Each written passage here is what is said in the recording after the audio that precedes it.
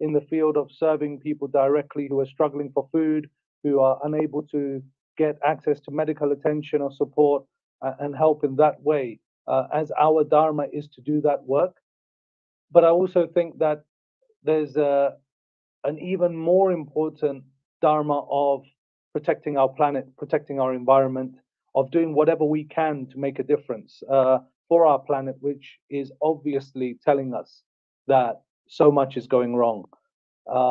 I'd like to start today by reading a letter which I recently drafted for the leaders of heads of state and leaders of countries who have arrived in Glasgow for the World Leaders Summit, which at COP26 today. But for the next 2 weeks, we have so much happening in the UK, in Glasgow for COP26. And I did write a letter for that group, and I'd just like to read it to you now as part of this. Dear leaders attending COP26, COP26 is perhaps one of the most important events of our lifetime. As a leader of society responsible for collective well-being and making peace with nature, we will be planting 108 trees dedicated to you and each of the other leaders attending COP26. We will be planting the mangrove trees in the delicate ecosystem of the Sundarbans in eastern India. The Sundarbans is home to the Bengal tiger and is teeming with biodiversity. Unfortunately, like the delicate ecosystems worldwide, the region has been disproportionately affected by climate change and has suffered greatly from flash flooding and cyclones, deforestation, global warming, biodiversity loss. All of these mixed with poverty create a desperate situation for those who are living here. I started Go Dharmic 10 years ago here in the UK with a simple mission of creating a platform for ordinary people like myself to serve and help people in need. Our Dharma is to be compassionate to the earth, ourselves, and our fellow living beings. Today, our organization Go Dharmic has delivered relief aid to over 5 million people, to vulnerable people globally, and has been helping people in affected regions who often find themselves in disastrous situations. We have seen families neck high in water, homes destroyed, children desperate for food.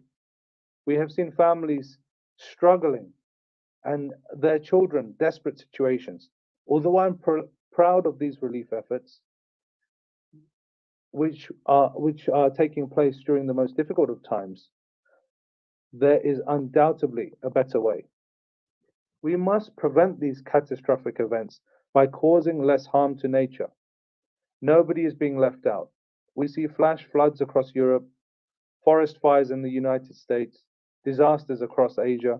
Each and every one of us will be affected. All of our relief efforts will not be enough if we continue with our current mode of living. So I request you to consider the idea of ahimsa, non-violence, as a rule for governing our societies. Ahimsa is one of India's greatest gifts to the world. We need to embrace this idea of ahimsa at every level. This is not just a rule for Hindu yogis or Buddhist monks. This is a rule for all of us to genuinely live in a symbiotic, cyclical way with nature, not just consuming and polluting, but nourishing each other and leaving as light a footprint as possible with every choice we make. Do we ask the question, how can I cause less harm? Animal agriculture, factory farming, including meat and dairy, are among the most significant contributors to climate change. Breeding billions of animals for slaughter is violence to our earth. A vegan diet is probably the single biggest way to reduce your impact on the planet Earth. Not just greenhouse gases, but global acidification, eutrophication, land use. This is all violence, and it is so wasteful. Our harmful way of living needs to stop, and we need to reconnect and replenish nature. We were fortunate to grow up playing in gardens and parks where there were so many bees and butterflies and other pollinators around us. Today we see a loss of so much animal and insect life. Today there's a mass extinction of species caused by us with a staggering 1 million species currently facing extinction and 70% reduction in wildlife since 1970 alone. There is still lots to be hopeful for. Our youth are showing us tremendous leadership and concern for our Earth. Together we can change our priorities for the future course towards less harm. We need to follow the edict shared by the ancient Mahabharata, which states, causing no harm to any living being, or at least as little harm as possible. This is the way of life which represents the highest expression of Dharma. This is the rule by which I live. So there's a lot for me to reflect upon there. And, you know, whatever this event is, whatever we're doing, it's all a message from the heart. It's all the idea that non-violence, India's greatest gift to the world, must be embraced not just by monks and spiritual people, but by each and every person in society. Whether that's a business leader thinking about the next venture, how can it be a factor to be considered that we must act less harmfully towards nature? Whether that's a parent thinking about raising their child in a less harmful manner, the products that they use for childcare, the way that we bring up our children to understand what violence means, whether it's our own diets.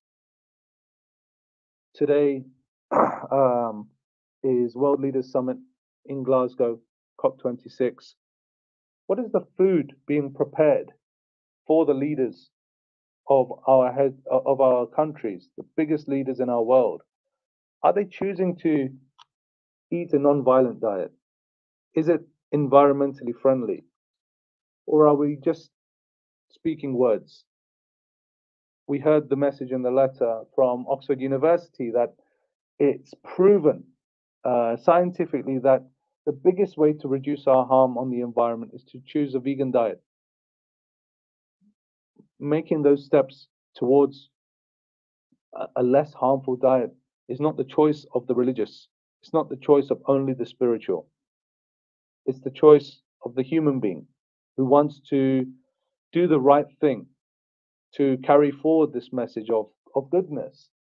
And that's what the message of Go Dharmic is all about. It's about Dharma is love for all beings, and we must protect our earth. We must do whatever we can to try and help each other. And if we are not doing the best we can during this difficult time, well, it's so visible. London, I was traveling through the station and the floods came in within minutes. Central London tube station was underwater. Images of Calcutta being flooded and cyclones bashing the eastern coast of India in such a terrible way. We must do what we can to try and help make a difference. So I think nature is not going to leave anybody out. And our current model of living needs to change. We must reduce the harm that we are causing at every level. I want to read something which is very important, and it was a message from Martin Luther King. And he said, it really boils down to this, that all life is interrelated. We are caught in an inescapable network of mutuality, tied into a single garment of destiny. Whatever affects one affects all indirectly. Did you ever stop to think that you can leave for your job in the morning without being dependent on most of the world? This is the way our universe is structured. This is the way its interrelated quality. We aren't going to have peace on earth until we recognize this basic fact of the interrelated structure of all reality. So we are all one. Maharaji Neem Karoli Baba shared this one powerful message which resonated with me, is that Sabek, all one. And our lives have been driven by separateness, individuality, one over the other, creating a system whereby we are driven by ego. And that needs to change to eco, where we can think about us all as one, where Every decision I make affects everybody else. And it's easy to think about this in philosophical terms, but not very easy to practically live up to those examples. And Mahatma Gandhi said that what we are doing to our forests is only a reflection of what we are doing to ourselves. And I truly believe that Mahatma Gandhi's expression of nonviolence succeeded so well in political arena, but now we need that same nonviolence to help us for the environment and to reduce the harm that we cause in every aspect of our lives. It's easy to think, yes, on paper, making peace with nature, large talks, COP26, but what about the reality on the ground? What about the beautiful people who live in Uttarakhand in the Himalayas and have caused so little destruction to our environment, but suffer the most from its impacts, have not benefited from the industrial growth of the last 200 years, but suffer when the cyclones hit or when heavy flash flooding occurs or when there are cloud bursts that are caused by environmental climate change. So all of this is affecting the poorest people in the world. And even when I think about representation at events such as COP26, almost a quarter of the world's population has roots within the Indian heritage, which has a close link to nonviolence. And that is the important message which we convey. But at COP26, at the event itself, representation for that diaspora is very low, maybe less than 1%. And therefore, events such as this, events which highlight the importance of the value of ahimsa, non-violence, are very crucial, very important. And we must push that word out forward. And this is why we're all here today, to spread that message. For really our future generations, yes, climate change will affect us in our life, but what about our children? What about their children? What planet and what legacy are we leaving for them? I request everybody listening to take the choice of removing animal products from their diets. This one thing alone will make such a big impact. So that is a major ask and request from me to say no longer consume animal products. They are one of the biggest contributor towards environmental damage and climate change. So that is my last and final request. I wish everybody a wonderful day ahead, a wonderful upcoming Diwali. Thank you for being part of this event and wishing you all lots of love. Ram Ram.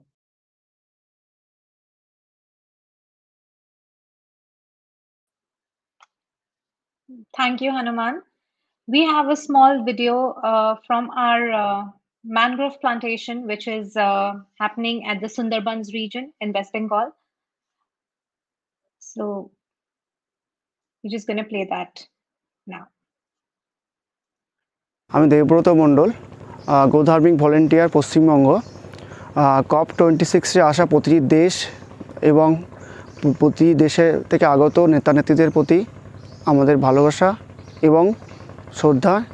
আমরা আপনাদের সবার জন্য 108টি করে mangrove tree আমরা plantation করছি এবং তার কাজ চলছে। ভারতবর্ষের বার্তা বিশ্বের কাছে প্রেম, ভালোবাসা এবং অহিংসা। আমরা এখানে 10,000-এর বেশি ম্যানগ্রোভ আমরা লাগিয়েছি এবং এই জঙ্গল ফরেস্ট যেটা দেখতে পাচ্ছেন এটাকে আমরা নাম দিয়েছি ধর্ম ফরেস্ট। এবং এখানে আগামী দিনে আমরা 2 মিলিয়নের বেশি ম্যানগ্রোভ আমরা এখানে লাগাতে চাই। সুন্দরবন হলো বিশ্বের একটা অন্যতম গুরুত্বপূর্ণ স্থান এবং ওয়ার্ল্ডের বিগেস্ট ম্যানগ্রোভ একটি এখানে আমরা দেখতে পাই। তো আসুন আমরা আগামী দিনে সুন্দরবনকে রক্ষা করি। সুন্দরবনের গুরুত্ব বিশ্বের কাছে অত্যন্ত গুরুত্বপূর্ণ, কারণ পরিবেশ দূষণ রোধে সুন্দরবনের ভূমিকা অত্যন্ত গুরুত্বপূর্ণ এবং জলবায়ু পরিবর্তন রোধ করতে সুন্দরবনকে রক্ষা করা অত্যন্ত প্রয়োজন এবং গ্রিন হাউস গ্যাসেসের পরিমাণ কমাতে এবং গ্লোবাল ওয়ার্মিংয়ের পরিমাণটা কন্ট্রোল করতে সুন্দরবনকে রক্ষা করা আমাদের একমাত্র উদ্দেশ্য। আসুন আমরা সবাই মিলে সুন্দরবনটা রক্ষা করি এবং আরও বেশি করে ম্যানগ্রোভ প্ল্যান্টেশন এখানে আমরা করি। এবং প্রতি বছর এখানে বিভিন্ন রকমের বন্যা, ঘূর্ণিঝড়, দুর্যোগের সম্মুখীন হচ্ছে মানে বিভিন্ন সময়ে, এবং হচ্ছে এখানকার মানুষরা প্রতিনিয়ত ঝড় ঝঞ্ঝা প্রকৃতির সঙ্গে লড়াই করে এখানে এরা বেঁচে আছে। আসুন ওদের পাশে আমরা দাঁড়াই এবং ওদের জন্য একটা পার্মানেন্ট সলিউশন আমরা খুঁজে বের করি। Thank you. আমার নাম সঞ্জয় মণ্ডল। হ্যাঁ, আমার এই পাখিরালা বাড়ি। এই নদী বাঁধ প্রত্যেক বছর নোনা, বন্যা এবং জল উচ্ছ্বাস হওয়া, তারপর এই লোকের আমাদের এই চাষের জমিতে নোনা জল ঢোকা, আমাদের চাষবাস ঠিক মতন হয় না। প্রত্যেক বছর একটা করে খরা কি বর্ষা হয়, এ নিয়ে আমাদের গ্রামের মানুষ সবাই হয়ে পড়ে, উচ্ছ্বাস হয়ে পড়ে। এবং এই নদীর ধারে যেসব গাছ লাগানো হয় কিন্তু ভাঙনে সব চলে যাচ্ছে আমাদের নদী বাঁধটা। সুন্দরবন প্রচণ্ড বর্ষা, বন্যা হয়, এখানে চাষবাস করতে পারি না। আমি এই ব্যবসা করে খাই, ধান সব ক্ষেত নষ্ট হয়ে গেছে। আচ্ছা, বন্যা কি প্রতি বছর হচ্ছে এখানে? বন্যা প্রতি বছর হয় এরকম, মানে এরকম বন্যা কোনো সময় দেখিনি, এই বছর যা বন্যা হয়েছে। আচ্ছা, আর হচ্ছে নদীর বাঁধ কি ভেঙে প্রতিদিন? হ্যাঁ, প্রতি বছর কম বেশি হয় সব জায়গা। ঠিক আছে। আমার নাম ঝুমা সেনা, গ্রাম পাখিরালা, এখানে থাকি আমরা। নদীর বাঁধের সমস্যা, আমাদের প্রতি বছর নদী ভেঙে যায়, চাষবাস হয় না।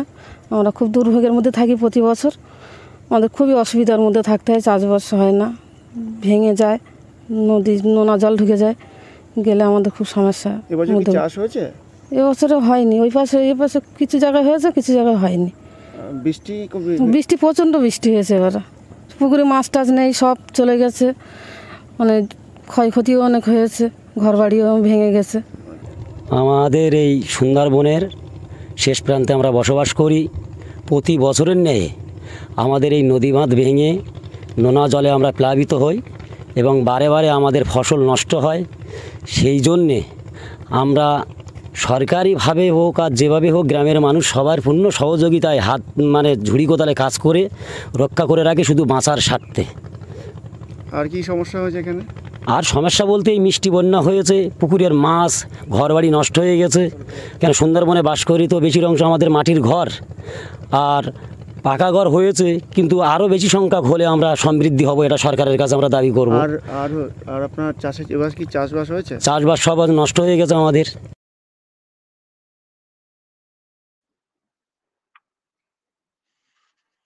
So that is a little gift from us to the planet. I know, as we all say, every little helps. So we are doing a little bit and we want to amplify this much more. So we request all of your support to help us plant the 2 million mangroves in Sundarbans. Now I would like to have on screen, I think right now the most wanted man, in a good sense, Mr. Alok Sharma. He has been kind enough and we are extremely humbled that he's found the time to share a lovely message for us for this event. So can we have him on screen, please?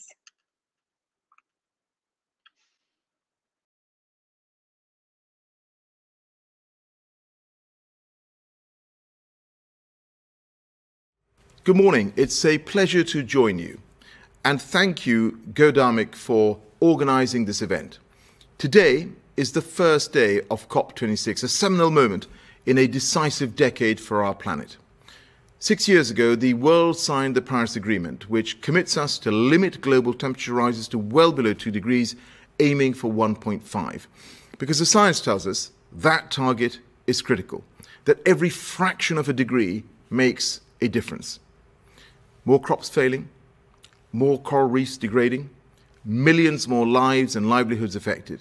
And that is why keeping the 1.5 degree limit in reach is so important. So over these next 2 weeks, we need further commitments to keep it alive and to protect communities bearing the brunt of the climate crisis. I'm absolutely determined that COP26 will deliver for those in the front line of climate change. And doing so requires us all to play our part. Every country and every part of society mounting a global effort to keep alive the light of hope that was lit 6 years ago in Paris. So we need your support, because faith in a common principle can encourage action. The Hindu tradition, into which I was born, teaches that nature is divine and that we must promote the welfare of all living beings. We have already seen the power of a concept like Ahimsa, avoiding the harm of any living things, which has inspired profound political change. And today, such faith could guide us to live in peace with our planet. Faith communities can and have enabled change, because when you speak, you influence, and when you act, you inspire. And that is why we have been working with faith communities throughout our COP26 presidency to amplify your role. And over this next vital 2 weeks and beyond, I ask you to make a clear call for action and show the world how to take inspiration from our convictions. This is a pivotal time. All of us, together, can build a cleaner, healthier, greener planet. Thank you.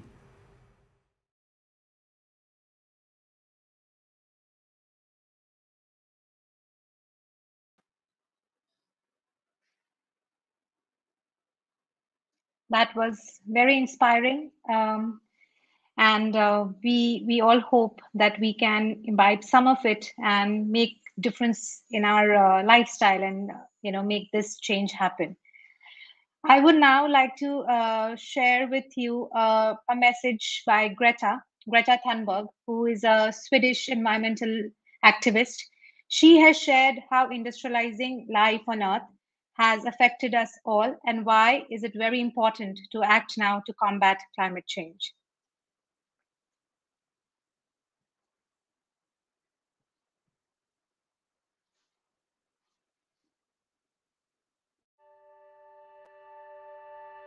There's something I would like to talk about. Our relationship with nature is broken, but relationships can change. The climate crisis, ecological crisis, and health crisis, they are all interlinked. We no longer see the links between them. We only see this far. So what will we do? My name is Greta Thunberg, and I would like to connect the dots. Because let's face it, if we don't change, we are f***ed. Millions have died from COVID-19. Zika, Ebola, West Nile fever, SARS, MERS. Up to 75% of all new diseases come from other animals. Because of the way we farm and treat nature, cutting down forests and destroying habitats, we are creating the perfect conditions for diseases to spill over from one animal to another and to us. The next pandemic could be much, much worse. But we can change. It is heartbreaking to know all this, but it is also our opportunity. We know what we can do. We can change the way we farm. We can change what we eat. We can change how we treat nature. Some of us have lots of choices, while some have none at all. Those with the most power have the most responsibility, and most of us can do something. So, what will you do?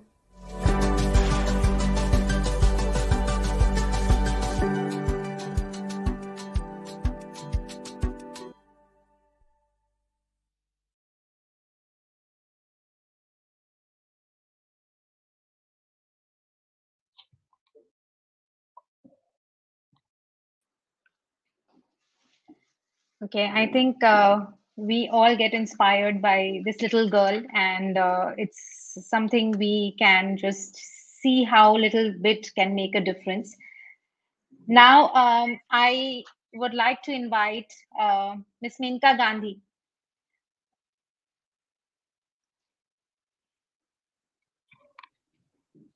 Hello, my name is Maneka Gandhi. Namaste, nice to meet you. Thank you so much for being with us. We really appreciate you being here. Thank you. What, am I supposed to talk, or are we having a discussion? No, so I'll just do a small introduction, ma'am. about you, and then it's yours. It's all yours. So, Ms. Maneka Gandhi, she is the Member of Parliament in India, an author, an environmentalist, an animal rights activist, also the founder and chairperson for People for Animals. Your work, we've been following for many years, has been nothing short of more inspirational. And we are extremely humbled that you have had the time to join us today.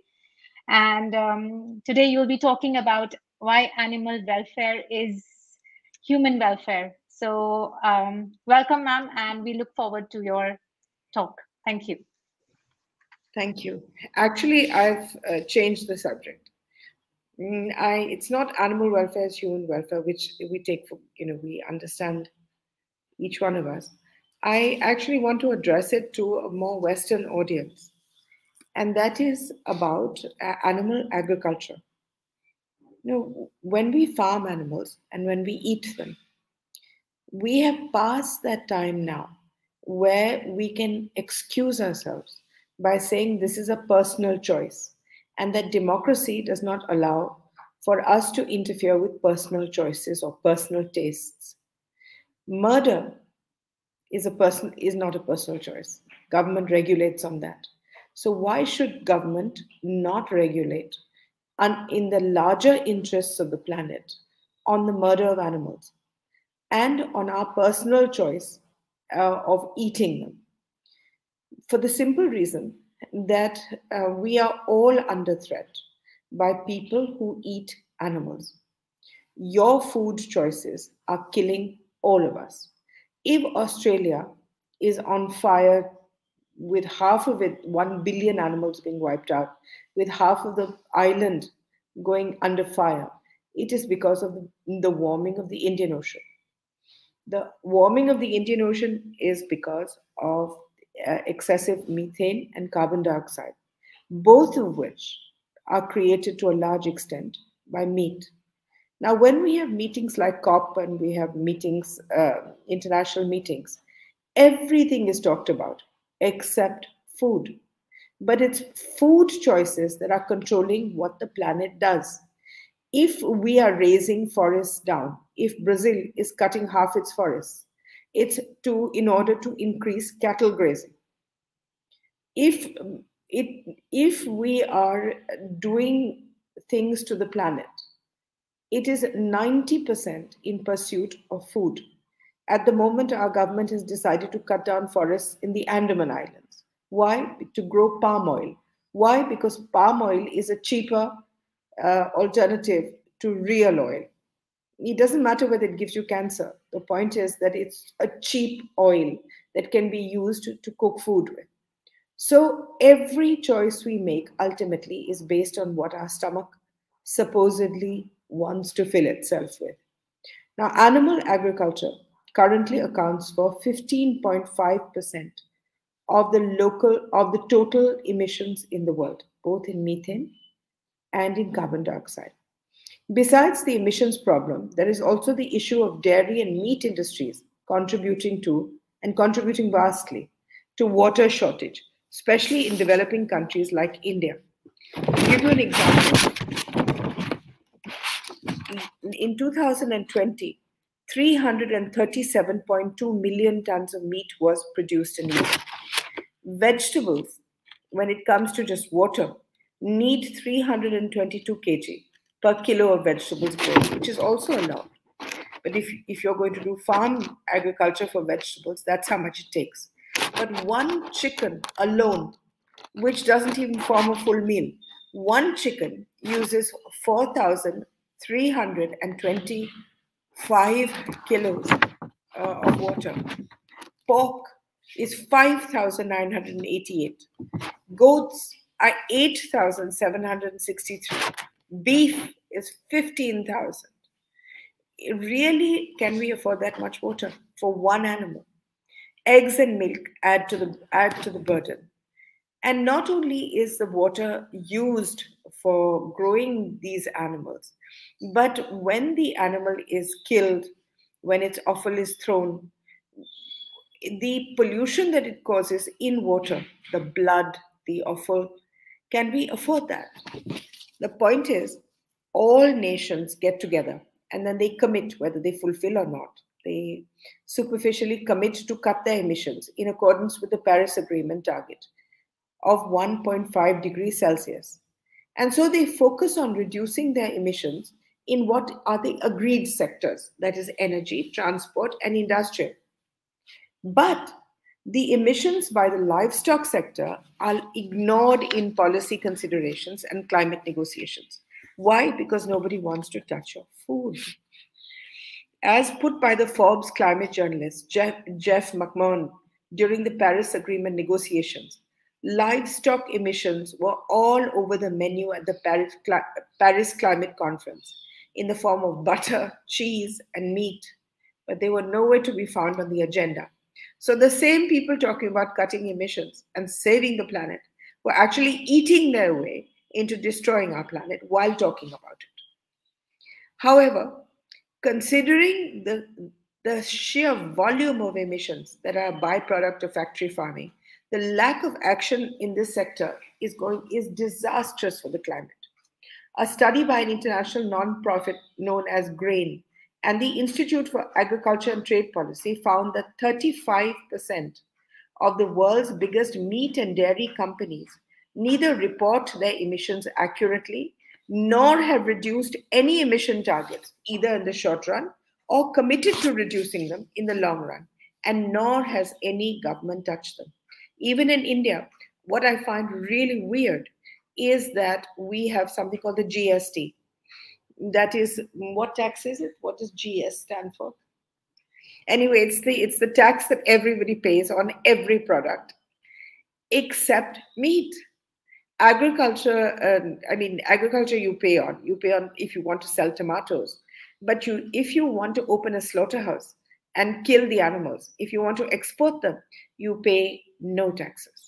And 90% of the slaughterhouses don't pay water bills, electricity bills, or any other bills. So why do we have that? Are they doing us a favor by having murder factories?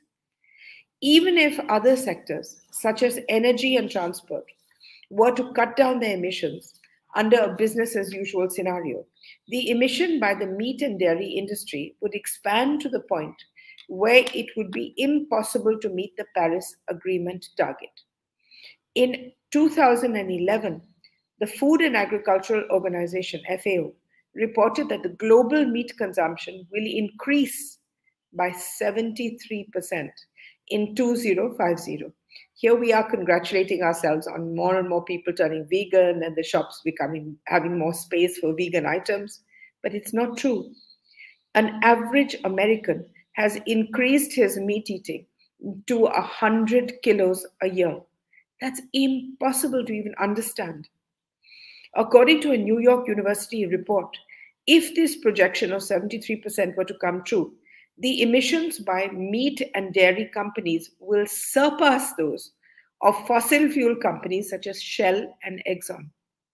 So why are they being left out of the debate? However, the power that these companies, why? Because these power that these companies yield in political circles through funding political parties and lobbying, including in India, have kept them away from the scrutiny of government regulations. In an investigation by Open Secrets, an American nonprofit which tracks the use of money in politics, it was found that most dairy companies spend large amounts of money, that's $600,000 upwards, on lobbying against laws and policies such as cap and trade, the Clean Air Act, and emission reporting norms since 2000, so that their business would not be jeopardized. That is criminal.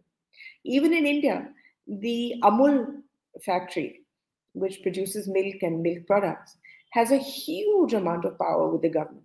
Recently, thanks to Amul's lobbying, the milk that was being marketed, made of almonds or made of soya bean, made of non-animal milk, the government actually passed a law saying that it can't call itself milk.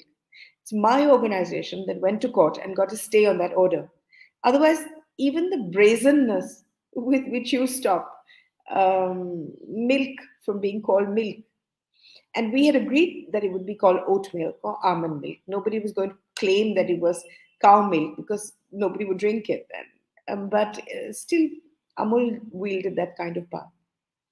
Now, these companies that pay governments to not go ahead with climate change reduction and to leave food out of it, especially meat, milk, egg, they have spent billions of dollars on political campaigning. Most of these companies are situated in a handful of countries across the globe: US, Canada, EU, Brazil, Argentina, Australia, and New Zealand. Besides lobbying and campaigning, the large dairy and meat emitters in these regions also do one more thing. They fund their own so-called academic research with outputs that show minimal or no links between agricultural production and climate change. So they just fake their way into staying out of the debate. Though this does not necessarily entail that the resulting research is wrong, the academicians funded by these industries frame and manipulate their research questions in such a way that the answers will be favorable to the industry. And by publishing such white papers which blur the causal link between meat production and climate change, these industrial giants also manipulate agricultural researchers, think tanks, and civil society into trusting the credibility of their research. A lot of what pesticide companies do, for instance. Since these industries, the meat, egg, milk industries, are solely driven by the motive to enhance their profit, it is obvious that there will be no effort on their part to bring down the emissions in the sector. Regulating the emissions from dairy and meat factory farms is absent from the climate policies of both developed nations like the US, even countries like India, where there is no coherent climate policy at all. I mean, we're relying totally on our 33,000 gods to save us and nobody else. There is, however, lunatic measures, to reduce the methane content of cows' burps. Now, one cow, for instance, gives 600 liters of methane per day. And now the scientists are working furiously into inventing new manipulations to her stomach, so that instead of 600 liters, she gives 500 liters, which is ridiculous. I mean, 600, 500, 400, the amount of cows is increasing so much with your meat eating. And with India being the largest beef exporter, that what difference does it make even if you reduce the methane levels in a single cow? And methane has been kept out of any climate change debate, only because the three countries that control methane, India, China, Brazil, are actually very important politically, as we are the largest consumers and sellers in the world today. So we decide what we talk about. Now, methane is 24 times, not 24%, 24 times more vicious than carbon dioxide in creating climate change. And these three countries are responsible for most of it. Why? Because, and of course the US, but because methane is created by three things: coal, rice, and animals that are grown for meat and milk. So we have all three of them, and we are increasing their production, not decreasing it. So whether you manipulate a cow's stomach and you make a chicken more breast than bone, you still are doing nothing. And the amazing thing is, people don't realize that were we to stop breathing, were the human race to be wiped out, for instance, happy thought, but were we to stop doing anything that requires movement of any sort, carbon dioxide would still take 100 years to come down, but methane would disappear in 4 years, bringing an effective halt to climate change. So if we just worked on animal production and removed it totally, if we would save land, we would save water, and we would save the whole planet, because methane would just stop. But instead we are relying on, again, a genetic manipulation of the cows, the chickens that we eat for meat. the scalability of such a program, were it to even be effective, would be limited, and it goes zero ways, 0.0001% in limiting emissions. There are two stakeholders that can bring down the emissions of the industry: the government and the consumers. The government should regulate the emissions of this meat dairy industry by imposing strict upper limits on emissions by the sector under their respective climate change or air pollution acts. Countries like India, where there's no explicit law to regulate greenhouse gases, should introduce such laws to limit the GHG emissions by the industries. And to put them back into GST, we should stop exporting meat. Why are we feeding the rest of the world? Let us feed ourselves. Even if, Sri Lanka, for instance, has realized that they're destroying themselves. So they've shut down their slaughterhouses and they're importing them from India. So why should we destroy ourselves, finish our forests, finish the Ganges? Do you know that leather, for instance, which is another, it's not even a byproduct, it's the main product. And people who wear leather are really as bad as people who eat meat. It's destroyed the Ganges River. It's given cancer to millions of people because of the chromium inside it. When the Ganges reaches Kanpur, after Kanpur, it's effectively a dead body of water with nothing in it. So first, the government has to regulate anything emitted by the by the dairy and meat industry. And in countries like the US, where there is an existing law, more stringent measures must be brought in to regulate factory farming as a serious emitter of greenhouse gases and a serious threat to world, not peace, but world survival. But government can only do so much because government is also made of politicians, and politicians are elected by the people. So this has to be the long-term reduction of emissions in the sector can only be brought about if there's a marked shift in the consumption pattern of people. During COVID, for instance, a lot of meat eaters in India remained vegetarian during that time, probably because of Wuhan and because it became known that Wuhan's COVID problem started with its open markets of wild animals. So maybe because of that, people became vegetarian, but they became vegetarian and vegan all over the world. And then yet, as soon as COVID relaxed, people went back to their familiar patterns of eating meat. According to the FAO, 6 billion people consume meat worldwide.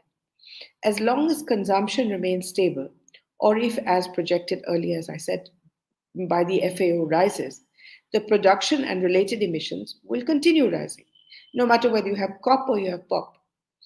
A study by the European Prospective Investigation into Cancer and Nutrition, called EPIC, in association with Oxford, found that an average 2,000 kilocalorie high meat diet had 2.5 times as many GHG emissions than an average 2,000 kilocalorie vegan diet. A New Scientist magazine study also showed that a person can reduce their individual carbon footprint by 60% by simply becoming vegan. Therefore, for sustainably reducing dairy and meat industry emissions in the short and long run, consumer patterns have to shift in favor of vegetarian or vegan diet. And in the short run, it is imperative for strict government regulations in that sector so that the emissions from this sector do not exceed the target set by the Paris Agreement. And this should be what COP should be talking about. This should be what government should be talking about. Not things they can't do anything about, like transport, but things they can do something about, which is meat eating. Thank you.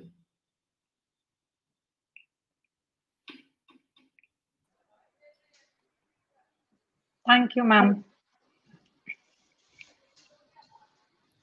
We have a few questions, and if people would like to ask any questions, please feel free to put it on the comments.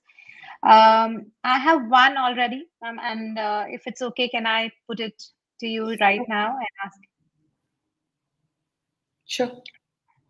So someone's asked the question, how can we promote veganism in Indian cultural context?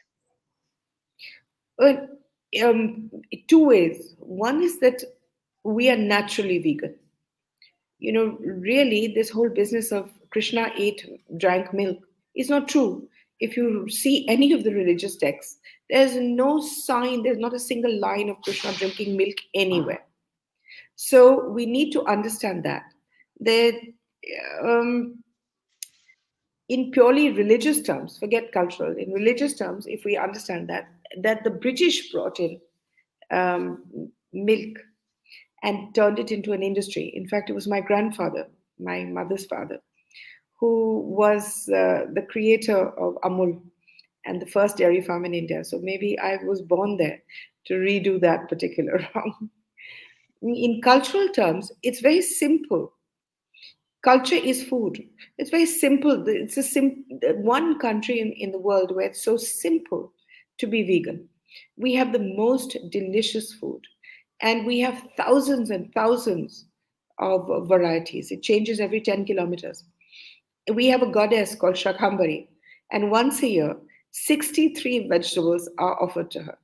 Now, any country which has 63 vegetables and variations of the same, which run into thousands, we shouldn't be worrying about eating anything else. So if we, if we could just serve vegan, be vegan, it's not difficult at all. And remember this, most of the politicians in high places, most of our judges, some of our athletes, most of our film stars, including Bachchan, are all vegetarian, and most of them are vegan. So if we could just emulate the right people instead of the wrong ones, maybe we'd do better. We need our film stars to come out and campaign. So if you can push Mr. Bachchan to come out, if you can push Anushka and all the others that, John Abraham and everybody else who are vegetarian, especially our South Indian ones, they're, so popular, and all of them are vegetarian. So if we could ask them to come out, it would be wonderful. I have a question.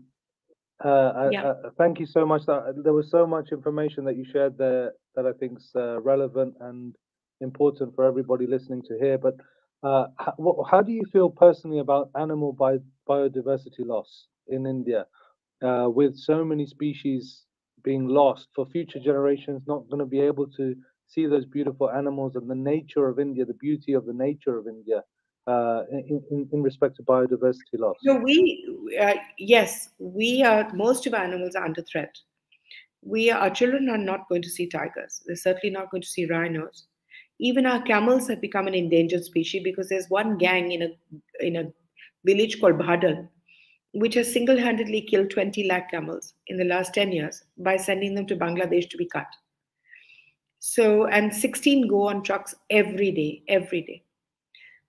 But what can I say about biodiversity loss? We're not going to be here as a planet within 100 years. So neither we nor the animals, nobody. We have the singularly bad fortune of being next door to China. And so we have become China's happy hunting ground. In the last 3 or 4 years, China discovered that donkey skins make excellent sweets. So they removed the taxes on import of donkey skins, started 4 donkey slaughterhouses in Kenya. So 8 nations are smuggling donkeys instead of gold into Kenya. 6 nations have passed laws saying that you cannot kill donkeys, but it doesn't matter. So there, as we use the cow and bell here, and the bullock, there they use donkeys. So the price of a donkey now has gone to over $3,000 a donkey, when it used to be $60. So in India, we did a survey recently in Maharashtra, and we found less than 2,000 donkeys left. There in Andhra Pradesh, there is a collection center which we've just raided for donkey skins, which were being collected from all over. You just go, you cut their throats at night, you just strip the skin and you run off. And then you give it to one collection center, which exports to China illegally by calling it something else. And it's made into a sweet in China called ijayo. So we, Mongolia, Pakistan, Afghanistan, we have lost almost all our donkeys. To give you just a common, animal. It's not the tiger and the rhino that are just going. Our largest smuggling is pangolins. And pangolins are vital to white ant spreading in the forest. But they are going, and the Chinese don't do anything with the pangolin. They just stuff it and keep it. It's nice toys. Our shark skin.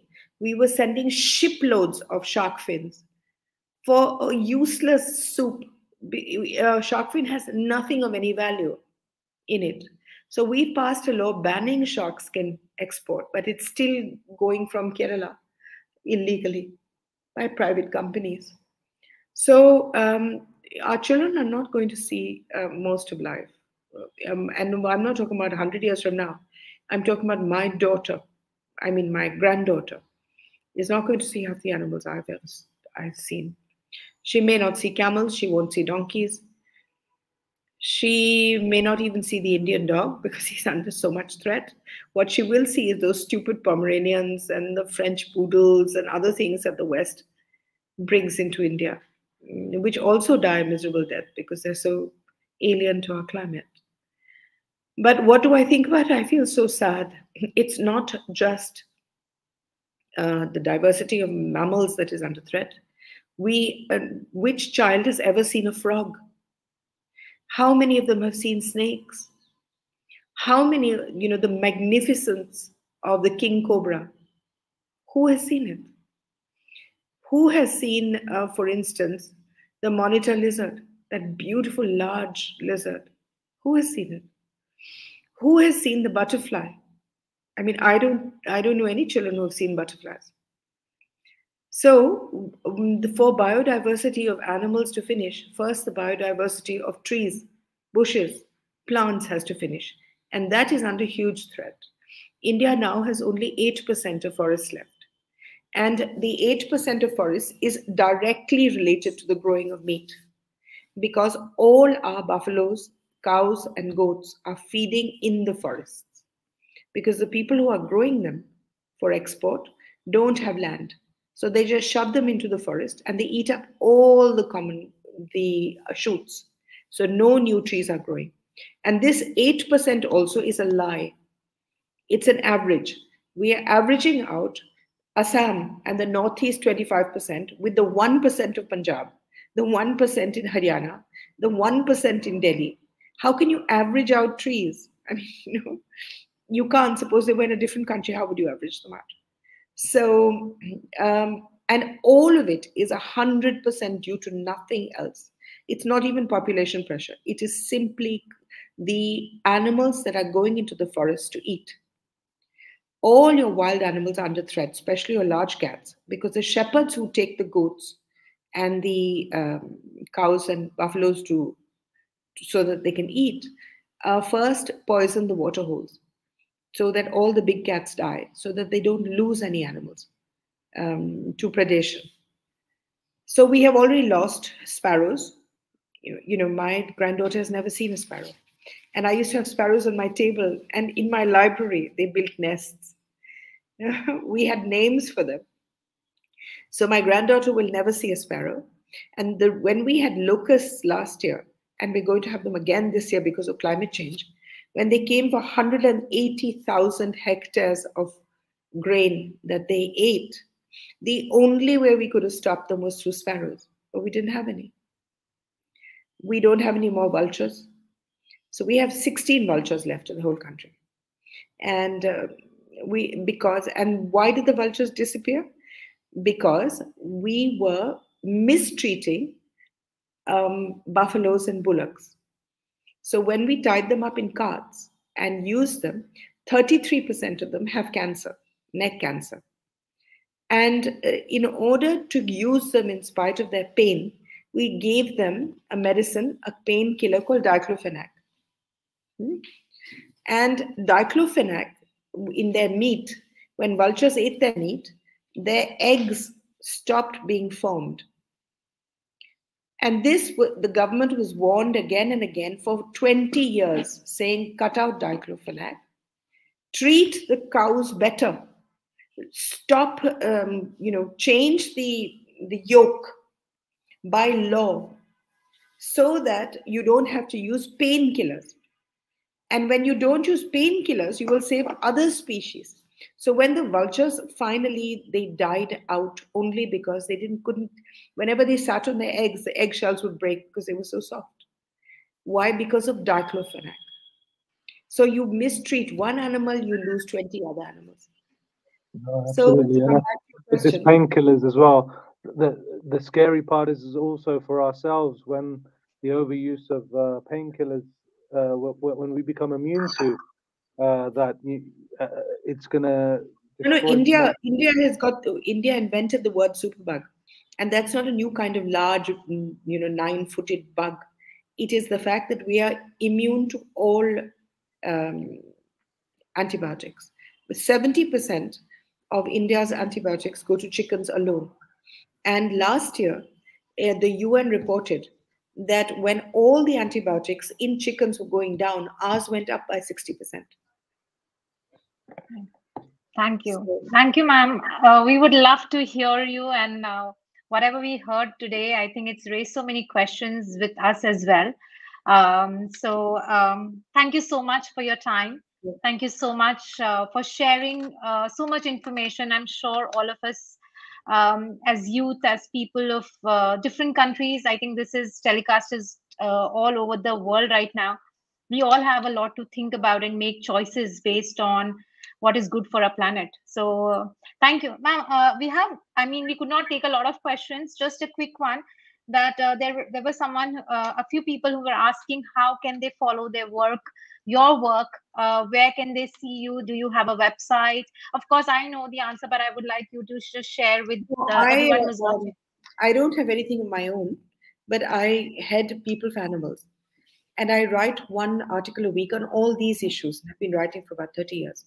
And those articles are stored in www.peopleforanimalsindia.org. And we'd love you to see that site. Thank you for everything that you do. Thank you.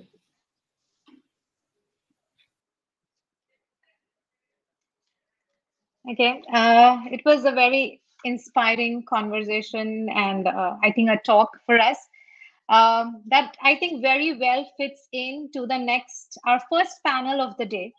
I think Hanuman, with the question you asked about biodiversity, and that's exactly what we're going to talk about at the next panel, which we have. Brilliant. So I don't think I need to introduce what we're going to talk about. I think the loss of biodiversity is one of the biggest challenges to the society in this decade. So to take that panel ahead without taking any more time, I would like to quickly introduce the panelists. So can we have them all here?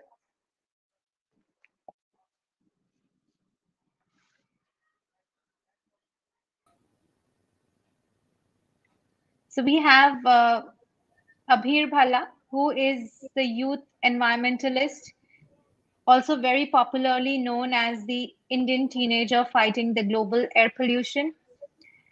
We have Helen Mugo, who is the Deputy Director of Catholic Youth Network for Environment Sustainability in Kenya. We have Gauranga Das, who is a spiritual expert, sustainability and climate change warrior, also the director of the Govardhan Eco Village founded by His Highness Radhanath Swami Maharaj. We will also be joined by Floyd March, who is the multimedia editor of the Quadrant Group. And last but not the least, Dr. K. Shiv Kumar, who is the scientist and head of Department for Endangered Species Management at the Wildlife Institute of India, and has more than 25 years of research experience of the threatened fauna of India. So over to you, Abhir. Good luck, all of you, and we look forward to the discussion. Thank you. It's great to be here, and welcome to my fellow panelists. I had a slightly longer introduction prepared for all of you, but I think in the interest of time, I'm just going to go ahead with our topic. So as many of you may know, today we're going to be talking about Ahimsa, which is non-violence, and biodiversity. And I thought I'll just start by, sharing a few thoughts that I had to lay the basis for the conversation, and then I'll move over to our panelists. Um, so Gandhiji had once said, Mahatma Gandhiji had once said that the earth provides enough to satisfy every man's need, but not every man's greed. And I think that's really at the base of this conversation that we're going to have today, because I feel that nature and society have been forced to the brink, where we face a threat of extinction, a climate catastrophe, and the brutality of human inequality and just injustice.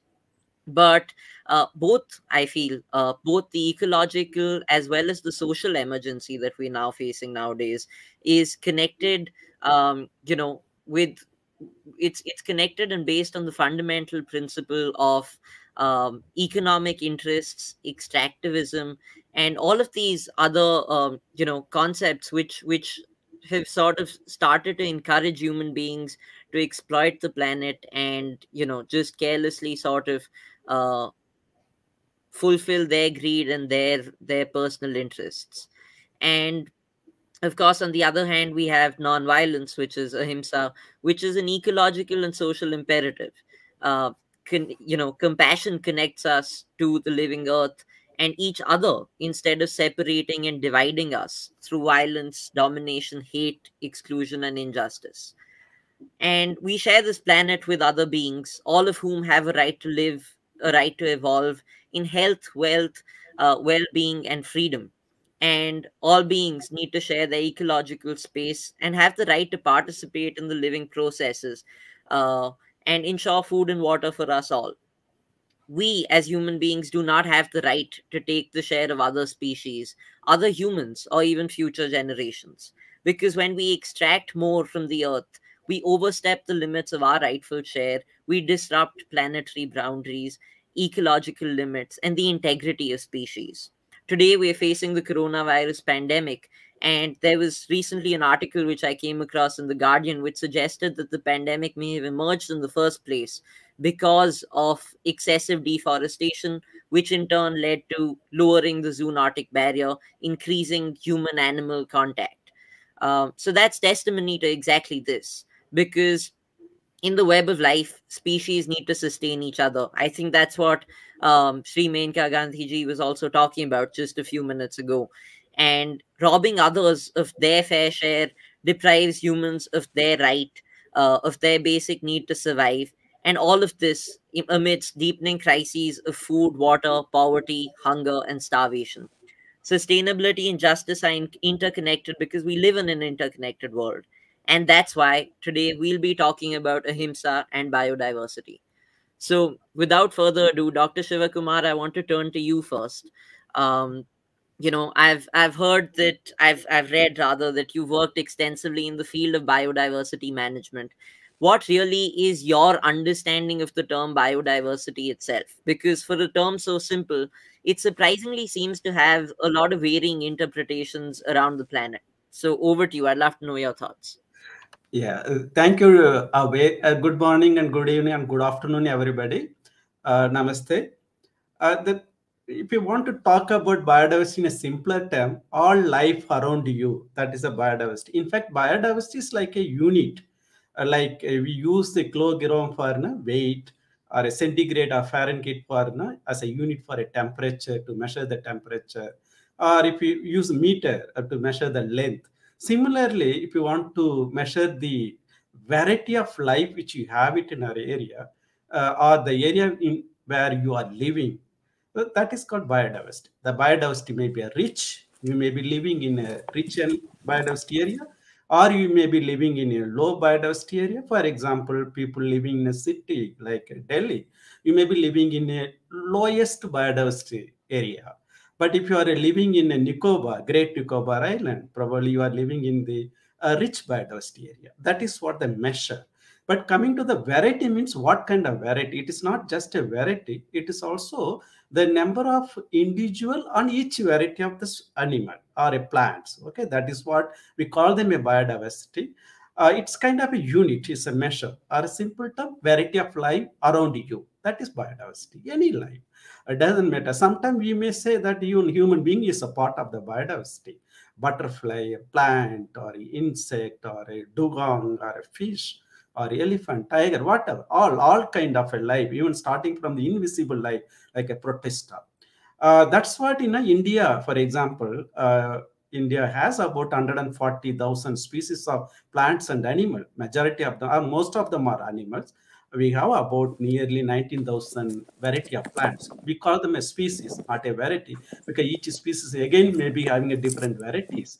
So this many animals and plants we have it in our country. That's why this wonderful and country is one of the mega biodiversity country in the world, because the Indians are rich in diversity. How? Because we speak different language, we follow different culture and tradition, and maybe in a different religion, but we are Indian. That is a diversity. Similarly, India has such a huge diversity of species with the abundance of certain species in a higher number. This became a 17 mega biodiversity, one of the 17 mega biodiversity country. But the challenge here is, among the 17 mega biodiversity country, except few, majority of them are either a poor or a developing country. And if you look at that social and economically, look at the status of people, majority of the people who are living in a poverty or a low economic condition are living this kind of a mega biodiversity country. For coming to India, I travel a lot of places in India. We do research and we train forest officers managing a biodiversity in our country. Whenever I visit, for any remotest forest area where people live there are rich biodiversity in which inside that forest people are living. They are very happy and very peaceful. And maybe for our perspective, they are very poor because they don't have any money. They may not even having a stored food in their house, but they get food from the forest, whatever is available. They may need food for today and tomorrow. The third day, they may look for food and tomorrow, like that. But they live in very peaceful. They live in happily, and their health, life also very healthy. So that clearly indicates that if you have a rich biodiversity, then you get a good food, good water, good air, then it makes you more healthy. The moment if you get a healthy life, then as we always say Indians, health is the wealth. Okay, so the moment if you get a good health because of the rich biodiversity, because the biodiversity around you support you, never harm you. So they are interlinked, and also they serve humankind like anything. As Gandhi madam mentioned, like that, the biodiversity actually provide a lot to the human being. Because of our greediness, we start destroying those without understanding their role. If you really want a good water, good air, and good food, then definitely we need a good variety of life around us. Then only we can have a peaceful and healthy and happiest life. Absolutely.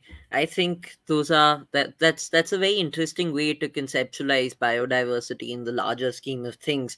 It's very simple, and it's also a lot more than one tends to think about it. That first comes to mind. So with that, I think Gauranga Das ji, I want to turn to you now. We're looking at two different aspects on this panel: ahimsa and biodiversity. And Dr. Shivakumar spoken about the biodiversity part.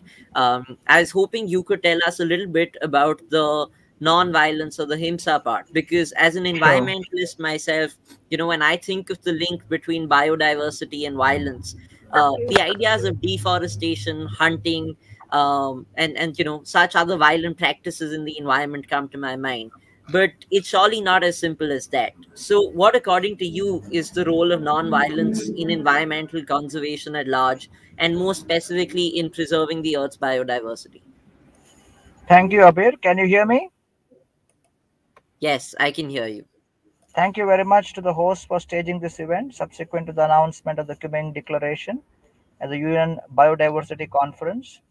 So it's an opportune moment. I hope that with today's panel discussion, we are able to have a catalytic effect to create positive action So why should biodiversity be in the spotlight? Well, biodiversity is not just a mere detail, but it's an actual necessity. The ecosystem functions and services it provides supports all living forms. It is the core to sustainable development, economic growth, and human health. So the COVID-19 pandemic is a crude reminder that by being violent towards biodiversity, we threaten our own survival. So this kind of biodiversity loss can destabilize ecosystems. This will affect our nutrition security. It will promote disease outbreaks and it will increase vulnerability to natural disasters. So one of the main drivers of biodiversity loss, which at times is not given the attention it deserves, is, as you have rightly said, Abhir, is violence. So violence is like a ticking time bomb. So though progress has been made to put biodiversity on the path of recovery, but without practicing non-violence, these efforts will lead only to temporary result. So we can compare it to a hen laying golden eggs. Instead of feeding the hen, if one decides I will cut the head with the idea that there will no longer be any need to feed the hen and we will keep the other half of the body so that it can continue laying eggs, it will not work. So this is the unfortunate situation we are in. Non-human life is also sentient. They experience both suffering and well-being. So biodiversity is multifaceted, but for today I would like to focus on a specific area using the case study of Govardhan Eco Village, which is in Palghar district, 2 hours away from Mumbai airport. So, population boom and changing dietary habits have increased the demand of animal products, leading to industrial production of animals. Most factory farmed animals are confined in cages for long durations. They are given improper diets and they are subjected to various painful practices. Welfare of farm animals is certainly linked to food safety. Stressed farm animals increases the transmission of various kinds of zoonotic diseases and release more pathogens. And during the transportation and slaughter, it happens even more. So we have to protect these farm animals if you want to decrease the spread of the diseases. The Food and Agriculture Organization of the United Nations statistics indicate that 77 billion farmed animals are slaughtered each year for human consumption globally. This equates to 211 million animals each day, 8.8 million animals per hour, and almost 2,400 animals every second. Just think about these numbers. Statistics also indicate that agricultural productivity has increased substantially over the past 50 years. Still, some 800 million people are food insecure. So by 2050, food production will have to feed over a 9 billion population with proportionately more demand for meat and dairy products. One third of the global food production is wasted or lost annually, dumped in landfills, and they are polluting our environment further. In case of animal products, despite the intense suffering which animals are going through and the loss of life, a portion of that also ends up in landfills. So the industrial production of animals is resource intensive. It has negatively affected rural community livelihoods. This is a clearly unsustainable production that has been continuing on the pretext of temporary profits and consumer demand. Another concern is the use of pesticides in agriculture that is polluting the environment and affecting our own health.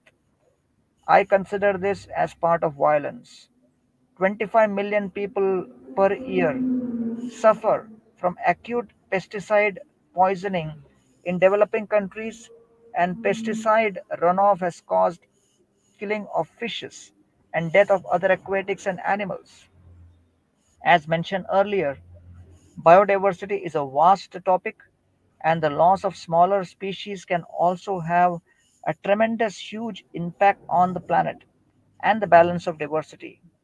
Therefore, it is evident and it is extremely clear that we need to invest our effort to reinforce sustainable values, which is respect and care for nature and biodiversity in order to have a sustainable planet.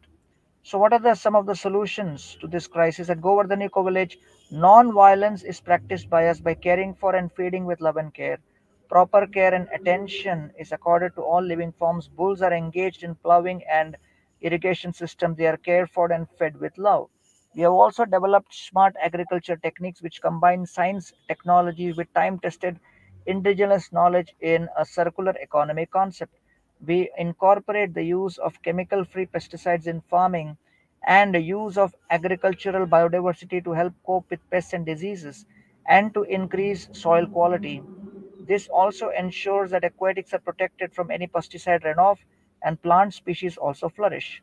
The soil microorganisms are the center of the waste management process through soil biotechnology.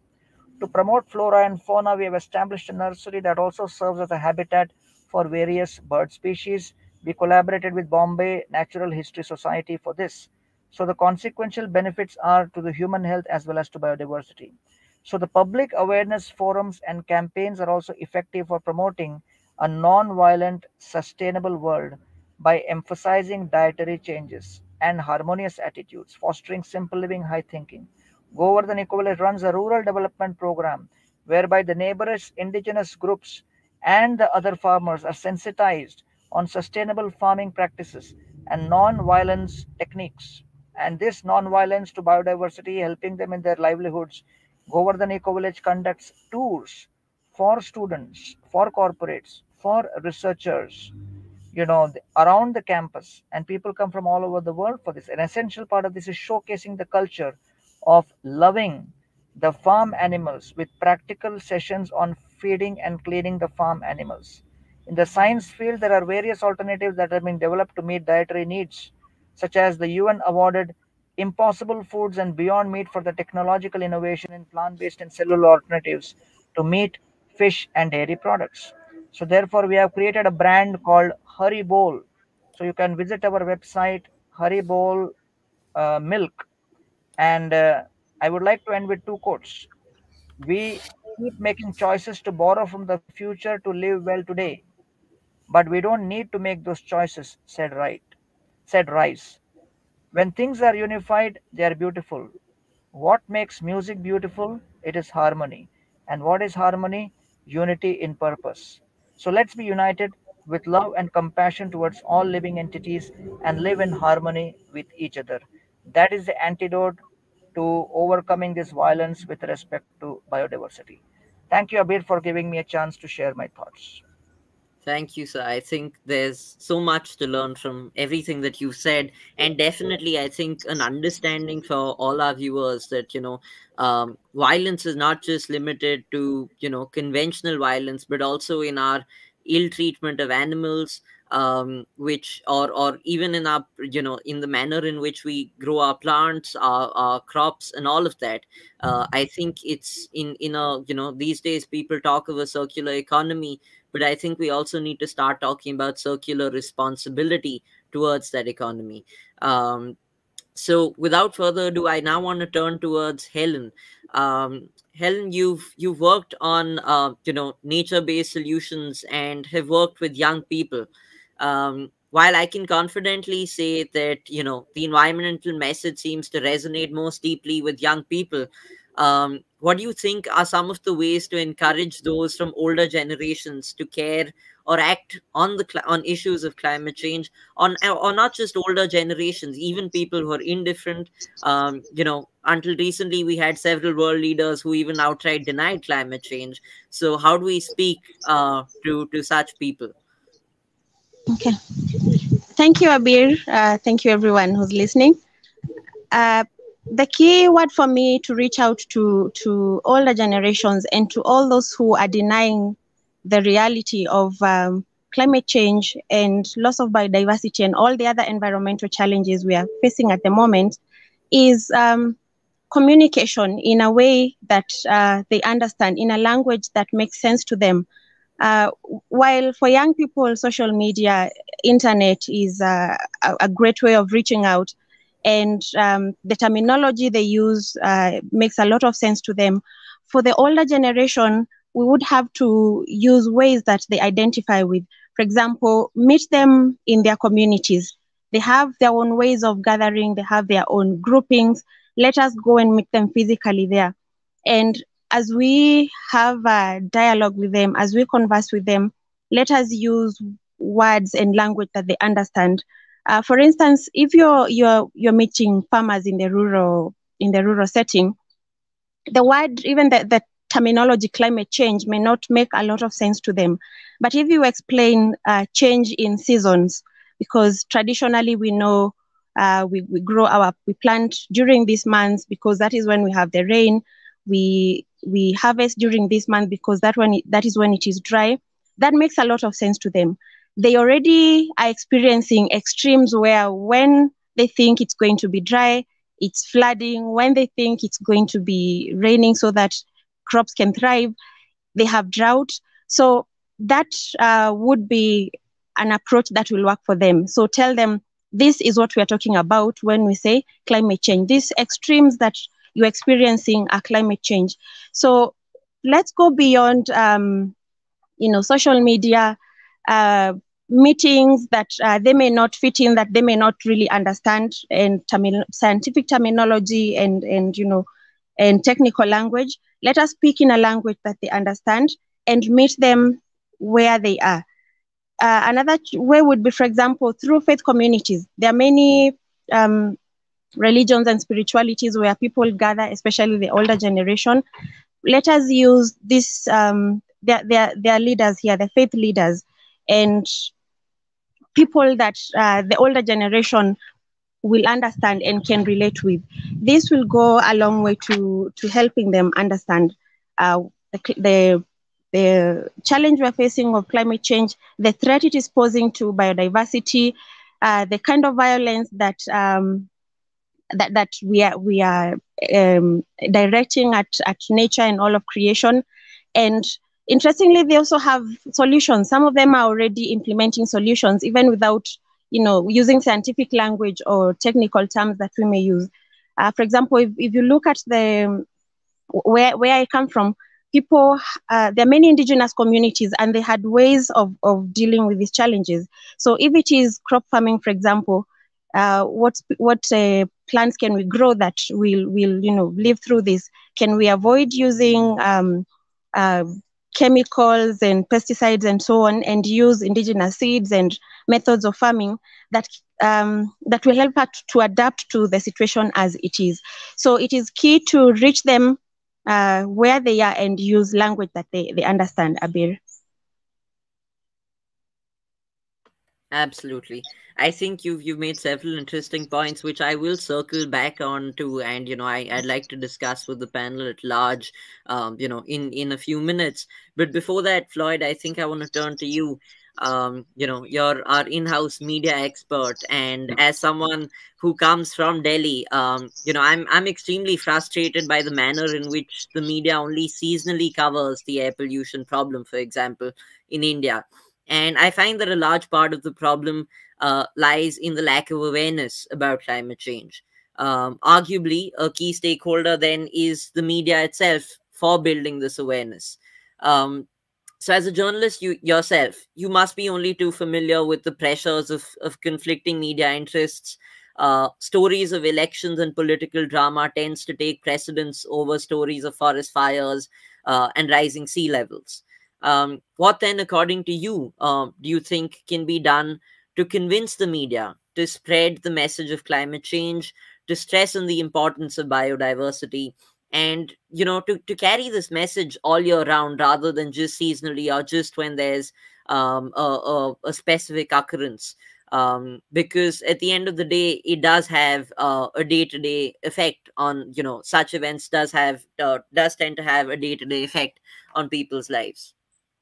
Yeah, sure. First of all, thanks for having me on today. Really appreciate it, and I think it's really good to get kind of perspective from somebody in the media in the background, because normally you just see the content that goes out. So thanks for having me on. And I think non-violence is kind of central to biodiversity preservation, but I think everything everyone else has already said will be more than good enough. I don't think I could could mount up to that challenge, but I do think it's essential, because everything we do at the moment is harmful So we need to kind of shift completely the other way. And I feel like the media is kind of a key role, as you said, in that, because obviously from a UK perspective as well, nearly 50% of UK diversity has actually been lost since the Industrial Revolution. So something has to change, and I think the media is a big part of that.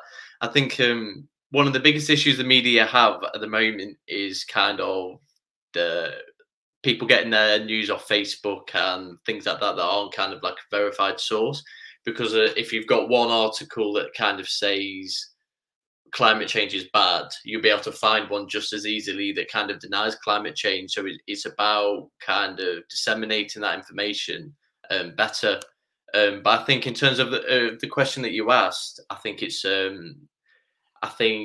really, really important that people kind of look for it, because in mainstream media, it definitely is kind of the 24-hour news cycle that kind of the day before we say, oh, we need this to go out, this to go out. And it's actually quite easy to forget the importance of like talking about the environment. But if there's a massive forest fire, it's okay, this is newsworthy today, let's get this out today. And then it's forgotten by tomorrow. But I think this is a role where kind of independent media has such a huge role. So where I work at Quadrant Group, we're an independently run media company. So we don't have to focus on the big political stories that are happening each day. We can actually each day focus on everything that's happening in the environment. And that's what we do. So the one thing I would encourage is people to look for more independent media outlets for, say, specifically for the environment. Of course, you know, you'll have the Guardian, the Times, the mainstream news outlets all across the globe that you'll go to for your daily news. But if you want to look for things specifically environmental or biodiversity, those things are out there. It's just about looking for them. But I go back to what I said with the issue the media has at the moment. It's really difficult to find a independent source that you can kind of trust. Because, for example, if you see the BBC, you know, okay, this is going to be true, or this is going to be a verified source. But you never know what website you're going on. What they could be telling you is incorrect. So it's really important that people look for the right media outlet. But I would definitely encourage everybody to look at kind of independent media, because we are out there. we're just tricky to find. Absolutely, I think we need a lot more independent media, nowadays. But before I turn back to the rest of the panel, just to follow up for you, Floyd, we're talking about the different forms of violence, and of course, it's been said that information is power. Now, given that, do you think that nowadays, with there's of course still people in parts of the world who do not have the best internet access, if at all.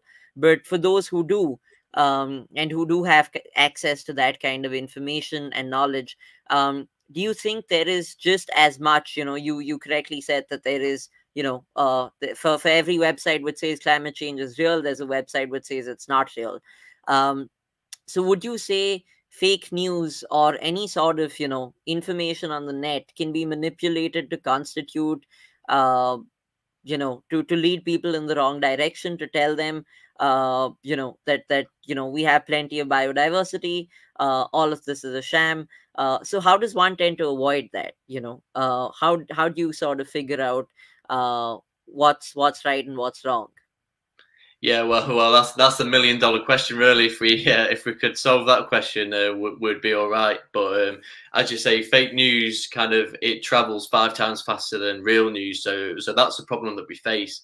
So I think the main thing that you should kind of look out for, if like an article doesn't have a quote or doesn't have a source, then I'd probably say tend to avoid it, unless you're reading an opinion article, which is fine.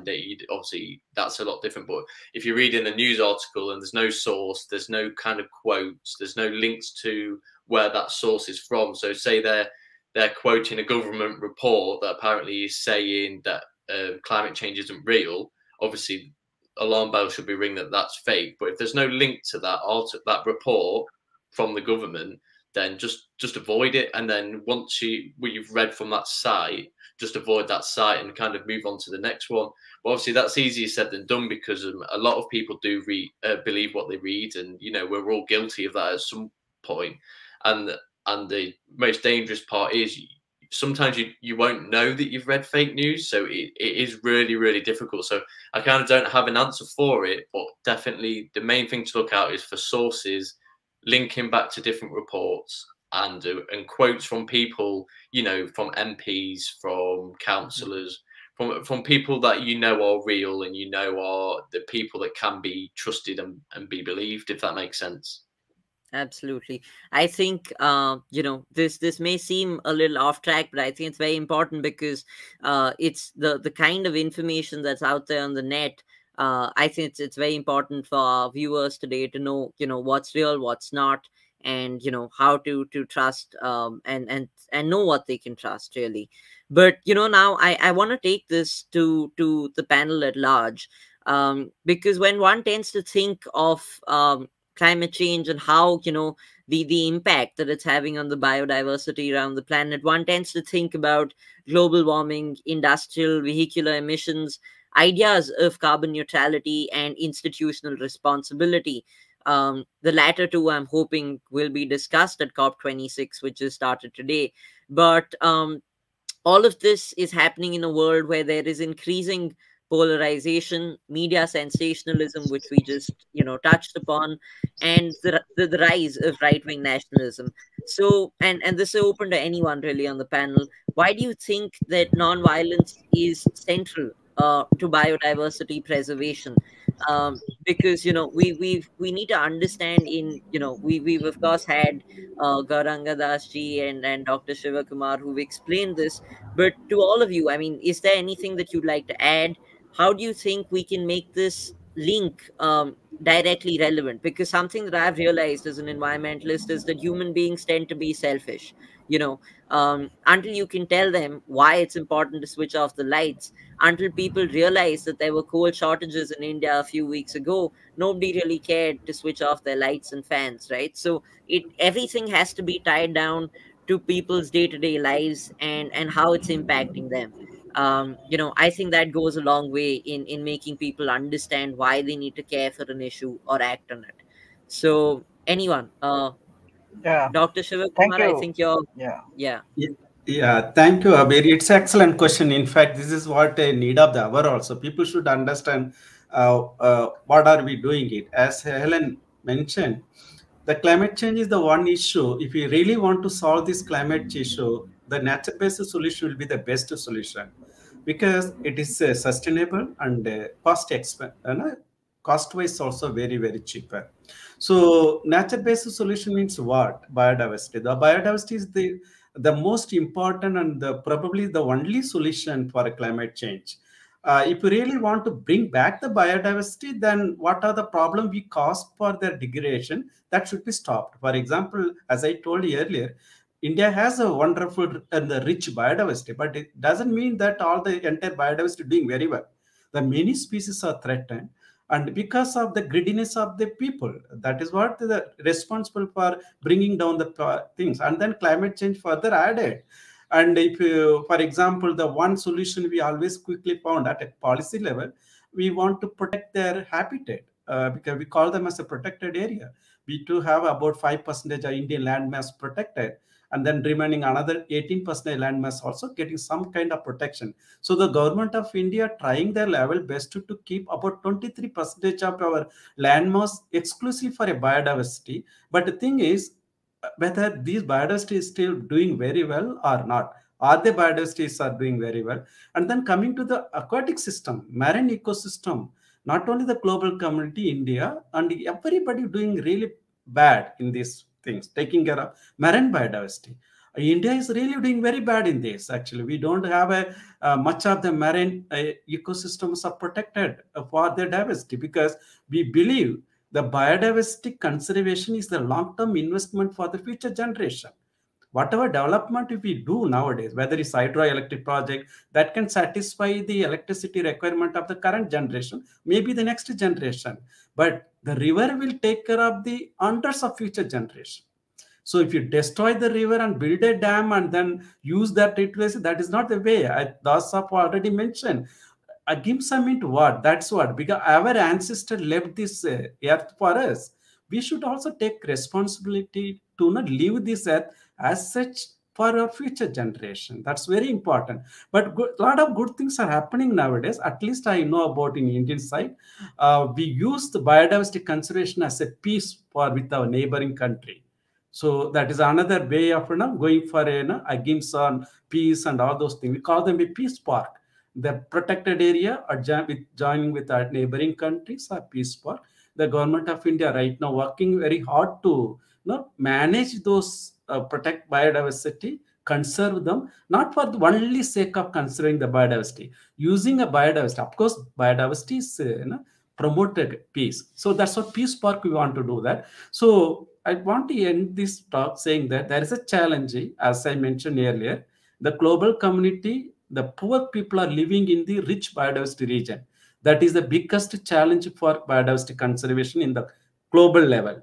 Though developed country should come forward to help the developing and poor country who are actually going to take care of the biodiversity for entire global community. That's something we have to do it. The sacrifice the poor community will do for conserving a biodiversity should be compensated by the people who are rich in the society. That's a very important thing. We can do it. It is not a big thing, so we can still do that. So biodiversity conservation is the best solution for climate change. That's what my conclusion. Okay. Gauranga, I think you wanted to come in next. Yeah. So actually, Abir, it's a very important point that global diversity is on a steep decline, and almost average 68% of decline in numbers of mammals, birds, fishes, plants, insects in the duration of 50 years from 1970 to 2020. So the loss is unprecedented in history. It is no signs of slowing down. We have lost almost 3 billion birds in the last 50 years due to habitat loss. 30% of plant pollination network has disappeared. Almost 23% of the species and 16% of habitats are in good health only. And this comprehensive assessment reveals a very unfortunate fact that almost 1 million animal and plant species can go extinct within a decade. Every year we are losing 10 million hectares of forest cover equivalent to Mexico. So the major causes need to be analyzed. Then only solution can be implemented. And the major causes are the change in land and sea use, primarily due to agriculture and deforestation. Number one. Second, there is an exploitation of organisms, especially the wild species. Third, the climate change caused due to rise of almost zero point 0.7 degrees Celsius due to higher greenhouse gases emissions. And number four, there is a pollution in all the ecosystems, whether it is land, soil, water, and air. And the secondary causes, however, cannot cover the primary cause, which is the undue human influence or violence caused by neglect or harm. So in the Bhagavad Gita, Krishna diagnoses this as undue greed or lust born out of the mode of passion. And he says, Kama esha krodha esha rajoguna samudbhava mahashano mahapapma vidyenam ihvairinam.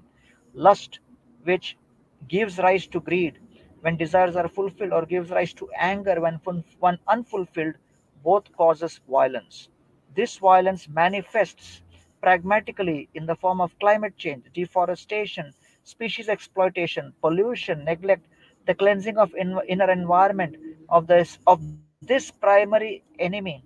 By sincere spiritual practice and meditation replaces lust, kama, with prema, where prema means selfless service and love. Situation is gloomy, but life is all about hope.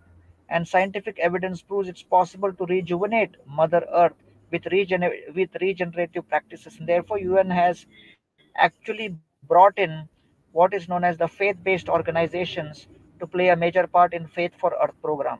So we are part and parcels of the Lord, have natural responsibility to take care of Mother Nature. Spiritual activism can be centered around three things.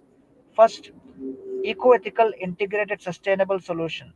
Everything is highly interconnected in nature, and respecting this interconnection, we should practice ethical and moral values based upon spiritual principles to counteract undue desire for enjoyment and exploitation. Systems inspired by these principles then are symbiotic for sustainable development. We at Govardhan Eco Village contribute to all the 17 UN SDGs by practicing symbiotic sustainable development model. Second, the stewardship inspired by service focuses on taking environment to evolving better spiral by reforestation, regenerative practices. The same service attitude is extended to all fellow beings overcoming exploitative nature. We have created the Vrindavan forest spread over 15 acres and a large green canopy in the rest of the 90 acres. We have more than 165 species of trees, 65 plus species of birds, 55 plus species of butterfly, which validate the positive results of this stewardship. Third, minimizing exploitation with sustainable waste management inspired by circularity is not only a strong spiritual proposition but also an economic one. We handle 100% of the solid and liquid waste in GB, resulting in over 1650 kilos of organic manure, 5,000 cubic meter of biogas, and 78% energy consumed, saved, or generated by renewable sources. As they say, where there is a will, there is a way. And even if the scale is small, at least we should begin with a good intent, and that's what we have tried to do. You can visit our website at www.ecovillage.org.in. Thank you, Abir. Thank you. Thank you. I'm going to be sure to check out that website. I think we're running a bit short on time. We just have 5 minutes left. So I'm going to dive into the audience questions. I think one question that we have, which is open to anyone, but I think, Helen, maybe you want to come in on this, is what are some of the steps that can be taken by individuals at a ground level towards conserving or restoring biodiversity? Okay.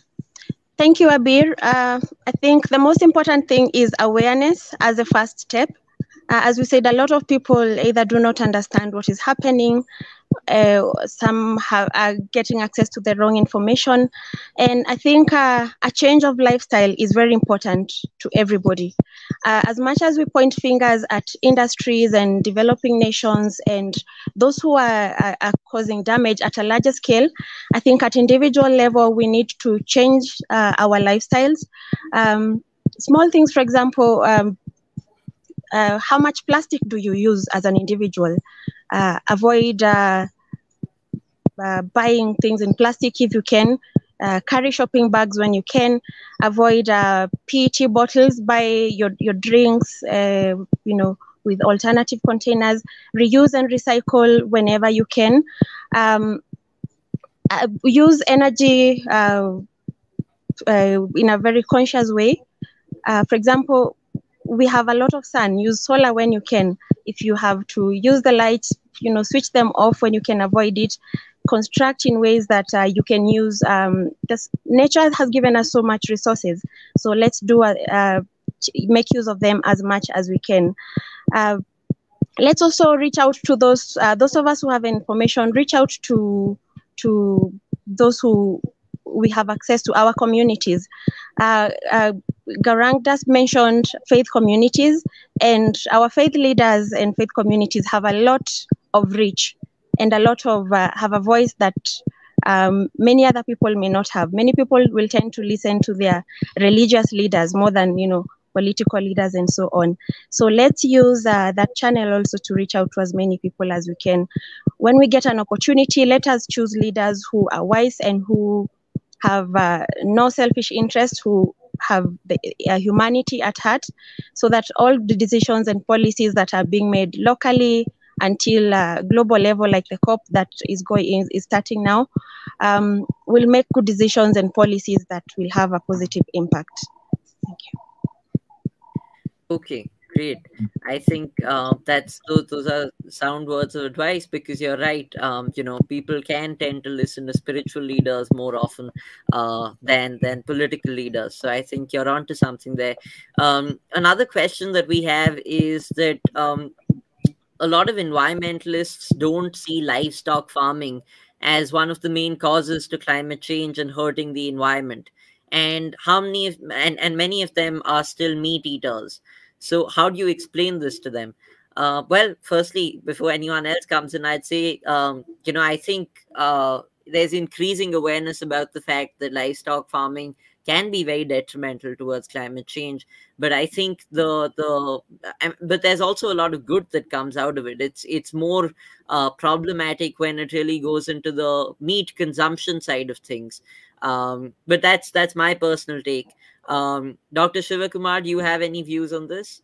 Yeah, quickly I will say that people must understand even exploiting plant also is not a ahimsa, in fact, because plant, you must understand one thing, that plant also having a life, it has everything. In fact, it has a feelings also. So we should eat what exactly we want to eat. We should not waste the food, first of all. That is a very important things.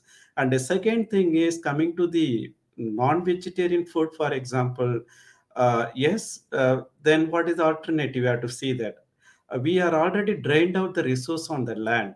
Even if you want to promote agriculture, where will you promote agriculture? We have to destroy the rich biodiversity region and then go for agriculture, because many of us agree that poor land use patterns. So right now, the rich biodiversity regions having a place where we can actually expand our agriculture activity. Whether you want to kill the other tree and then go for a food tree, that we have to decide on that.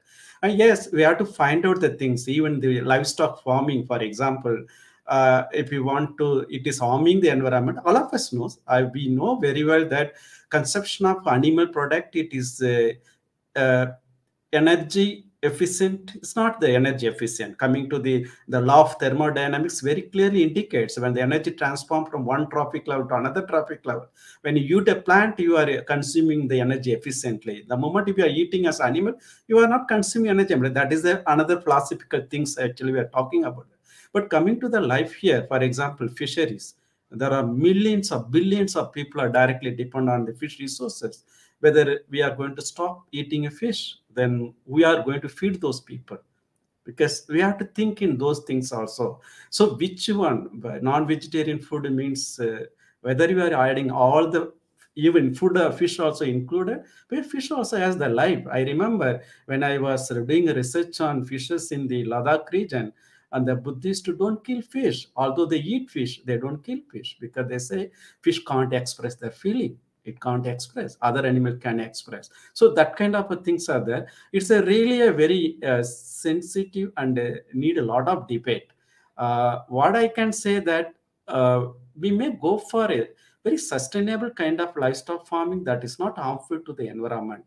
That much only we can think about that. Completely stopping any kind of those things, it may be again further determined to the overall biodiversity of the country, because animal need a plant. When you exploit plant, then what will happen to the animal? That is, we have to see that forest plants are habitat of the animal diversity. If you are really concerned about animal, then you should also equally concerned about the plants in which they are living it, or that they're providing food. So both are, for me, it's equally important. We shouldn't, anything is sustainable is okay, unsustainable not acceptable. That's what my, thank you, Abhay. Absolutely. I think that's really the central answer to our entire conversation, and I think that's a perfect note to conclude with, which is that we need everything. We can't have anything in extremes. It needs to be not excessive, and it needs to be in moderate amounts, especially until we can find a sustainable solution, like you said. In my context, when I talk to so many young people about the issues of air pollution, waste segregation, I tell them exactly this, that we don't need to try and be like Ferraris. We should not try and go from 0 to 100 in 3 seconds.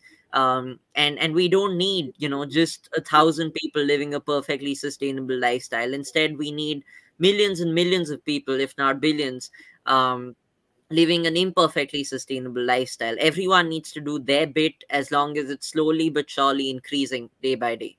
So I think that's a good note to conclude with. Thank you so much for your time. Thank you for joining this panel, and take care, stay safe, and have a great day. And yes, thank you so much. Back to the Godharmic team. Thank you, Abhir. Thank you, Helen. Thank you, Dr. Shiv Kumar, for the amazing session.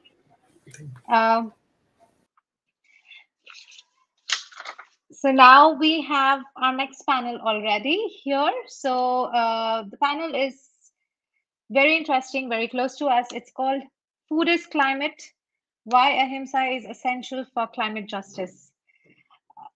I will not do the introductions here. I will just name, and I think the panelists will be doing the introductions. So we have Mr. Sailesh Rao, Glenn Mirza, Dale Valkonen, Bhavani Singh Shekhawat, and Anita Krajik.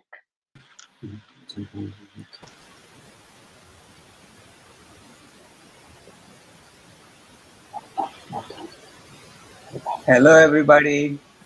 Welcome to the panel. Hello.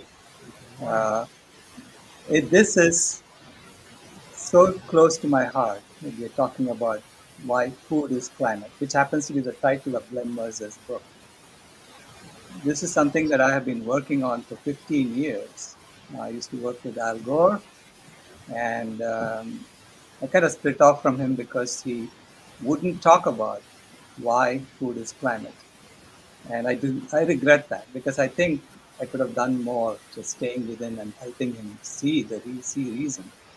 Because there is so much that we are ignoring that needs to be addressed.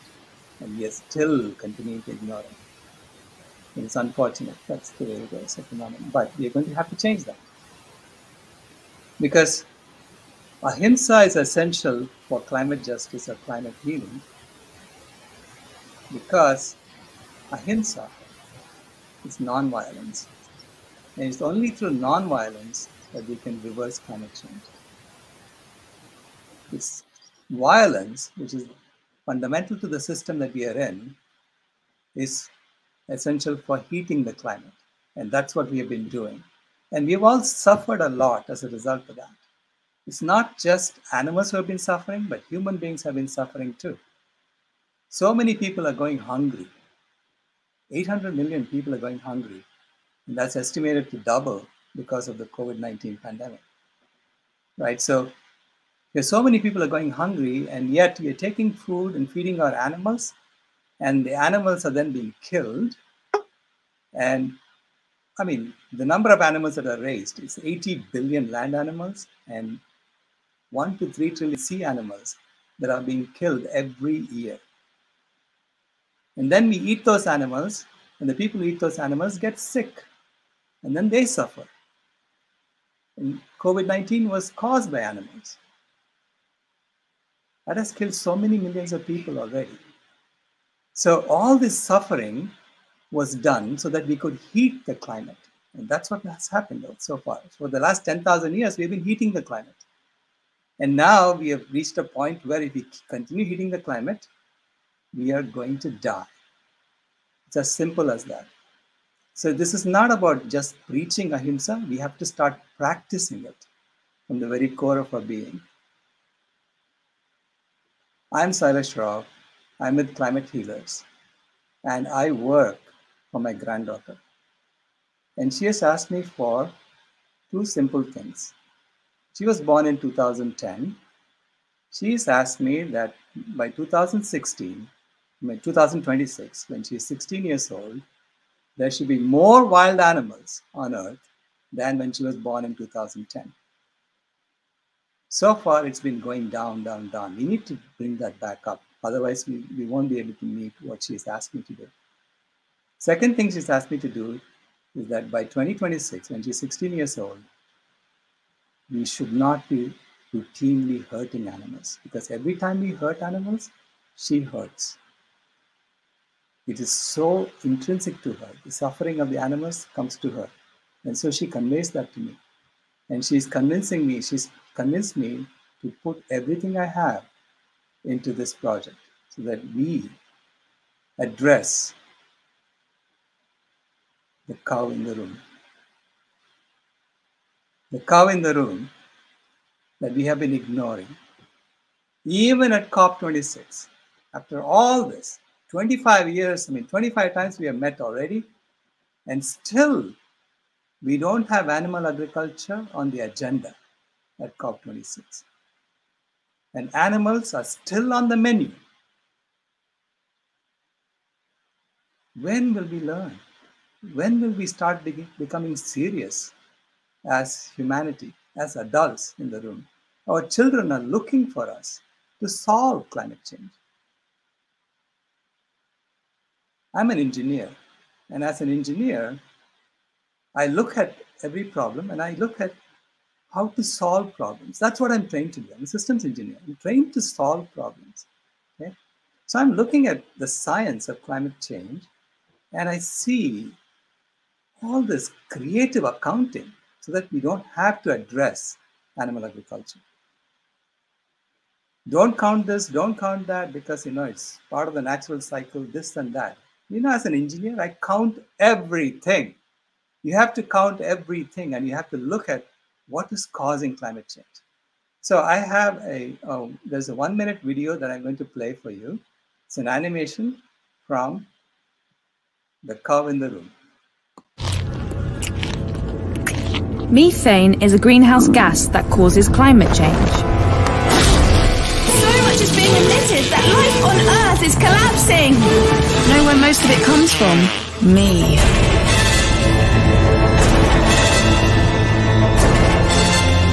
But it's not my fault. It's yours. There are over 1 billion cows now. To feed us, you tear down forests to create new grazing land. But we need trees to capture greenhouse gases. The climate disaster is human-made, not cow-made. But you can slow it. You can stop it.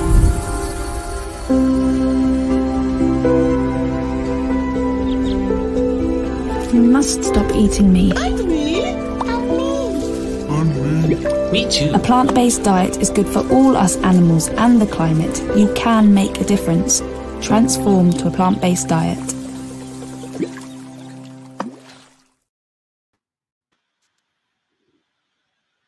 Thank you, panelists, for being here.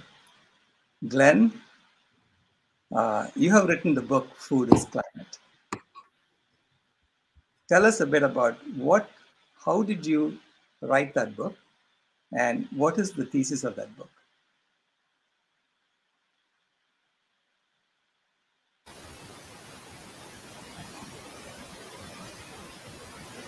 There we go. The thesis of the book is the thesis of your paper, which is that animal agriculture is the leading cause of climate change.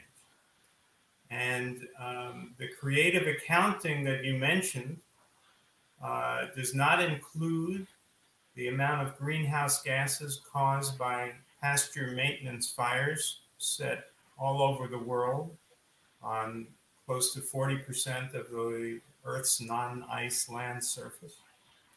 It does not include in the oceans when fishing nets trawl on the bottom of the oceans, kicking up the sediment at the bottom of the oceans and reducing thereby the carbon capture potential of the oceans. Doesn't include that.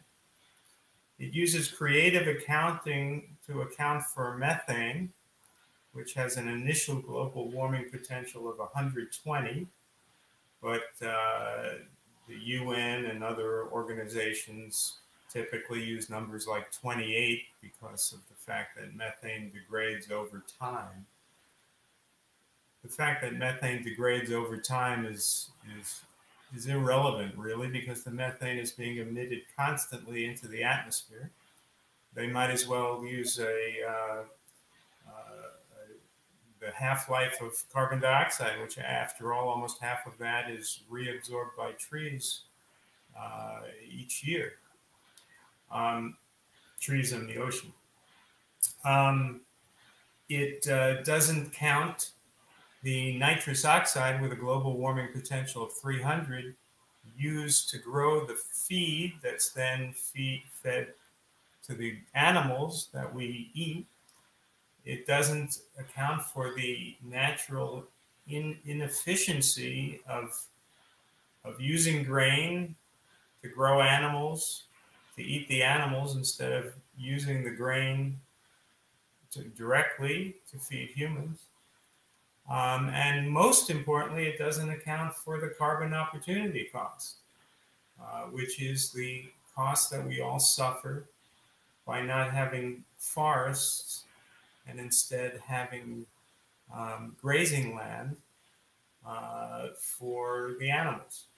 And it doesn't count the degrading of the land and the reduced carbon capture of the grazing land. So when you add all those things up, you realize that this is the lion's share of the problem.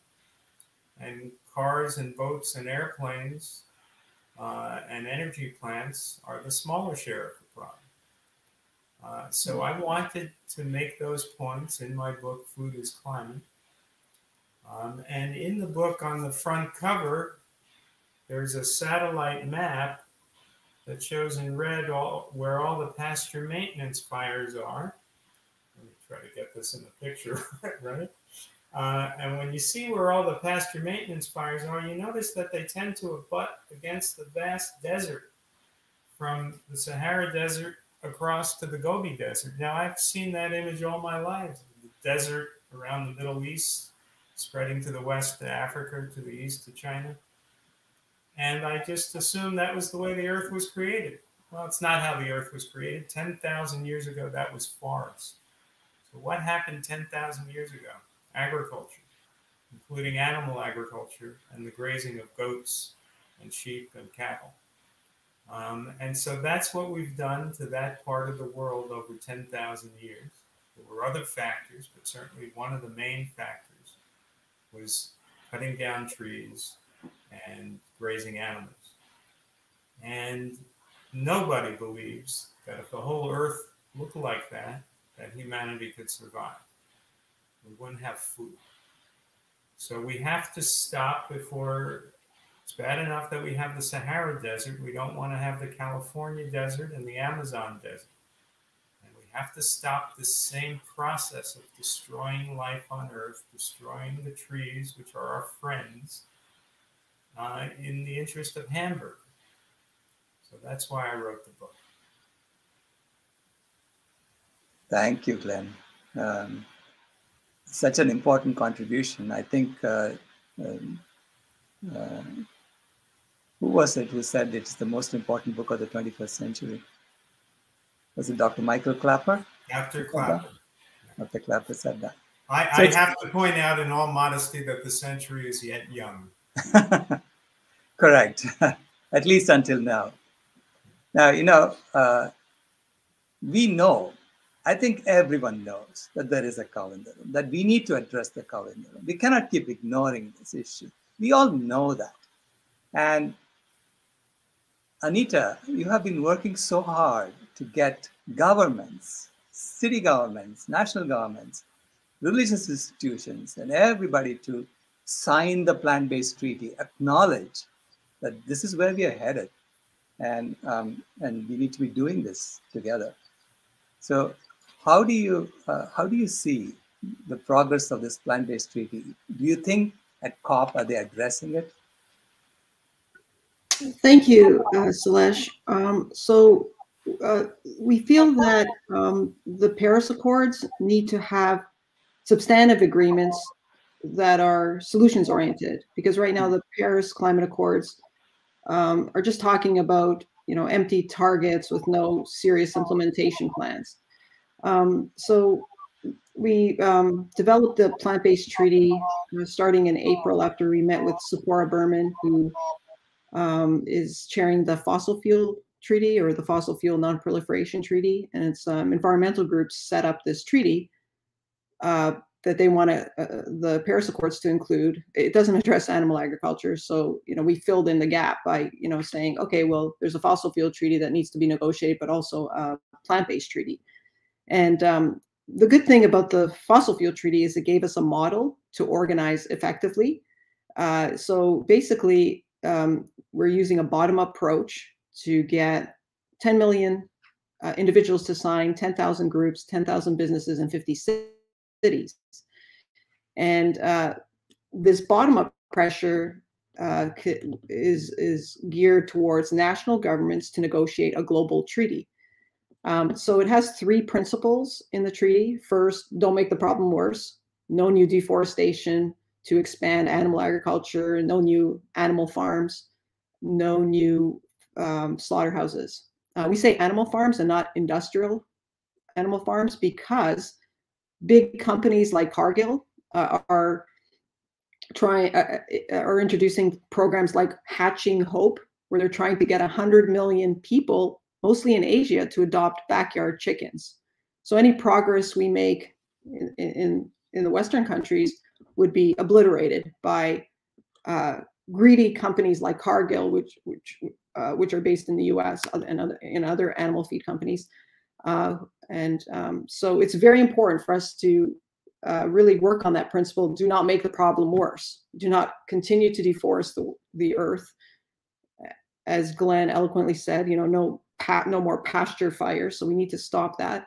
And then the second principle is redirect. So redirect from subsidies and taxes and public information campaigns from promoting the problem, which is animal agriculture, to stopping those programs and then promoting the solution, which is a switch to a plant-based food system. And then the third principle is reforest the earth, restore the mangroves and so forth. These are the three broad principles which we are asking national governments to negotiate a global treaty.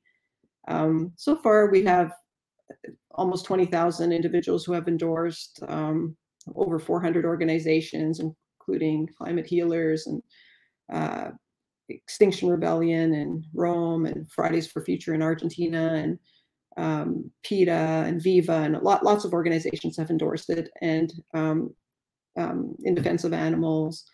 And then we have over 200 businesses, and we have two cities, Boynton Beach in Florida, which is, as you know, Florida is facing inundation from sea level rise in the near term.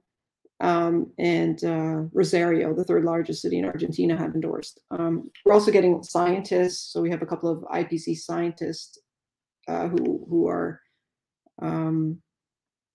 endorsing it, and celebrities. So today we're releasing a video by Moby asking world leaders to negotiate the treaty at COP26.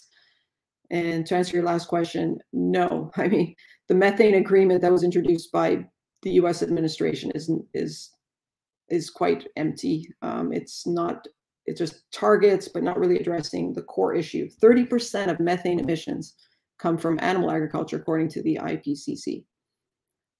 So there's we're currently at the IPCC at the COP in Glasgow along with Salesh, and it's basically us who have to put this on the agenda.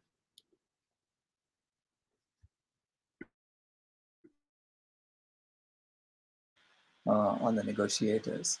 But the one excuse that we keep hearing about this is that it's going to change the economic system, and people are going to be losing jobs if we start addressing this, and they're going to go hungry. So Bhavani, I know you work with Akshaya Patra, and you have addressed hunger at the grassroots level so efficiently. So do you think it is possible for us to feed everyone healthy, immune-boosting vegan food with what we are growing right now if we took animal agriculture off the agenda?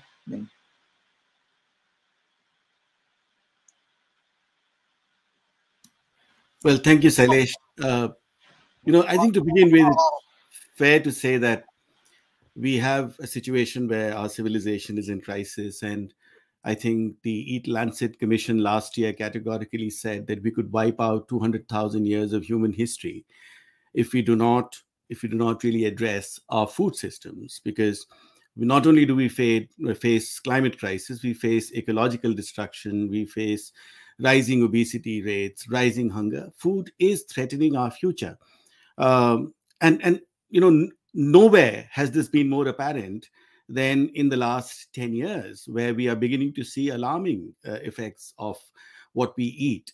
And this is a cumulative impact. At Akshaya Patra, we simply believe that food can truly transform lives. And Akshaya Patra is Sanskrit for a pot of food that never runs out. So how do we really create a world where this pot of food never runs out? Because strangely, we have a situation today that there is enough food in the world, but not enough for everyone. And by food, I mean compassionate food, food that is devoid of any violence at all. And to me, that has been fascinating because over the years, as we started looking at it, we realized that if there was everyone looks for a silver bullet. And we believe that there is more data in the world today than information. There is more information than insight. There is more insight than knowledge, and there is more knowledge than wisdom. So the tons of data that we have, I think everyone knows that there is a problem. The question is, what do we do about it? And will we only start acting when we begin to see the impact of it right at our doorstep, in our own families, with our loved near and dear ones? Is that what it's going to take to change this? And then we realize that the fundamental issue we have, and Akshay Patra has been operating for 20 years. We serve close to 2 million children every morning. It's the world's largest program of its kind. But the fact is that it's a global problem because we have forgotten that food has a context. From the time this world was created, whichever way we believe it was created, and the time when the systems around us were also created to support life, both human and non-human on this planet, there is enough evidence that we were also told that food is contextual. In other words, when you are trying to create a better world, because the world is in crisis, what role can food play? And within that context, we've been only trying to solve for hunger. And look at the travesty of it all. Over the last 150 odd years, where we have tried to improve the problem of hunger in the world, the problem of hunger has gotten worse. So it should be very obvious to us that economic development and solving for human problems are not necessarily collinear. If you look at the UN SDGs, hunger remains one of our top 2 problems after years and years of development. And also in countries like the UK, where we see a lot of it, solving for hunger has created another problem. And I am of the belief that we shouldn't solve for hunger. We should solve for better nutrition. We should solve for better food. Because in our quest for solving for hunger, we might be creating a nutrition problem. If we solve for nutrition, we will solve for hunger.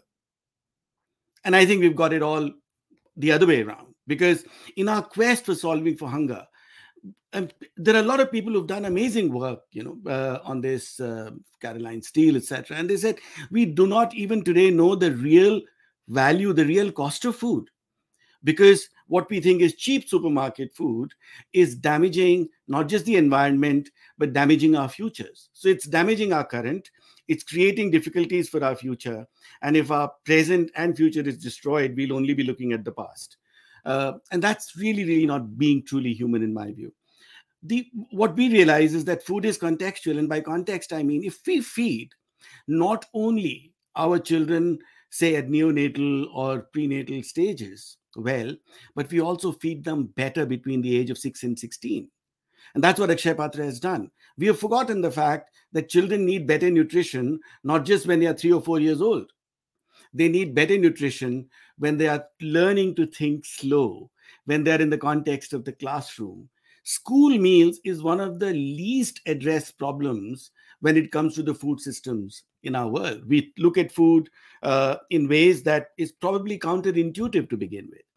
And at Akshay Patra, we believe that if we feed children in the classroom better, they are going to create a world that is better for all of us. So if you really want to solve for all of our 17 SDGs, I'm of the view, and it's a contentious view, it's an extreme view, I understand, feed your children in the classroom better, because they are the ones, like Sailesh, you say, you live for your granddaughter.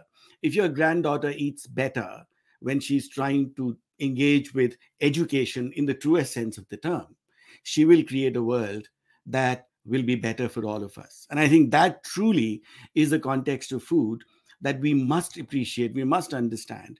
And within that, compassion plays probably the anchor, the ecosystemic role. Because if we want the world to be compassionate to us, how can we be violent to the world that we interface with? And if we are violent outside, we are going to be violent within. And clearly, this is not just philosophy. last 100 years of data points in that direction. But we must glean that insight from that data. We must glean that knowledge. But most importantly, we must arrive at the wisdom that allows us to think, act differently now, and create a world that is much smarter, much better, and truly more natural for our children and our grandchildren.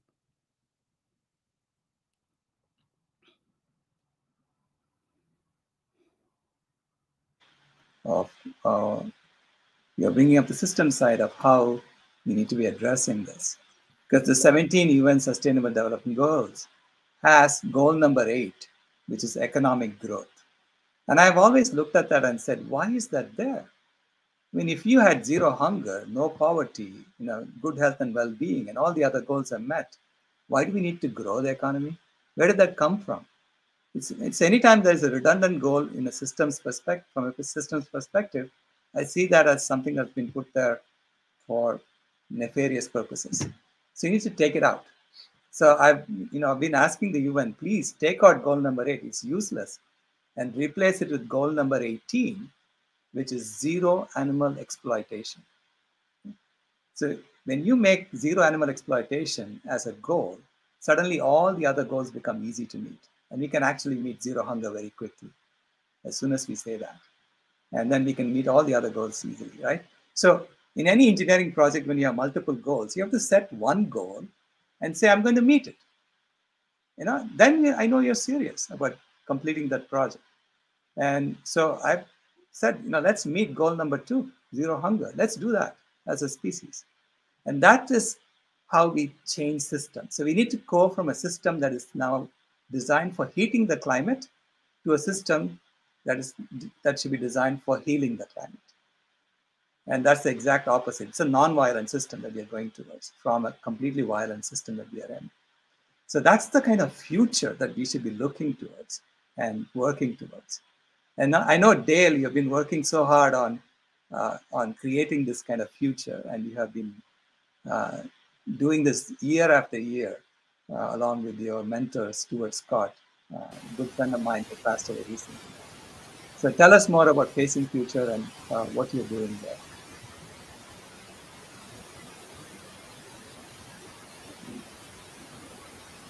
Still muted.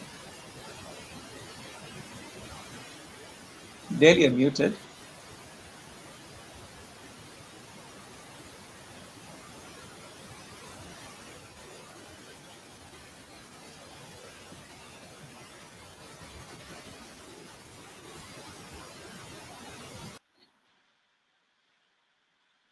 Sorry, Dale is muted. So I'm going to play a video of Animal Hero kids asking for something. It ain't so crazy what I'm about to say. Kindness is here, bake a baby cake. I'm freedom here, see this happy face. Saving them, we're all family and friends. Because I'm happy when the world is speaking like a room without roof. Because I'm happy I belong in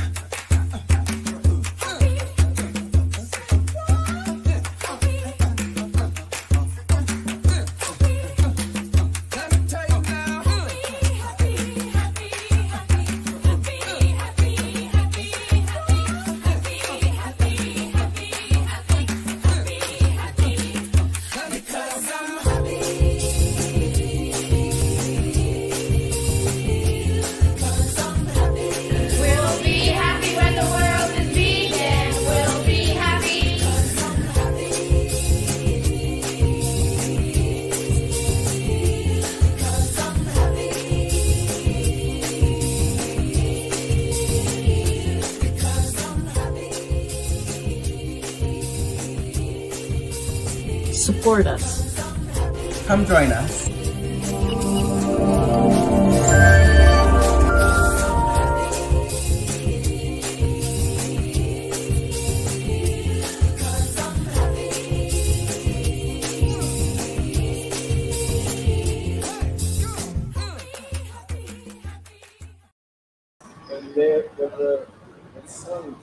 Hi. You're back. Can you hear me now? Yes, we can hear you. Take it away. We can hear you, dear.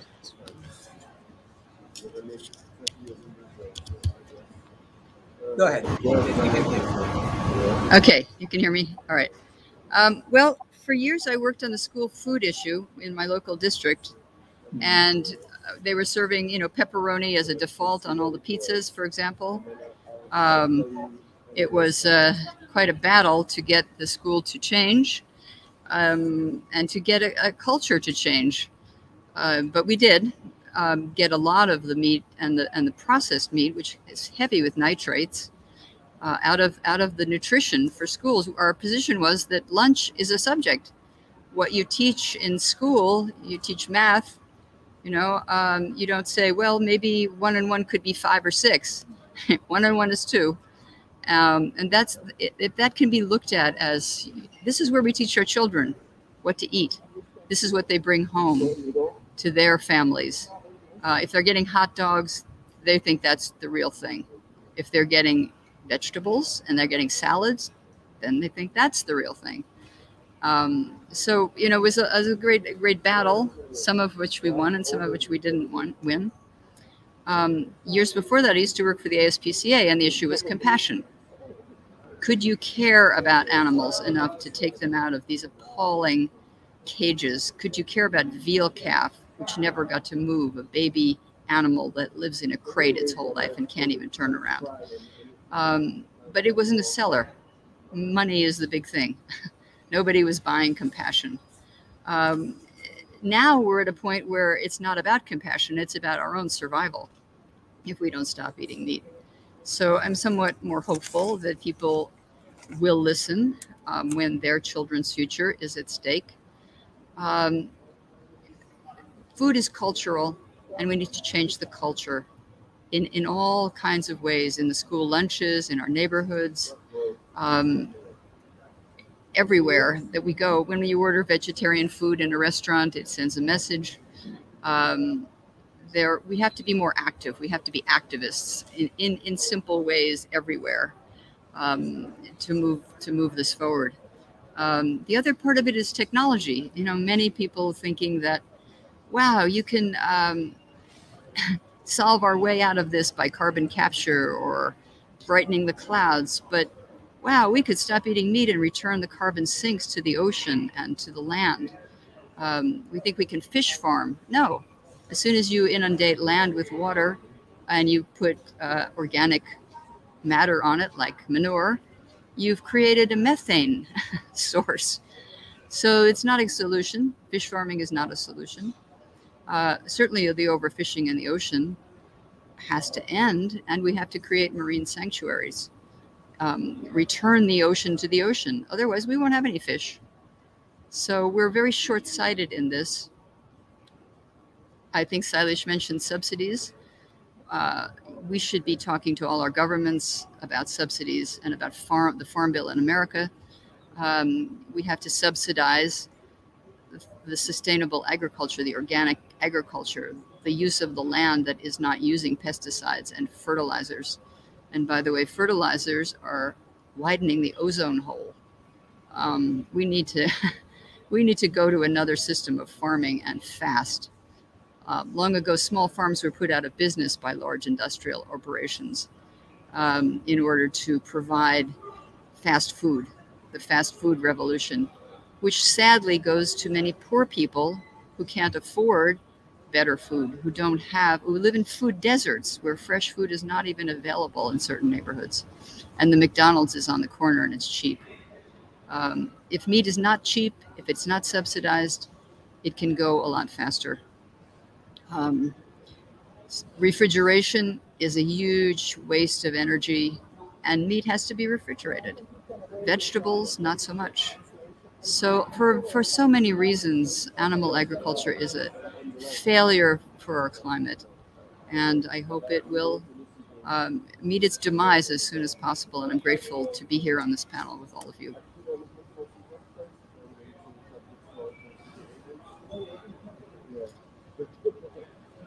Animals off the menu and put animal agriculture on the agenda. And it is important that we do that as quickly as possible.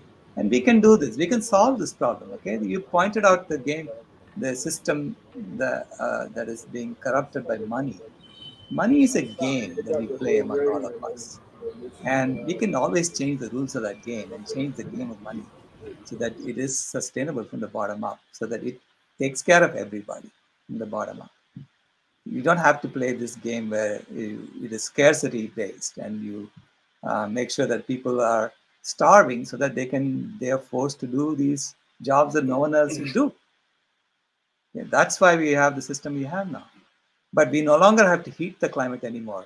We don't have to fear our animal relatives because we are so much more powerful than all of them. So we can now learn to live in harmony with nature, with all animals. When people ask me, so what are you going to do if you have 100,000 tigers running around? Back like they did in the 20th century, early 20th century. Won't they come and hurt us because we are all sitting in cities? And I say, well, if Google can track 2 billion human beings and know exactly what you're thinking, certainly we have the technology to track 100,000 tigers and make sure that we stay out of their way. So it's quite simple. I mean, it is possible, right? These are all problems that we can solve. And so it's time to put the cow on the agenda, put animal agriculture on the agenda. And it's about time that the UN, COP26, and COP processes get serious about this. So that's all I'm calling them to do. Just let's get serious about it. We can solve this problem together as one humanity. We can solve climate change. And as a systems engineer, I know that because I study these things and I know what is feasible and what is not feasible. So we can solve this, but we have to be honest about it. We have to practice what we preach. It's not just saying something and doing the exact opposite. Okay? We cannot talk about Ahimsa and then have beef ramen on the agenda, on the menu over there. So it's time to acknowledge the cow in the room. It's time to address the cow in the room and take it seriously. Because it is, to me, it's a waste of everyone's time if we don't deal with our problems seriously.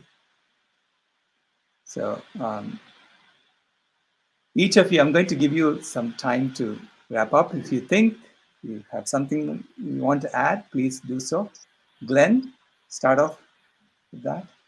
Yes, well, since you're in Glasgow and there's a climate summit going on, I thought I would make the point that we've been having these climate summits now for 3 decades. Mm-hmm. And even though animal agriculture, as your paper proves, is 87% of greenhouse gases, what they've been doing for 30 years is focusing exclusively on the 13% of the problem, fossil fuels, and they haven't even managed to reduce that.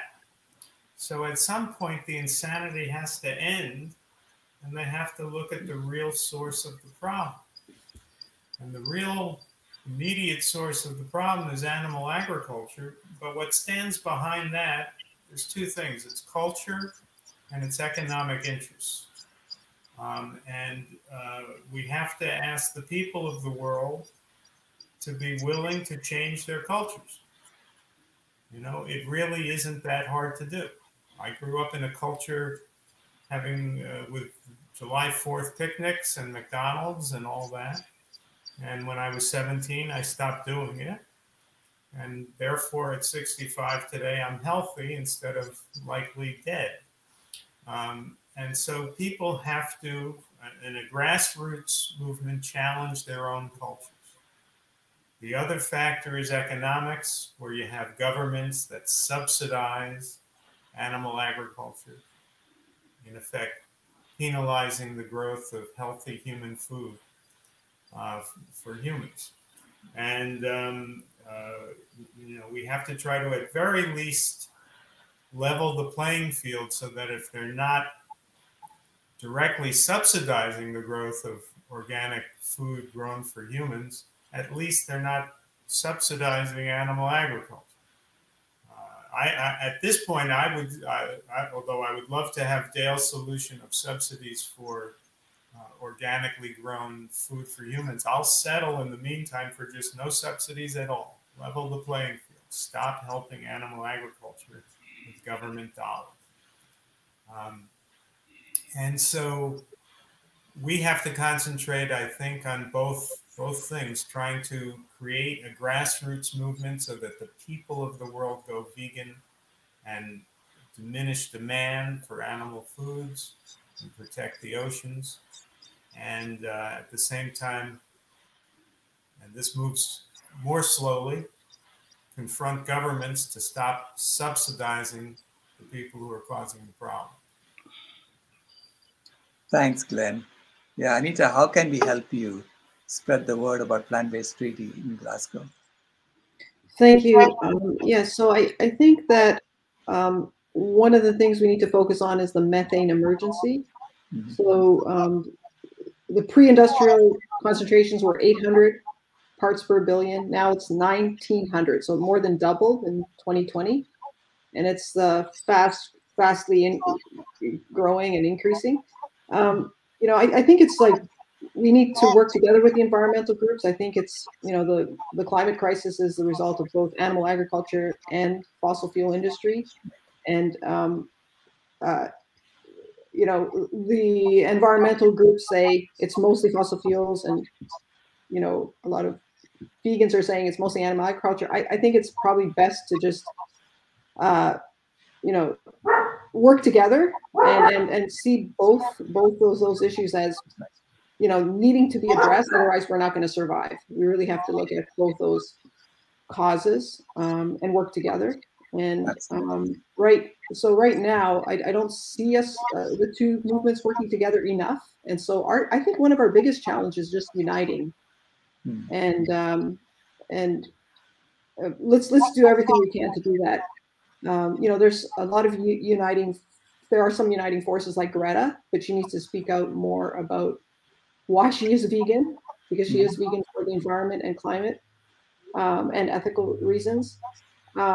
So what you can do to help, please go to the plantbasedtreaty.org website and endorse as an individual, group, business, or city. They're just, it's going to be very exciting in Glasgow working together. And, I really look forward to it. And just, thank you so much for including us in this panel and just working together at COP. It's been amazing working together. Thank you, Anita. Yes, you're absolutely right. We can walk and chew gum at the same time, no? So we can do two things at the same time, address both issues. Address the whole thing. It's a systems issue. We need to address everything. Bhavani, any last words for us? Yeah, clearly it's a systems issue, Sailesh, and it's a systems issue from many contexts. So we have an emergency right now that we must deal with, but we must also pay a lot of attention to all of the emerging agency that we could possibly have with young people in the classroom. I think it's absolutely important to not just introduce plant-based eating or compassionate eating when the children are very young, and then after key stage 2 or primary years, it goes back or relegated to the background. I think we should bring it back straight into the curriculum at GCSEs and A-levels, which is what is food doing to our lives. And these young people, I can tell you very quickly, will then do the advocacy for us and will become the voice that will be impossible to ignore. So it's really one of the areas that has remained unaddressed. What we do with our curriculums in the classrooms at GCSEs and A-levels, what sort of information, education we are providing them, which we must change right now. And clearly, it can be introduced fairly quickly. it can be implemented fairly quickly, the impact of it is phenomenal, because people like us will keep talking about it. We will be institutionalizing changes even. But unless and until this becomes really a pest of power phenomena, if, for example, the world can stop shaving and sort of growing a mustache in November, why can't, for example, just to begin with, 2 days in a week completely meat free, and see the impact that it has on how children think, behave, act, and do? Sort of things. We need to start making these changes as quickly as possible and building the agency for these changes as quickly as possible, because the data is all there for us to see. It's about time that we created the evidence of change that will then allow people to say, you know what, let's complement it and let's give it the momentum it needs. So thank you for having me here. It's been a fantastic discussion. Before I say bye to the cow in the room, and make sure that she gets to cop. You're muted there. Sorry. So, I would say that the direction of our evolution is toward compassion if we are to survive. Our connection to nature is what has destroyed us. And unless we renew our connections to nature, which includes the animals, we will not survive. That has to be very clear. If we continue to recognize that we have a sewer system, but all these billions of animals do not, so we're creating all these pools that are producing methane. Right. And the EPA says that animal agriculture is the primary driver of methane. It's right there. And yet it is not addressed in the way that it should seriously be addressed. The IPCC report said methane is a big problem. We need to look at it immediately. And I hope that in this conference, we're here in the COP right now, that they will take that to heart. If they don't, we're cooked. We're done. We either are compassionate toward the animals or we die. Yeah, we are going to do it, Dale. I know that. I have full faith in humanity. We are going to come together and make this happen. So all of you, please go to the cowintheroom.org and sign up with us. Watch what we are doing. You will see day-by-day reports on what's happening. And it's all going to come from her mouth.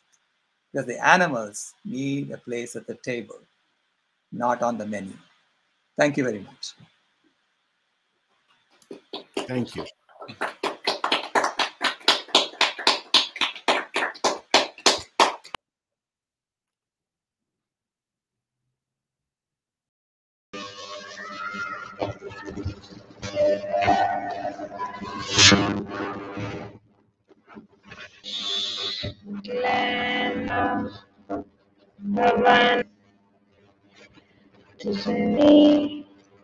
Thank you for the session. Not take a lot of time. Have amazing session right at the beginning. How World Organization did to bring the which is non-violence climate change. So we moderating founder and chairman of. Hi, I think Sonal, you're having a bit of audio issues, so I'll just jump in and just take it to the next panel. The next panel is regarding religion and our environment, with particular attention laid to non-violence and ahimsa for our environment and why that's important. So, Stanley, if you please invite the other panelists to join me. I'd like to share something first from my own personal view and my own understanding of the importance of religion for our environment. The majority of people on the planet are from a religious background. So to solve the environment crisis, we need them on board. We need religion as a force for good for our environment. And from my own understanding, I love the idea of Sanatana Dharma, Hinduism is the religion that I'm a part of. But the idea of Sanatana Dharma is for all living beings.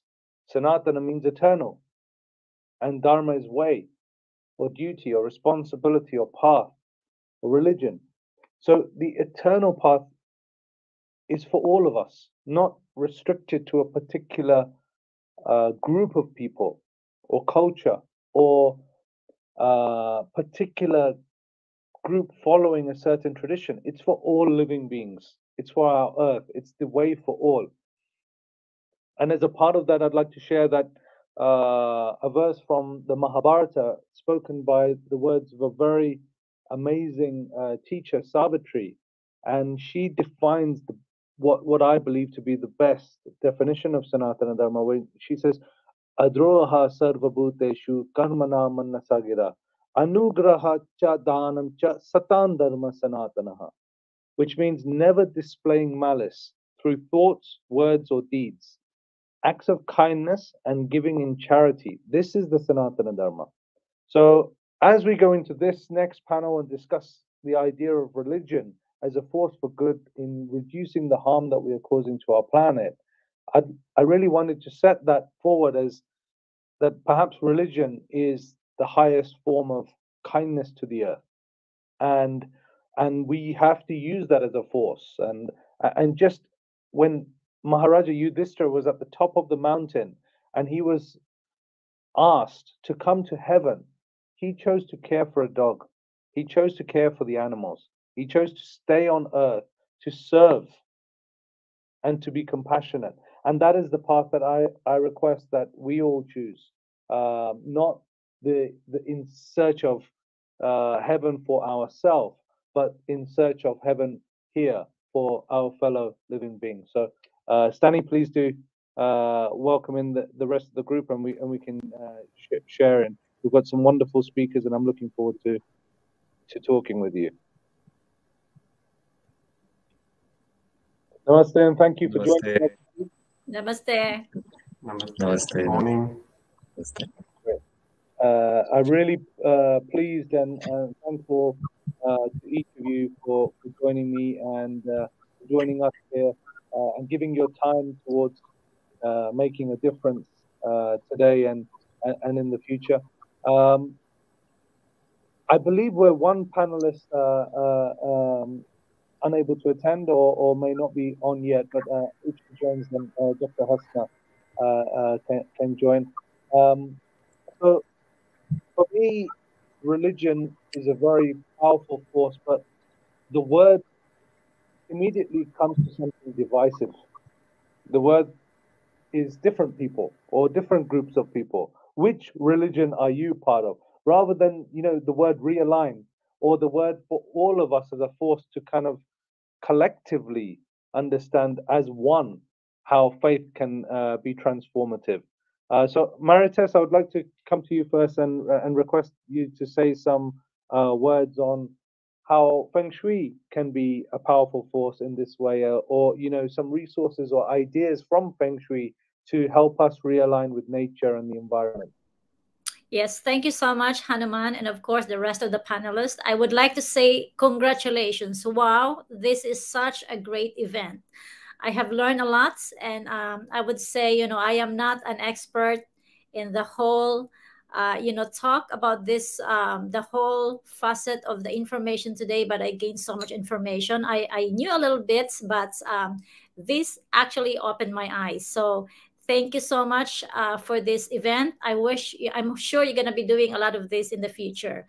Now, as a Feng Shui master by profession, what I can share is that, do you know that at the beginning, I am brought up into a Roman Catholic family, and, doing Feng Shui in my country, not like forbidden, but it is really not supported in the past because being a Roman Catholic tradition. But never mind, because I wanted what I wanted to do, and maybe destiny has really allowed me to put me into the right path.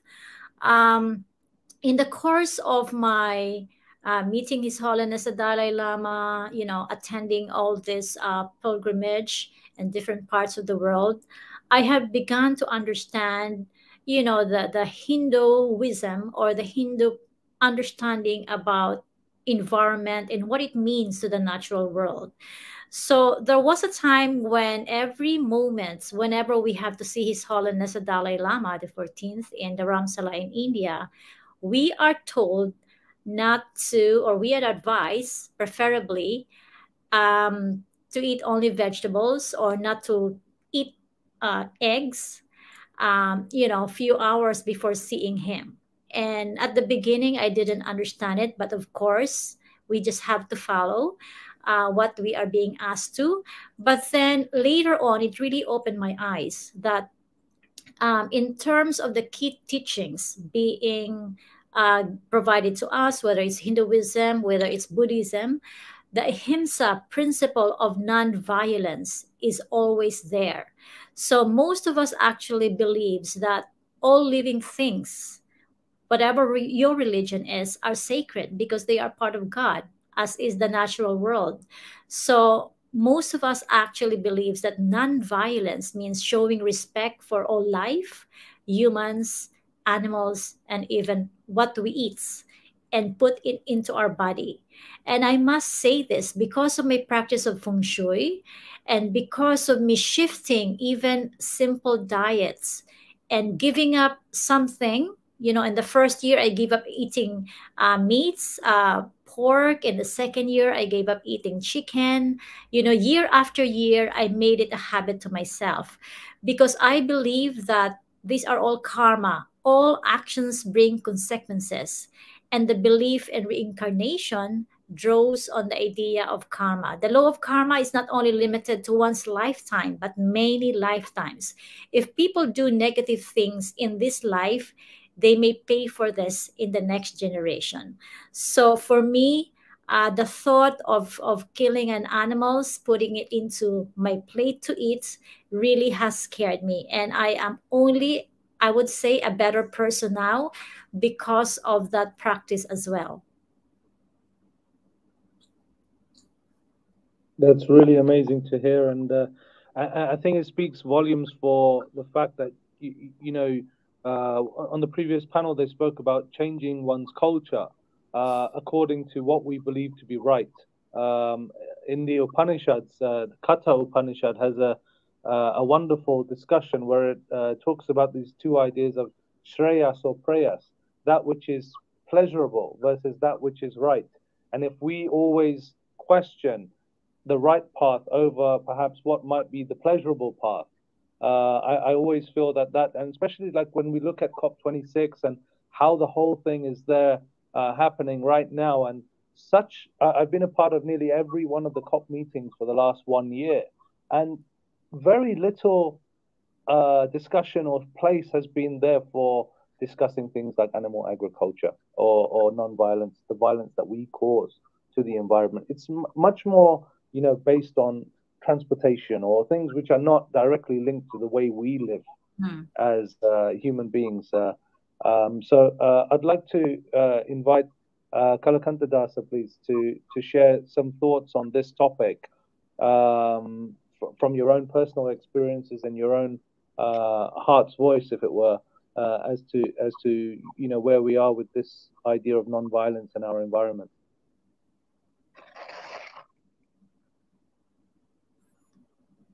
In midst of all of you, and very glad to hear from Maritas Allen on how her journey, how she gave up meat, and her belief in the concept of karma, incarnation. I think these are such wonderful insights that you shared. In continuation with, or rather sharing my thoughts on this topic, this is the aspect of how ahimsa plays and how that can be developed as an approach towards climate change, and with all the hue and cry going on as we're seeing in Glasgow. And for all of that, I think some great steps being proposed, great proposals are being shared. So I think some of them are very straightforward. Things like taking meat off the menu, encouraging vegetarianism, encouraging minimalistic lifestyle. These all are proven to have a direct impact on climate change. But I think what is often missed out, or rather not highlighted, is the fact that to sustain our march towards achieving the goals that we want to see towards climate change, in terms of, say, uh, pr- uh, promoting vegetarianism or minimalistic lifestyle, uh, the the the most important aspect is that uh, these uh, lifestyle changes can be sustained only if there is spiritual education provided to the people. And here is why. Let me just, I'll just read this from, this is, uh, I'm quoting James Gustav Speth. He's an attorney and an environmentalist. He founded the Natural Resources Defense Council in the United States of America, and he was the dean of the Yale School of Forestry and Environmental Studies. And in an interview with a British radio presenter in 2013, and this is what he said. This is so important and so relevant. And he says, uh, open quotes, I used to think that top global environmental problems were biodiversity loss, ecosystem collapse, and climate change. I thought that with 30 years of good science, we could address these problems, but I was wrong. The top environmental problems are selfishness, greed, and apathy. And to deal with these, we need a spiritual and cultural transformation. And we scientists don't know how to do that. I think so. When I came across this was so striking. The root cause of all the problems that we're seeing in this environment, which are leading to climate change, is all, if you see the values driving these changes, is greed, selfishness, control, apathy. And if these values have to be wiped out, because only then you can have a sustainable impact. If these values have to be wiped out, there has to be a provision for spiritual education, a spiritual education by which a person is able to have as Maritus, she shared, all living beings are part of God. Yes, this is the understanding of all the scriptures, that every living being is a part and parcel of God. We have an eternal relationship with the Lord. It is not just that human beings, this planet belongs to human beings, and we can exploit the earth and the all other animals for our benefit. This is such a narrow-minded outlook. The moment one has a vision, and this is exactly what Krishna says in Bhagavad Gita, Pandita Samadarshina Vidya Vinaya Sampanne Brahmane Kavi. This is the 5th chapter of the Bhagavad Gita, where he says, a brahmana, a learned person who's spiritually awake, he can see all living beings are spirit souls. They're part and parcel of God. They need to be respected. So there are laws of karma. So there will be consequences on my actions. If I do not behave responsibly, I may have the choice uh, uh, to act the way I want, but I don't have the choice to choose the consequence of my actions. So there are laws of karma. There are certain activities which are considered sinful. There are certain activities which are considered as pious, and so there are certain of them which are considered transcendental. So all of this awareness, there has to be a provision for educating the people in mass on the spiritual values by which they can have a positive outlook, a transcendental outlook, and at the same time they have a remedy to overcome the dirt which is sitting within our heart, which is the cause for all this negative activity which is going on. Cruelty, no compassion, so much of selfishness. How do you get rid of these things? So these are things that needs to be addressed, and I think which is where this becomes fundamental to all other initiatives. And I'm very glad that there is a forum like this where people can come and share their thoughts about how the religions and the scriptures and spiritual wisdom can help people to adopt a proper mindset and make progress in a way that everybody is included and everybody's welfare is taken care of. Thank you so much for that. Definitely, I really concur with what you said there. And really, as Mahatma Gandhi said, the world has enough for everybody's need, but not enough for a single person's greed. I really feel that, greed has become a way of living, has become the religion of our times. And we have to kind of lessen the grip of greed and personal ambition over collective. Satish Kumar said a lovely verse where he said, we need to move from egocentric to ecocentric and look at that way. Dr. Hasna Ahmed, I'm glad you could join us and thanks for coming on. I'll just come to you in just a second after Dr. Espen. I'd love to hear your thoughts. You've spent a long time in faith and sustainability, as well as studying religious philosophy. How does this connect for you in terms of us all as one community and using faith and how do we connect faith to sustainability in a non-violent manner? Yeah, thank you for that question.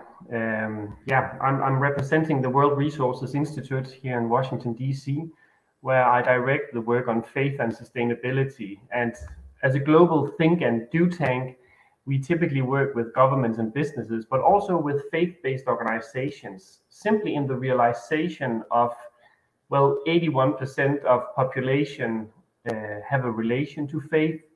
Faith are huge moral players in regards to how we live our life.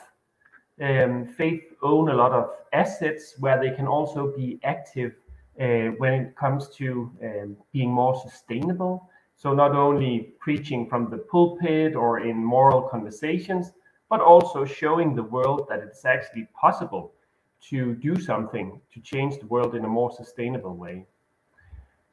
Faith in general, no matter what denomination, have a care for creation, have a care for the living, respect for the living.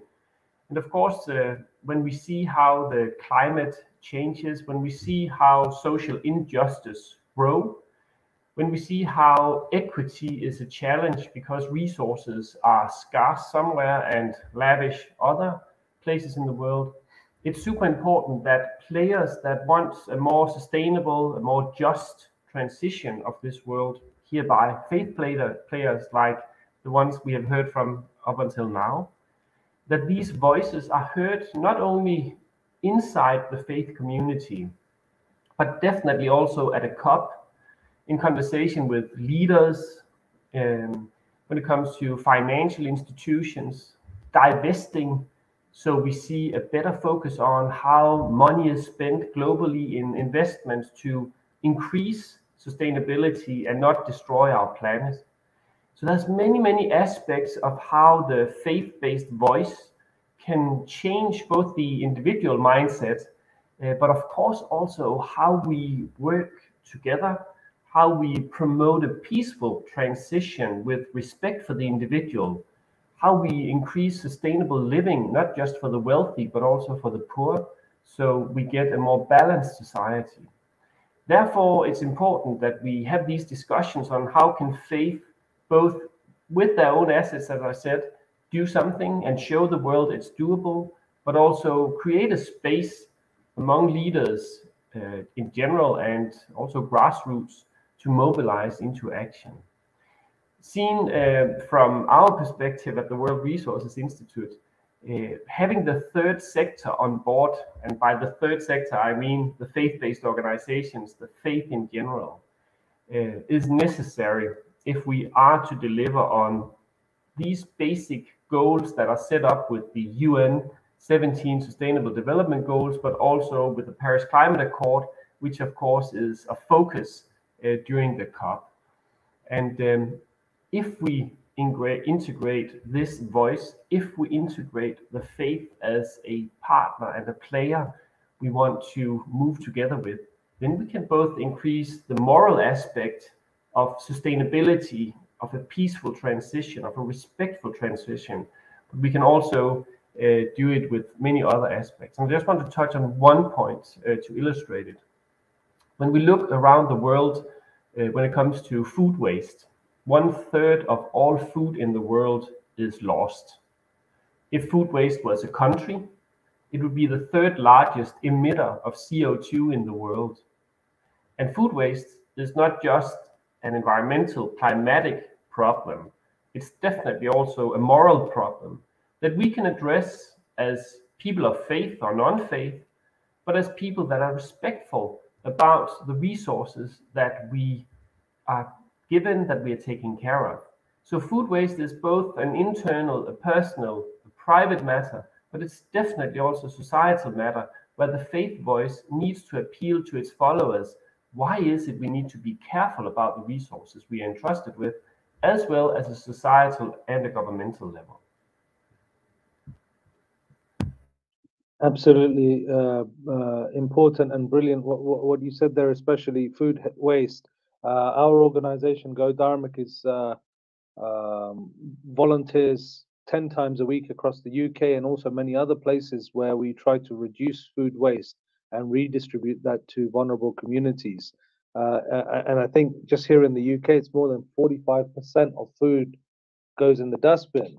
And I think you're absolutely right that it's a religious duty to speak up against that violence. Food waste is also a violence that we cause. It's not necessarily only, the direct violence, allowing that waste to happen. And I've always felt that, I know France has recently done it, but for Western countries in particular, with such high levels of food waste, it's so easy just to say, give the food away. On the last day before it goes off, it must be handed out. One click of a button, one policy change, and then you've cancelled. You've put the liability on all of those food vendors to ensure that charities and food banks, vulnerable communities, are able to access that food before it gets thrown away. And I think not having the value of trying to reduce harm,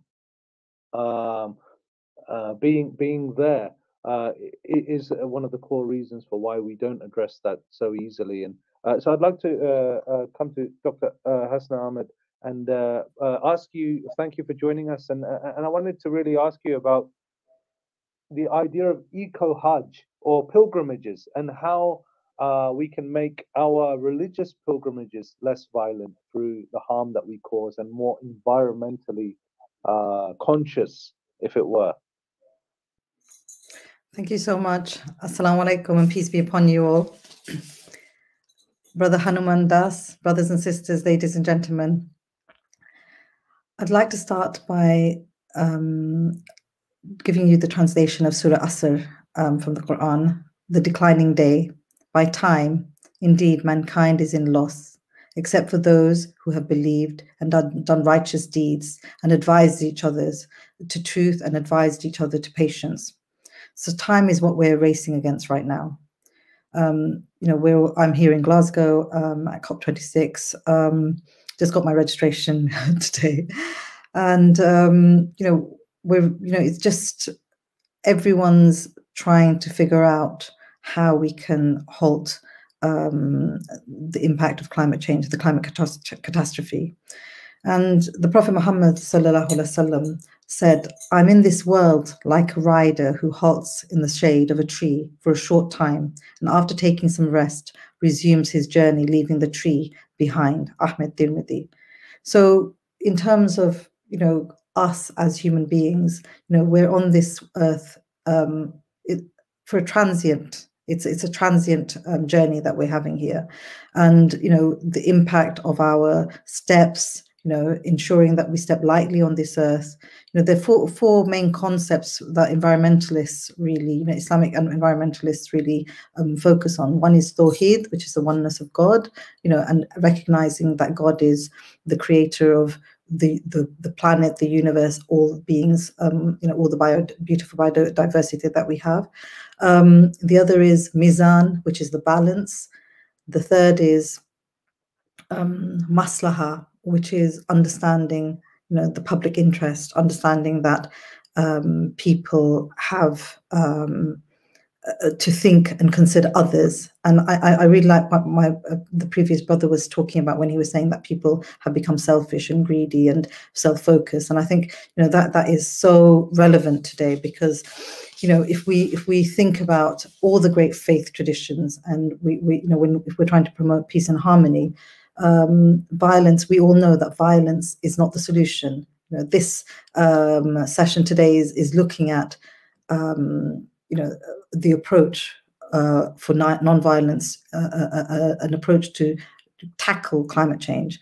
And I think violence is not the solution to anything, but history really shows us that this time and time again, we see it, that it's not the solution, but we don't listen, we don't observe, we don't reflect, and we continue on our own trajectory.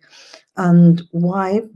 Because we've forgotten our position in the universe. We've forgotten that we're merely insignificant specks in God's creation. Our arrogance, our self-interest, our greed and desire have brought us to the position that we're in today. A climate catastrophe, imminent financial crisis, the COVID pandemic.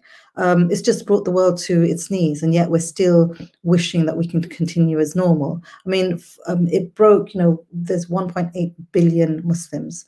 And as you know, there's a convergence pre-COVID of about 3 million each year for the Hajj, which is one of the 5 pillars of Islam. And, it's something that's very, very special to Muslims.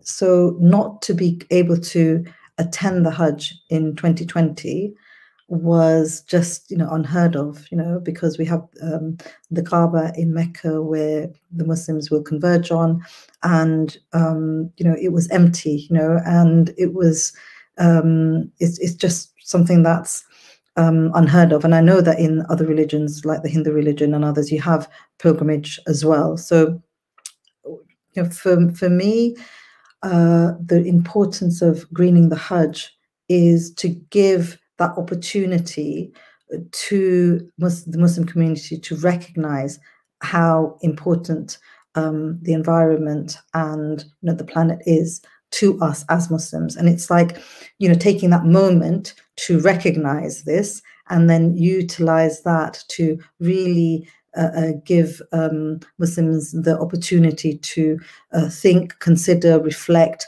and then hopefully change their habits. Because I think it's about small steps. It's not about, overnight you decide, okay, I'm going to become an environmentalist and I'm going to change this and that and the other. It's very much about us as the individuals, us in terms of how we work within the community, and then nationally and internationally, the impact.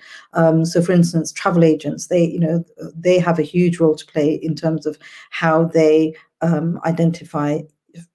Could be, eco-friendly hotels, looking at the flights that people are taking, carbon offsetting, all sorts of things. And then as individuals, how we take things like, water bottles which aren't plastic, and refill, and all these sort of things. So these are just small things that I'm talking about, but I think the most important things, if we come back to the conversation about non-violence, for me, one thing that I'm really reminded of is our blessed Prophet Muhammad ﷺ, when he delivered his final sermon, which was the Khutbah Wida, which was on a Friday on the 9th of Dhul Hijjah, and this was during the Hajj time. So he gave this khutbah, and after that was the last Hajj, the Hajj that he was able to take, and then he passed away after that. And he spoke about the universal values of fairness, justice, equality, and economic justice, which we should all incorporate into our lives. And he particularly said that all mankind is from Adam and Eve. An Arab has no superiority over non-Arab, nor a non-Arab has any superiority over an Arab. Also, a white person has no superiority over a black person, or a black person has any superiority over a white person, except by piety and good action. So it's our deeds and our actions which are important. So our gender, our color, our faith, all these things shouldn't matter when we recognize the fact that we've only got one planet, and we have to work together to save this planet. And the other 2 points, very quickly, if I may, that I wanted to mention was, when you're looking at the idea of climate change and non-violence, for me the difficulty there is that when you look at why climate change happened in the first place, and the industrialization, the industrial revolution, and the impact of that, and in the global south, they had no role to play in that, but they're the ones who are having to deal with everything. So this idea of the concept of loss and damage, and setting up a fund, a fresh fund, to really support the global south, I think that's absolutely vital. And the other thing is the concept of demilitarization and climate change, because I think that's something that I feel is really, really important. And I know that a person by the name of Daniela Torino, of the War Resisters International, in her recent articles, she proposed putting climate disarmament within the framework of the UN agenda for 2030. And she said there can be no sustainable development without peace, and no peace without sustainable development. And she mentioned, a couple of points which I really feel are important. One is educational programs centered on the principles and methods of non-violence for the achievement of climate justice, implementation of national level recommendations of UN resolutions on women, peace and security, and youth, peace and security, and ratifying and sustaining the implementation of the Treaty on Prohibition of Nuclear Weapons, and the demilitarizing of borders, and recognizing in international law the category of climate migrants and refugees, because that's what's happening. We're all having to deal with, the largest migration in history, and because of the impact of climate change. So I'm going to leave you there. Thank you so much for this opportunity to speak to all of you. Thank you. Thank you so much, Dr. Hassan Ahmed. That beautiful references from the Islamic tradition which you shared, and I really like, again, that point that you mentioned, that this is one journey for all of us, and that we are all, regardless of creed, color, tradition, all facing this same path as one direction. And I felt that our organization, Go Dharmic, when we say Go Dharmic, many people think that, okay, this is a closed group, perhaps this is the Hindu response only. It is a Hindu response, I say, but it is also all of our response, because perhaps the most religious thing you can do is to care for others, to care for the planet, to care for the environment, to act in such a way. So when we actually say Go Dharmic, we're actually saying have this spiritual understanding, or the awareness to serve those around you, and open and widen your heart. Because can a person, which is my next question, can we truly be spiritual if we don't feel the suffering of others? If we don't feel the people in the global south who are suffering from cyclones and cloudbursts and starvation. People we've had in Calcutta, in West Bengal, with the last cyclones were hitting, people living in water up to their necks from the deforestation that's being caused there, and the damage and the climate change which is impacting them, and how we can live lives of privilege without feeling deeply their suffering. As a religious person, as a spiritual person, is it just words? Are we just really facing the reality and doing everything we possibly can to make a difference? So perhaps I can go that way on the screen as I see you also. Dr. Espen, would you like to respond to that as perhaps religion as social justice and as a means for reducing the harm we're causing? Yeah, thank you. See, there's of course no doubt that that aspect is incredibly important if we want to change some of these injustices that we see in society today. We need with our own actions to take a moral responsibility for our neighbor. We need with our own actions to take responsibility for creation, for the planet we are on. And we need to discuss these moral implications, both in regards to peace and justice, injustice, not only as a thought example, but also when we try to change, for example, the development in the global south. This means that at many levels, we need to engage stakeholders, we need to engage youth and women, we need to engage with indigenous people, with First Nation people, so the voice is heard. This is not just a question about how we act in our own consumption or on the street where we are living.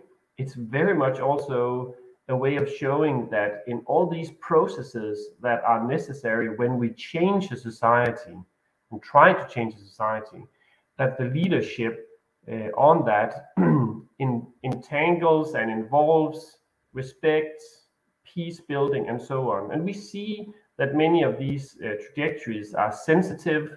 We see that the peace challenge is sensitive when projects are developed also within sustainable development.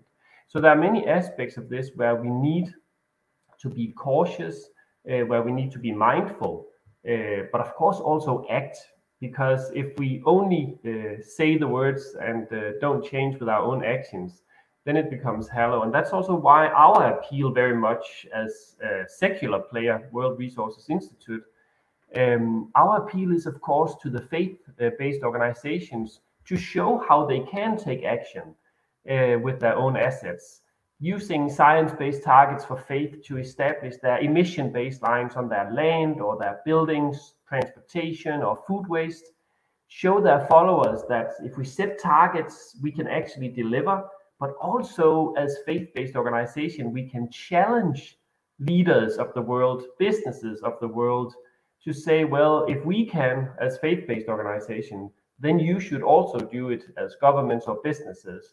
So there are incredibly many aspects and layers in this conversation that is not only about how we use the planet, but also how we use ourselves as stakeholders into that conversation on both a moral, but also a financial and a political level.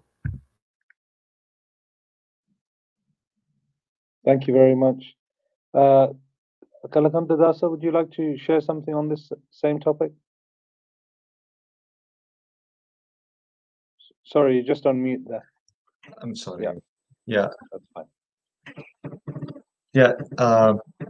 I think that was a very important point. And the question being, how can you be spiritual if you cannot feel the suffering of other living beings? I mean, at least to start with fellow human beings before you can think of the suffering of other living beings, which is much more broader sense. I think this is very fundamental, and the concept of compassion, feeling for the suffering of others, is something uh, uh, that is very vital to the Sanatana Dharma. And as we have seen in the, I mean, this is one example that I can share. Uh, the last COVID,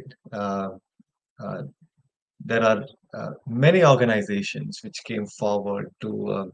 I'm also aware Godharmik is also been distributing meals to the homeless and the needy. And as part of the Akshay Patra Foundation here in the UK, we are very happy to support Godharmik's initiatives. And also independently, the whole, this being the values that we cherish, Akshay Patra Foundation reached out to about close to 20 million meals they reached out in India. And here in the UK, we've reached out to about 650,000 meals here in UK. So I think these are actions, and I'm also aware in many other ways that people have come forward feeling for, and this is very crucial. I mean, if I cannot appreciate the suffering of other fellow human beings, of course, it also requires a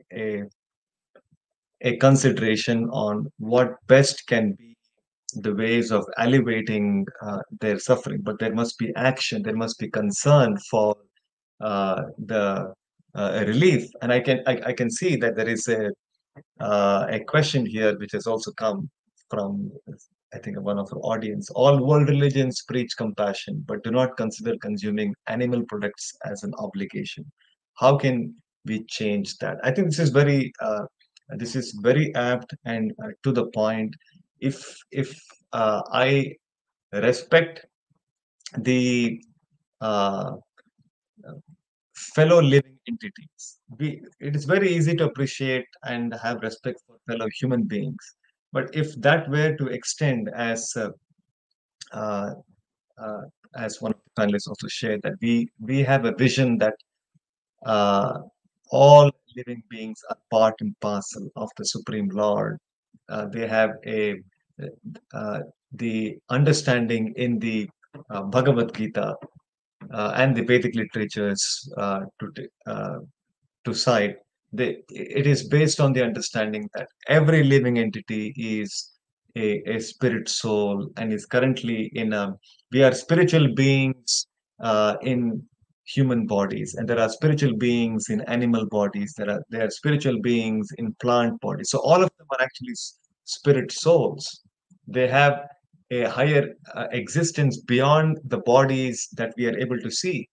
So if I can, and the proof of when we say something, in fact, when this discussion comes up, unfortunately, sometimes the argument is that only human beings have spirit soul, and the other living beings, they do not have spirit soul. Such unfortunate understandings become a barrier in terms of practicing true compassion, because the Bhagavad Gita is very clear about what is the symptom of the soul. The symptom of the soul is the presence of consciousness. Because the soul is present in the body, the consciousness is spread all over the body. If any part of my body, if somebody pinches, I can feel the pain, or I can feel happy if somebody is relating to me in a nice way. Likewise, an animal is also feeling pain when it is being cut, when it is being somebody is using a knife to cut the throat of an animal. Are we not seeing pain? Are we not seeing the animal is also expressing joy when it is in having a good time, when it is being loved and cared? So when they're able to, when we are able to appreciate these symptoms, this is the proof of the presence of the soul. Even plants do respond to pain and pleasure, and this is all recorded. This is all part of many scientific studies. So one can easily appreciate the presence of the spirit soul, and which can be seen by the presence of existence of the consciousness. And if we are able to appreciate this, and given that all of them are spirit souls, why is that? It brings a responsibility to treat other living beings with respect. So it also encourages one to think in terms of being very clear about eating, especially with respect to, because this is something that is often missed out with respect to just a single item of diet, which can bring about such a great change if we can have meat off the menu towards climate change. Unfortunately, this is not given the stress that it requires. But yes, these are conversations which are very helpful in pursuing. So these are some of the my thoughts I would like to share. Thank you so much. And Dr. Hassan Ahmed, would you like to share a final message? We've just got a couple of minutes each, so it would be nice to hear something from you.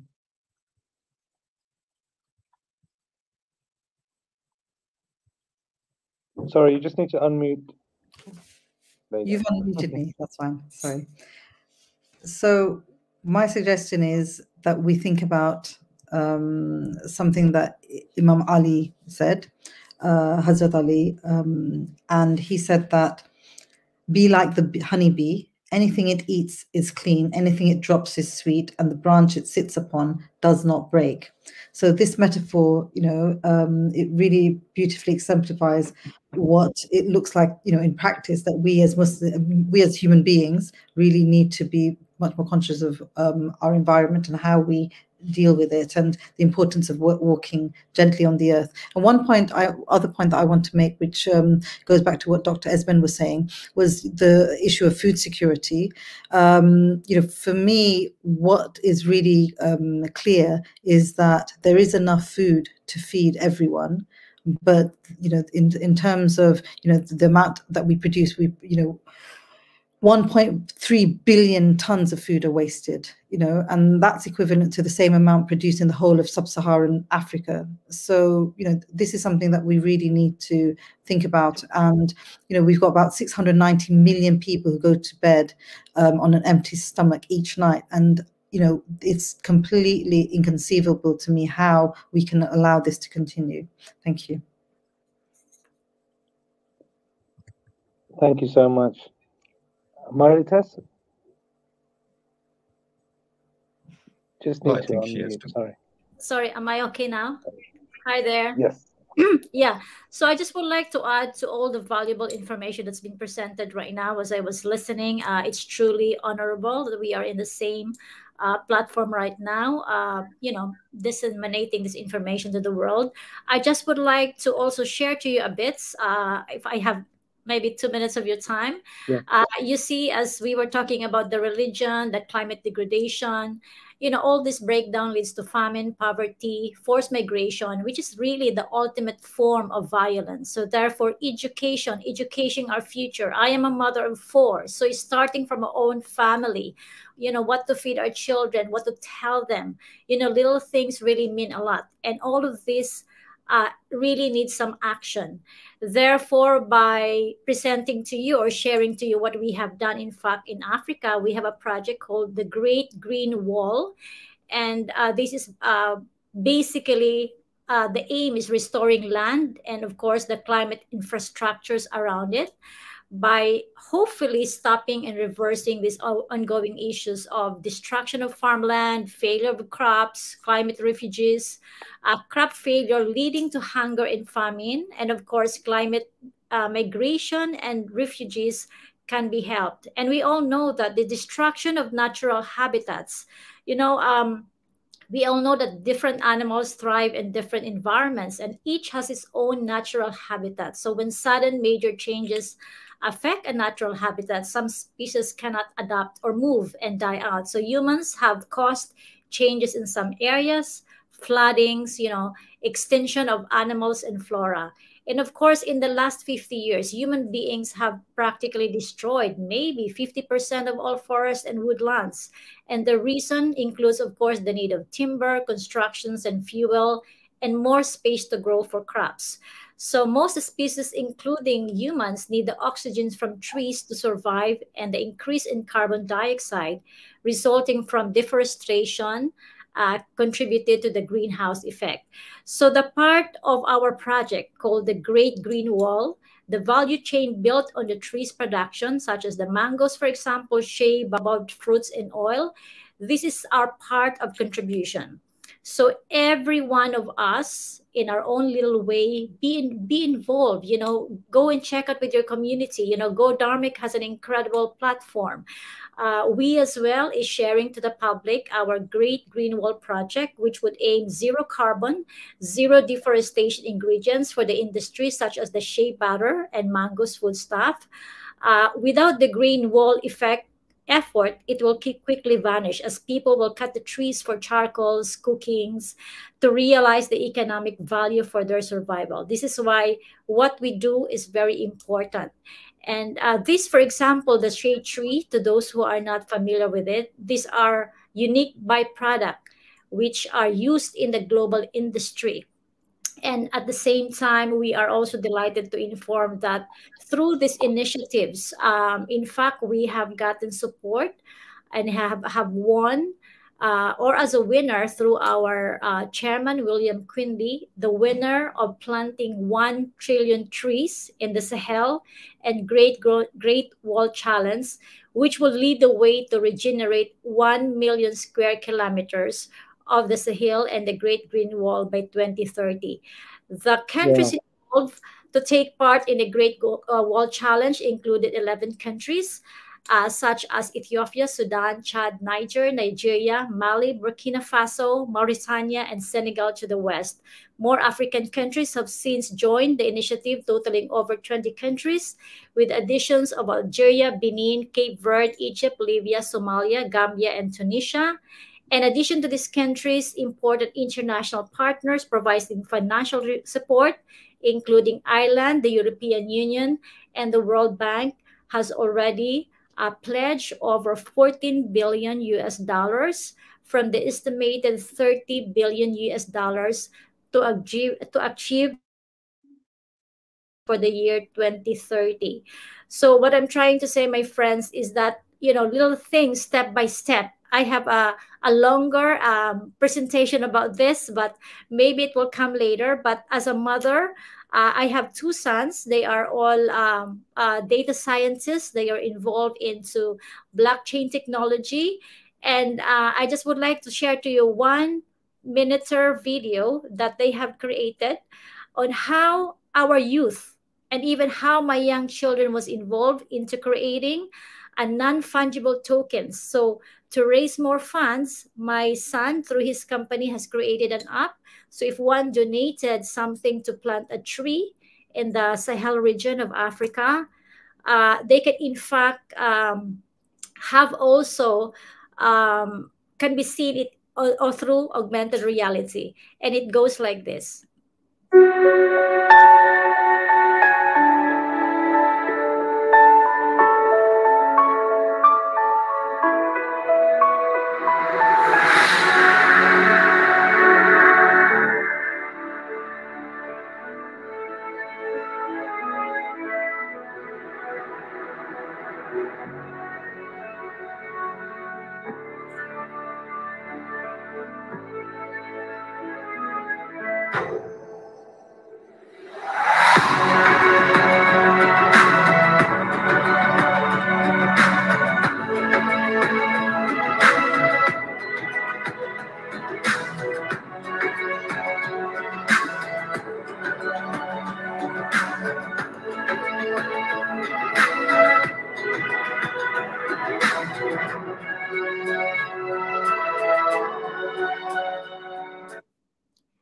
So this is the project of my son.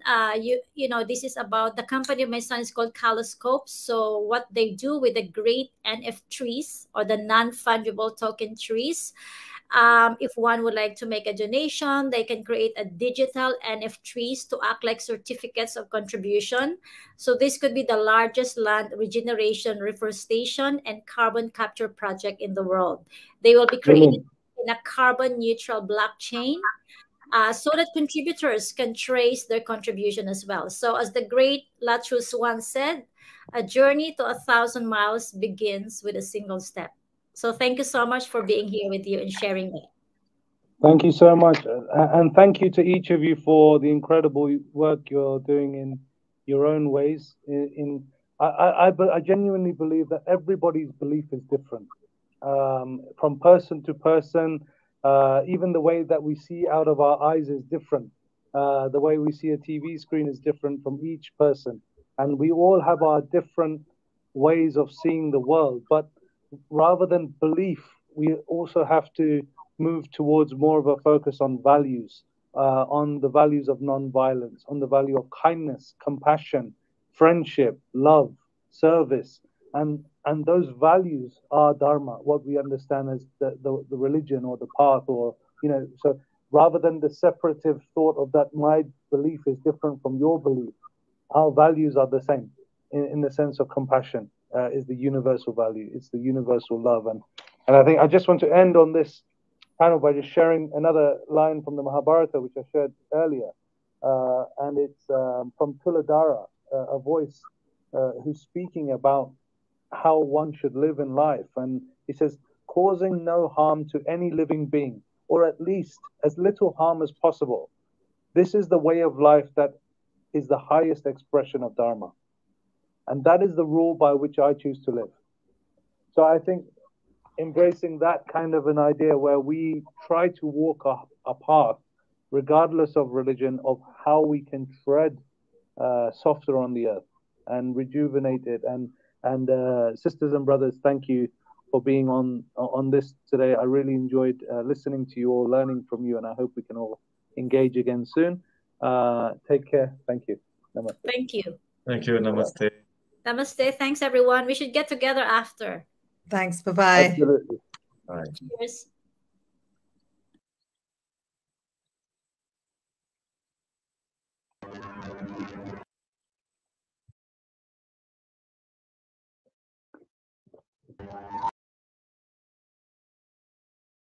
So I'm not sure if Sono is able to... Sono, I think having sound issues. Can you... Yeah, no worries. So I think we are good. Professionals can join us and lead the next panel, I believe, which is ready, and the team is waiting. So Stanley, we can pass over straight up. Great, thank you.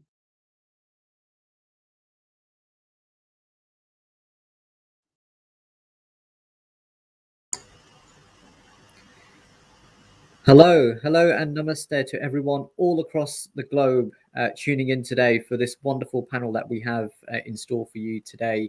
So my name's Krupesh Rani. I'm the London Assembly member for Brent and Harrow. Was recently elected in May, and before that I've been a councillor in Brent since 2010 in the London Borough of Brent. So that's enough about me, but we've got some fantastic panelists with us today to talk about this important topic about non-violence and the environment. And I'm going to ask each of our panelists in a second to come in and talk about this issue and what political changes are needed to make sure that we have a better world going forward. I want to make this as interactive as possible, so I'll be looking at the comments for your questions so that we can put them to the panelists as we go throughout this session. So first of all, I'm going to just give you a bit of an introduction about one of our great panelists, Kathy Barr, who is the CEO of the Shared Learning Trust. It is a multi-academy trust currently comprising of 5 schools collectively with over 4,000 pupils across Luton and Central Bedfordshire. She's been a qualified teacher for 29 years and has been a senior leader in education since 2003. Although her first year of teaching was in Brisbane in Australia, so some great global experience there as well. But most of her subsequent posts have been in and around London. And prior to being a CEO, Kathy was principal of the Stockwood Park Academy for 5 years, winning Partners in Excellence and Specialist Schools and Academy Trust Awards for pupil achievements and progress in 2013. In that year, the Academy was also named as the 3rd most improved school in the country. And as the CEO of the Trust since 2016, she has established strong links with local authorities and partners, resulting in excellent opportunities for staff and pupils alike. So with that great introduction, can you just draw on your experiences, Kathy, and tell us what non-violence and the environment and what it means to you? Thank you for that amazing words of welcome, Krupesh. I'm very honoured to be part of the discussion panel today. As you quite rightly said, my background and career has been in education. So for me, this is about making sure that our young people, and in the trust we currently have young people coming in age 2 into our nurseries and staying with us until they're 18. continue to enjoy life with clean air, clean water, and that sustainability of the resources, making sure that they are comfortable moving forward. I think it's a really important topic, and I'm looking forward to today's discussion, because for years we have taken from our planet, and now it's time to start replenishing and start putting things back into it. So thank you for inviting me. Very important topic indeed to be discussing. Thank you. And next, I'd like to introduce Dean Russell, MP. Dean is the hardworking Member of Parliament for Watford, and Dean is the former Vice Chair of the Hearts Foundation of Small Business and a former member of the Hertfordshire Chamber of Commerce. Dean founded his own business where he advised small businesses and was appointed as a startup mentor in 2019 by London & Partners as part of their Business Growth Hub. Dean has delivered lectures on business and communications at many universities, including UCL, University of Birmingham, and Ashridge Business School. A former columnist for the Third Sector magazine, Dean has been active in the charity sector, including performing charity missions in the Philippines jungle, and helped to give the gift of hearing to children with the Starkey Hearing Foundation. So some great background in business and in the charity sector, but also now in Parliament representing Watford. So could you also give us a bit of a flavour about non-violence and the environment and what it means to you? Absolutely, and thank you for that introduction. I think for me, it's a combination really of throughout my life, I've been very environmentally aware, as I'm sure most of society has. I remember as a school child doing my GCSE art and choosing to do it about CFCs and how we could end CFCs that were damaging the environment. And even back then, I was very aware of the fact that you need sort of three aspects, I suppose. One is government policies and legislation. One is business and encouraging business to not just do the right thing, but make something sustainable that can work and keep jobs and grow jobs, but also a personal role in how we act and how we behave, but in a way that actually allows us to continue to live our lives and enjoy life, but in a way that we can actually make changes. And often I see that people talk about wanting to change the world, but they're less willing to change their own lives. And I think for me, what I think today is about, and I won't speak for too long because I know we've got some excellent questions coming up and even more brilliant speakers. But I think for me, it's about how do we get the combination right, about lifestyle change, about economic and business change, and also government change. And within that, I think from a personal perspective, the way I feel is that, you know, people are far more aware now of the environment than they ever have been. And this comes from me. I remember as at school, at junior school, even doing litter picking, you know, so I think we've become more aware. But I think one of the most stark examples in my own life was when I was doing charity work in the Philippines after helping with a village that was being built in the jungle following the awful devastation of Typhoon Haiyan. And whilst that wasn't, you know, linked directly to climate change in any way, I think it really highlighted the power of the environment. And having seen people who lost everything, not just their belongings, but their family members, their livelihoods, everything, and seeing how people could come together and rebuild, literally rebuild a village in the middle of the jungle, but also how that forges communities, how that builds society, how that helps empower individuals, give them their lives back quite rightly, and offer them new hope. But also look at how you can build in a way that's sustainable, that enables people to give back to the environment, but do so in a way that doesn't need to harm it. So I'll leave it there, but for me, it's a very personal passion and one that I look forward to exploring more in our session today. Thank you. Thank you, Dean. And quite like the example of CFCs, because actually there'll be children growing up in the UK, at least today, who won't know what it was all about. So it's an example of a successful campaign where actually people did come together and make those changes to I remember that the big talk being about the ozone layer back when that debate was going on. So thanks for that. Next, we have Councillor Sumara Kashid, who is a representative from Luton in Bedfordshire, and she's extremely and incredibly proud about that. She describes it as a vibrant town which has given her many opportunities to grow and excel in her life, and she got into local and community politics because it felt it was her time to give back to her community. As a councillor, she seeks to act as an advocate for all human rights and has always felt the need to advocate on human rights and injustices regardless of colour, ethnicity or race. She has spoken at events locally and internationally, and in the past has visited schools and colleges in Pakistan, giving speeches on education and career pathways. And in her hometown of Luton, has organised peaceful protests for the rights of Palestinian nationals. Recently, she realised that the biggest threat that we are facing together is, of course, climate change, and which is the responsibility of each and every single person to tackle this issue. In her most recent trip to Pakistan, she donated and planted more than 2,000 trees, and she's now aiming to encourage and engage and educate people from all walks of life about climate change. So, Councillor Kashid, could you just give us a flavour of what non-violence and the environment means to you? Thank you, Krish, for inviting me on this very, burning issue, which is affecting each and every one of us and and generations to come as well, to be honest. And this is a very decisive decade where we have to make serious pledges to ourselves, and to violence is in the shape of a physical, mental, or verbal, is a harm, which leaves victim in a detrimental situation. And there are always the consequences to be followed. If you remember that Gandhi and Mahatma Gandhi and Martin Luther King Jr.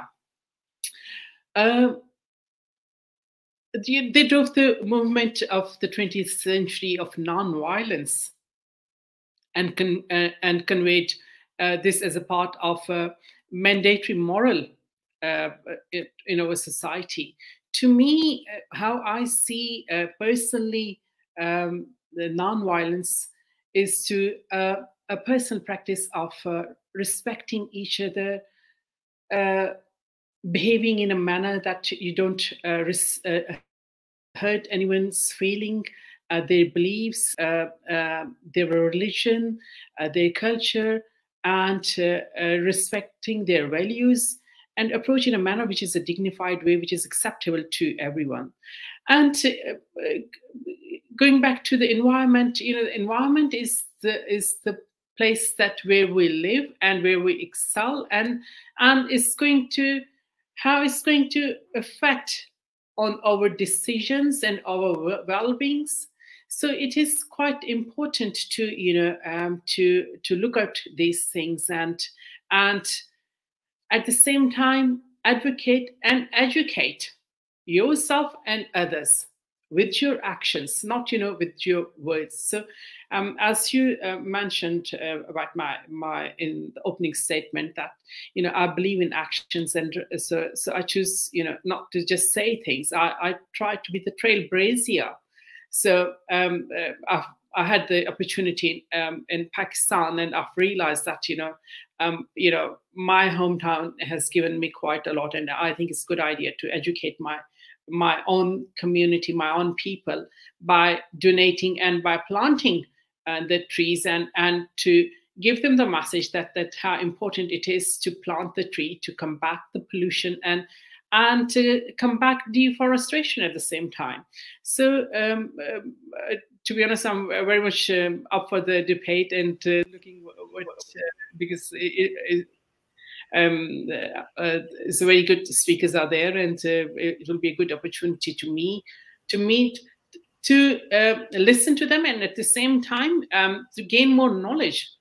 So which I'm very much grateful to Go Dharmic team, to be honest, to organizing something which is going to provide knowledge at the same time, and you listen to the personal experiences of the people.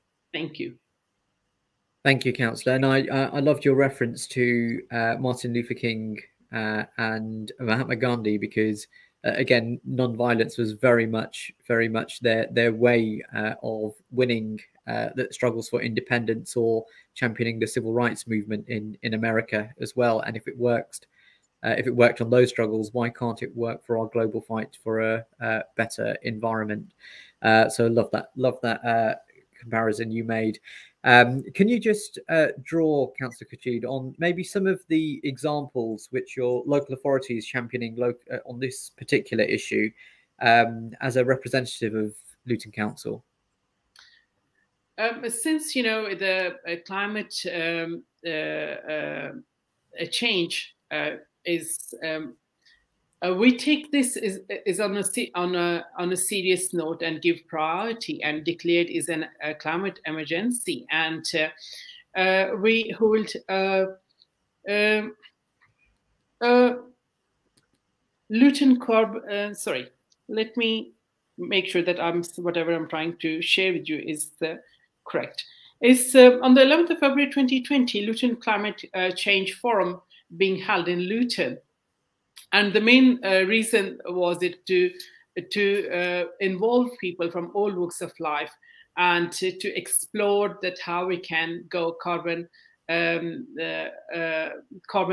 And also we, in order to do that, there's quite a lot of workshops been held, and in which that people has been given the opportunity to talk about it and to come back with the solutions, with the ideas. And also Luton has pledged that the 2040 vision that Luton will be a carbon-free town ahead of 10 years from the government plans. And also we are encouraging people to go cycling, to do more walk, and encourage them to use the public transport instead of using private vehicles. And as you probably be aware of that as a local authority, we own Luton Local Airport, the company called which runs by London Luton Airport Limited. And the aim is also to bring the green airport to combat the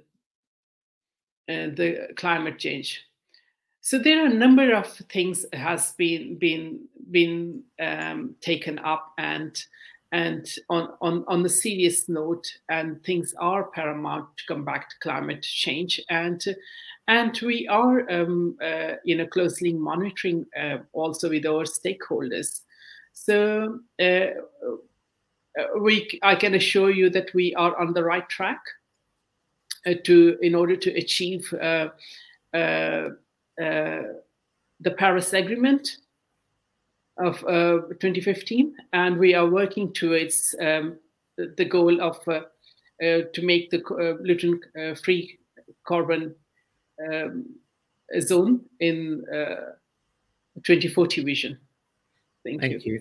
Thank you for that. And Dean, some of the work maybe that you're doing in Parliament on this issue, can you draw on some of your experiences as well? Yeah, of course. So, of course, from a national perspective, there's an awful lot going on this week. Of course, the timing this week is with COP26 happening. So you'll hear a lot this week of ongoing work around offshore wind, hydrogen, nuclear. The goal with regards electric vehicles, public transport. I mean, there's so much going on nationally. But I think for me, there's also a need to do much more locally and tangible things that people can sort of see and feel, and that includes education as well. So from my part, there's many different activities, but some that are topical because they're happening right now. So tomorrow, for example, I'm hosting an event in Parliament with relevant and distinguished guests from across Watford. And what we're doing there is looking at how we can end food waste in Watford, and where we can try and work together and encourage businesses to ensure that food isn't being wasted and thrown away by organisations from supermarkets through to restaurants, and how they can be better delivered to local people. So just yesterday, for example, I attended a fantastic event, which was the launch of a brilliant initiative in Watford called the Random Cafe, where they take food that would have otherwise been thrown away and make it possible so people can have that locally and enjoy it as well, not just being about worthiness, which is of course important, but also about actually having people have dignity and also have just really good food. So there's things like that are happening. There's lots of initiatives locally in terms of making sure that engaging with kids and with schools, and I've got an initiative that's coming up shortly. I can't announce it just yet, but to engage more with young people. And as an MP, of course, there's lots of work that goes on in terms of having meetings with relevant local groups. But I think for me, it goes back to a personal take on how do we learn from this? How do we make something that's sustainable in our own lives, but also as a community and as a society? And so within that, there's just from a personal perspective, I went vegan for 2 months at the start of this year. So for me, it was important to understand what veganism was and why people choose to have a lifestyle of veganism, and what benefits there would be for me on an individual level, so that when I'm speaking to constituents who are either vegan or vegetarian, I can understand the conversation properly, because I think sometimes it's very easy to read books and watch documentaries and so on. So that was a really valuable experience, and I'd gladly share some of those learnings later today with you. But also it's about the conversations in Parliament and making sure that when people feed into me locally, their concerns on both sides, because some people aren't so keen to push quick and fast on environmental measures, and then others are very much want everything to be quicker and faster and happen much sooner, and more investment going. So for me, in my position, a lot of that is having those discussions, understanding them and weighing them up, but also making sure that within Parliament, not just on the public side, which you often see on the green benches, as it were, but also understanding that behind the scenes. And I think there's two other quick points I'll just make as well, if I may. One is I'm on the Health and Social Care Select Committee, and I'm also on the Joint Committee on Human Rights. And whilst the environment hasn't necessarily been front and centre over the past year and a half, because of course COVID has affected us all so much, what it has highlighted is actually there's huge opportunities within the green agenda around innovation, around better health, around how we can treat each other better more generally as well. So I think there's loads of things with this that intertwine with just daily life, that don't need to be like a separate thing that have to be separated out all the time. Actually looking after our environment and our health actually is paramount for us all. And so for me, it's a very personal passion to make sure that we do deliver on that, but in a way that people feel it's sustainable, that it can work for them, but also that we can still achieve the goals to make sure that we have a better world around us, really. No, thanks for that, and great to hear about some of the personal changes you've made as well, which I might delve into after our next speaker. So, Kathy, could you just also let us know about the work you're doing with children through the trust and your leadership role there? Thank you, Kripesh. Gosh, what great to hear of the many things that are happening. I've kind of split my thoughts a little bit. Just starting with the physical. Sometimes it's not easy being environmentally friendly in older school buildings. Fortunately, we're very lucky. We have 3 that are quite new. So we have a BREEAM rating, which is a sustainability assessment method. And for those that are older buildings, we're trying to use some of the capital money that we receive from the Department of Education to make them less drafty and rectify some of those defects that make them more costly to run. There's also the collective effort, and this is really where young people come into their own. It's about making sure that we turn the lights off, we use air handling rather than air conditioning in the summer to cool the buildings. Recycling is a really big one, and young people are really committed to this. So we have recycling bins in every classroom. We use vast quantities of paper, so it's being thoughtful. Do we need to print everything? It's going right back to basics. We're trying to reduce the amount of plastic that we have, so everyone has their own water bottle rather than getting a kind of a single-use one every day. And in some of our schools, leaders have purchased coffee cups. So again, you haven't got to keep buying new ones and throwing them away. So we've got that sustainability going on. It's also about teaching young people to love the environment at a really early age. And I think one thing that we do, and I'm sure lots of other primary schools up and down the country too, is to make the most of outdoor learning. So we've got gardening clubs, we've got allotments, we use our outside spaces. We have a forest school, so young people go out and they learn. They have fire pits and they learn about the trees and the environment, and that's so important for their development. We also have that ethos around not wasting things, and we've been really proud to work with Godamic on a food distribution event. Now, this started early doors in lockdown, and it was initially weekly. And we started distributing maybe 50 meal kits every week. But as lockdown started to bite, prices went up. That grew significantly. And it's something that we continue, albeit on a fortnightly basis, to this day. Now, why I'm saying this is our young people have been part of this, and it's been wonderful to see our pupils come in and help pack the meal kits and help distribute that too. And you know, that's something really powerful. And the last thing that we've been involved in is the CHILL project, which is children's health in London and Luton. As Councillor Khurshid said, we do have an airport in Luton, we've got some busy roads, and it's really important that we're aware of how pollution might affect our young people so that we can take active steps to protect them.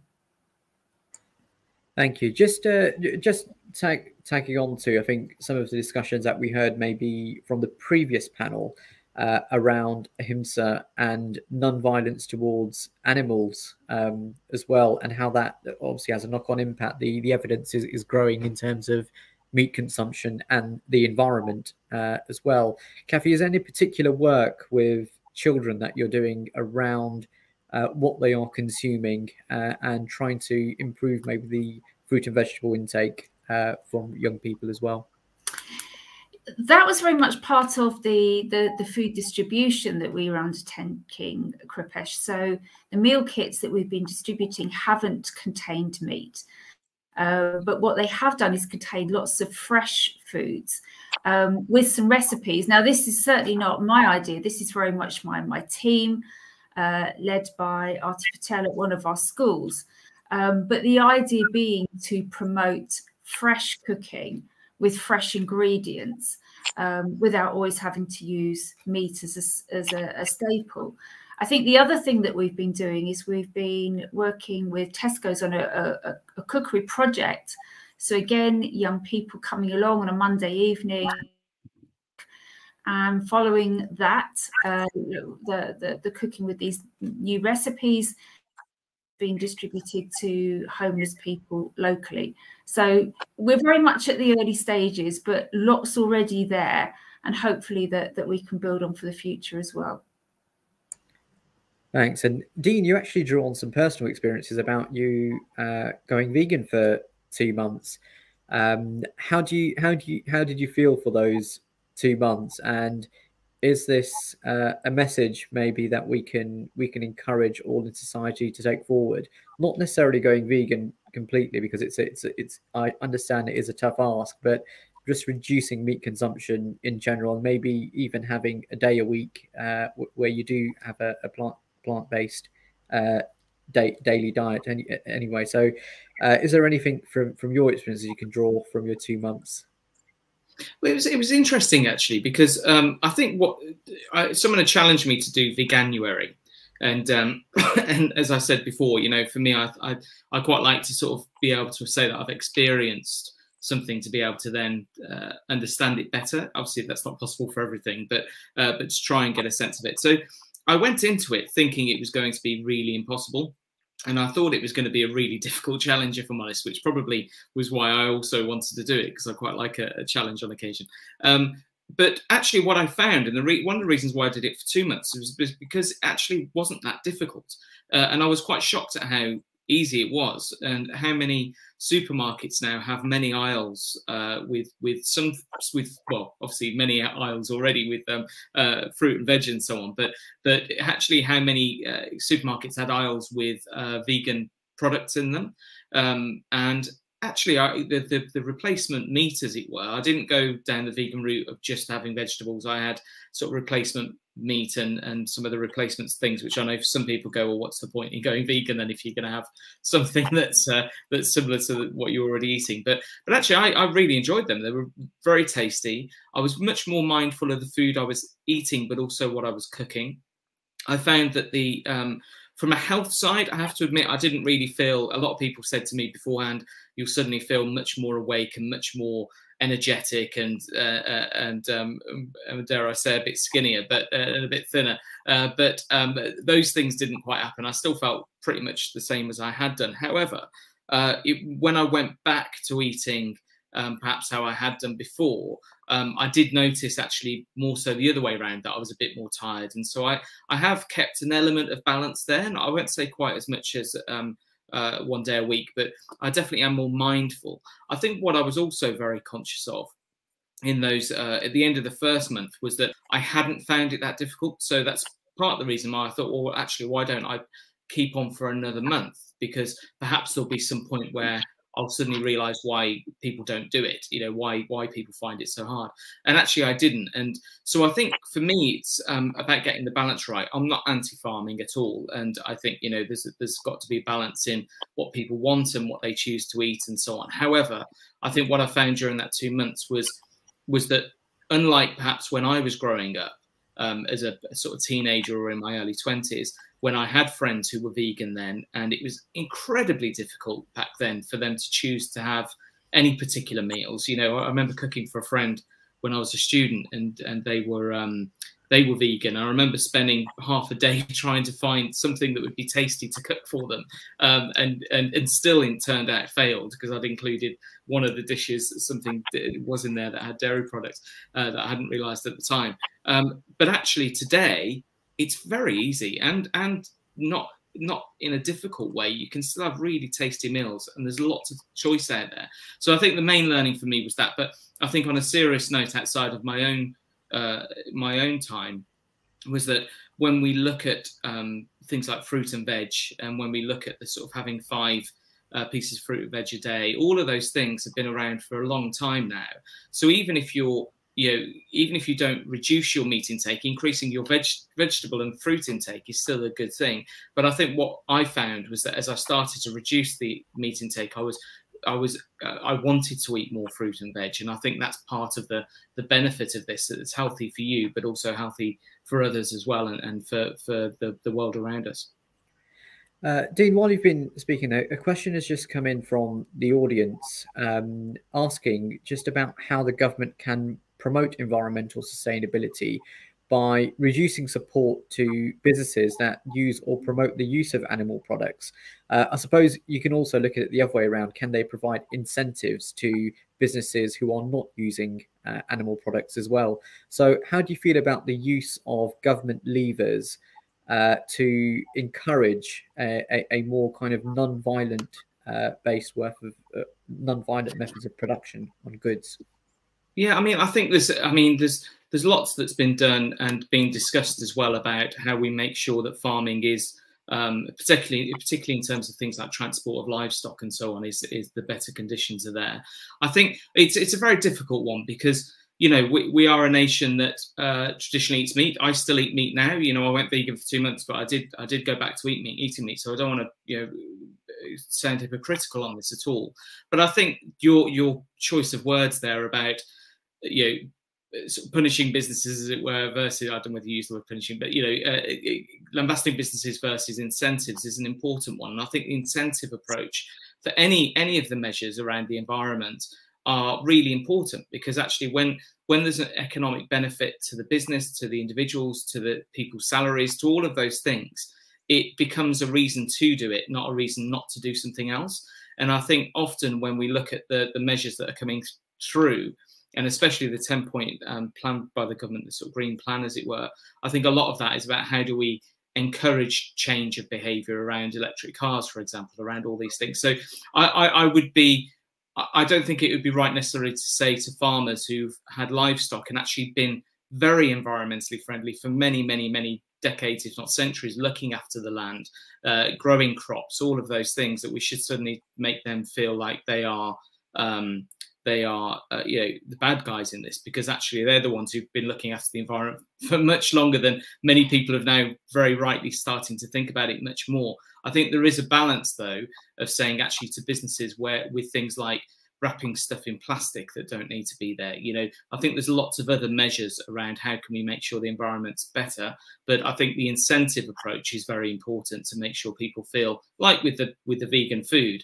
I ended up doing it for 2 months because actually I enjoyed it, and not because I felt like I had to. And I think if we can get that balance right, it can then be sustainable and actually be a very powerful way of going forward.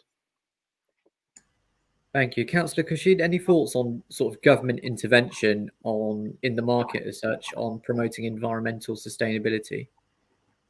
I would like to echo on Russell's approach, because the thing is, it's very much difficult for a government to look after one set of people and ignore the others, where the detrimental effects has been causing by the others. There are so many other things that which is contributing the carbon emissions, and we need to look at those things, because the thing is that this going vegan might suit to some people, and on the health wise, it might not suit to others. So we need to look at the health prospect as well. So to me, I believe that we should look into the things which are causing more harm, such as plastic. I'm a huge say no to plastic, because wherever I go, I used to take my reusable bag, in fact I was in Pakistan, and I was talking to the authorities there, and I was pressing them that why can't you be the first one to take that route to say no to plastic bag, especially the bags. Nowadays is causing so much issues in the if you remember, Grupesh, because you and I share the same background, and you might remember the ponds, the water flows. They were quite natural and clean, and now you hardly find them, and it's all due to the pollution, the plastic, and the people. Sometimes they might not be doing it consciously, might be subconsciously they're harming. So I think it's a good idea to look into things which are detrimental to our planet. So rather than going making someone, especially after COVID has already taken a huge toll, and people are out of jobs and things like that. So I think it's a good idea to think on which can be more, we can cut back and we can do something about it. Thank you. Kathy, do you have any thoughts on how the government may be able to promote environmental sustainability? Yes, thank you. I think it's about giving out a clear message about what they want to achieve and how to achieve this, and what we can do to play our part. I was really fortunate this week to be talking to a group of 16 to 18-year-olds who are actually training up to be local youth ambassadors. And they were debating, they were learning how to debate. And actually the topic that my group chose was, is too much being made of climate change? Now, they picked that as a topic. They found it very hard to argue that too much was being made, but they had lots of ideas. But I think what they wanted was some clear steps. So they knew about sustainability, but what they really wanted to know was, what does that mean for them? What can they do? What materials should they be using? They were really passionate. You know, they were talking about the planet. They understand we're in a crisis. What they don't understand quite so readily are what the solutions are. Now, in education, we're very fond of development plans, and you know, it's trying to outline the steps that we want to take to get to where we want to be. So for me, it's that clarity from the government, from the department, so that everyone understands what their bit is. Young people are desperate to play a part in this, and they really want to know what they can do easily as well to play their part. Thank you. And just to each of the panelists, a quick one-liner, because we don't have much time left, on what you would like to see change to make the biggest impact, whether that's locally, nationally, or internationally. I'll start with Dean. Yeah, absolutely. I think the main thing I would say is for, you know, there's lots of campaigns and so on talking about what should be done, but I'd love to see people talk about what positive impact going green, you know, changing things in their own lifestyles has made for them. Because often, I think often the green agenda, quite rightly, sort of saying about the concerns that are out there, and quite understandably. But I think actually there's great benefits from people going out, you know, planting trees, from going in their garden, not using plastic. All of those things actually are really positive benefits, not just to the environment, but to people's lifestyles and their own health and so on. So I'd love to see more people talk about the positives of their own lifestyle changes and talk about that so that we can educate more people, not just young people, but everyone, about why this is a good thing. Because I think actually it is a really good thing. And actually, as we move forward as a society, the more we can talk about the positives that come out of it, while still challenging people like me on what we need to do more of, but very much talk about a personal experience of why things are better when they make those changes. I think that would be a really positive shifting conversation at times as well. Thank you. And Councillor Kashid? What I want to see a more closer relationship between people and interaction, which has been faded away, and which has contributed to all this to certain degrees. Because the thing is that when I was growing up, and I remember that, you know, people used to walk for miles. There was no food wastage. There was less traffic. You know, there was. People used to grow their own vegetables. So going back to the Mother Nature is the way forward, you know, which we need to, to engage ourselves and our future generation. And one thing I would like to emphasize that, you know, we need to educate each and every one of us on this planet to, you know, about the climate change and the detrimental effects which are we going to have, and the generations to come. So it's very vital to educate each and every one of us. Thank you. And Kathy? Thank you. Just like the other panelists, really, I'd like to see more solutions. I think we all understand that this crisis is now, it's happening now, and we need to act now. So I'd like to see on the media lots of solutions, lots of things coming through that we can all quickly and easily do. Because when we all work together, you can achieve amazing things. The strapline in the pandemic was, we're all in this together. And actually, we're all in this together. Let's work together and let's work quickly to solve this. Thank you. You've been amazing panelists. It's been great to hear about your views on this very important issue. Really some quick highlights from the panel. I really loved the comparison to the civil rights movements and the struggle for independence. I think it was Councillor Kashid that came up with that analogy. And if we can do it in a non-violent way for those issues, why can't we do it to address a climate emergency?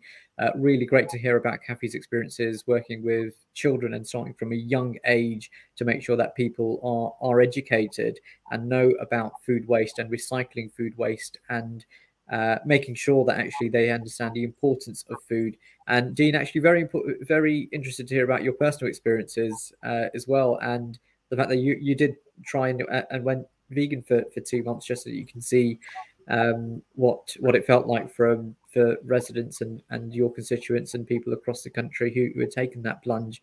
I must admit, I tried veganuary about 3 years ago, and I haven't stopped. So that it's a great plug for anyone looking for New Year's resolutions in the lead up to January coming up. We're approaching the end of the year scarily, but I'd like to thank everyone who's tuned in today as well, and the wonderful team at Go Dharmic for hosting this amazing discussion, and also the whole program throughout as well. And I know that they've got plenty in store for you for the rest of the program. Thank you very much. Thank you very much. Thank you. Thank you.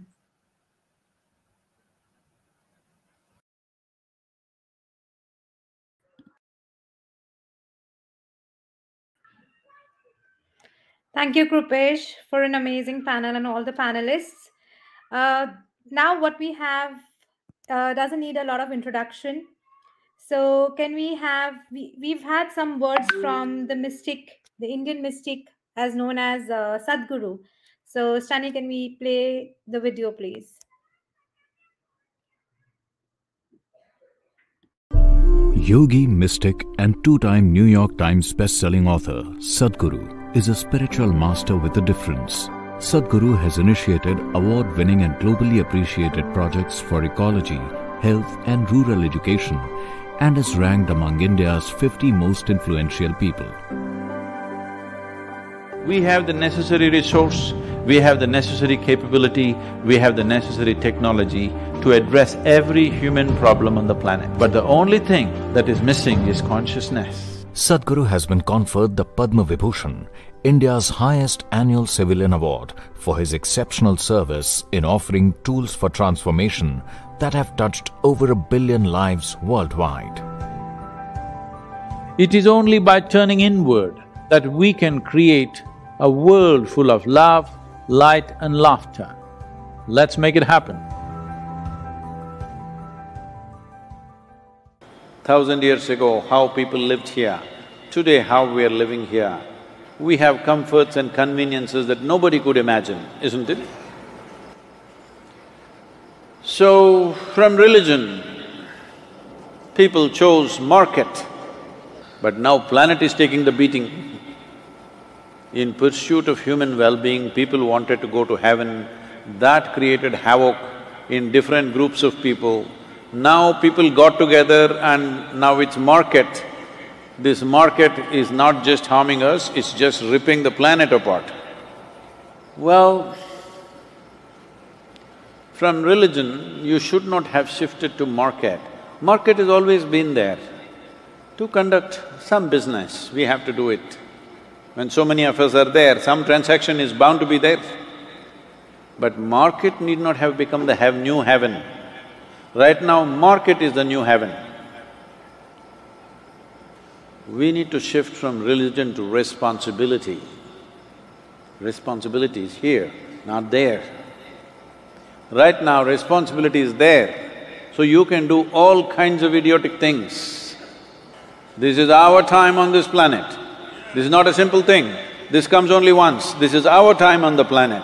How we conduct everything in our time is our business, our responsibility, yes or no?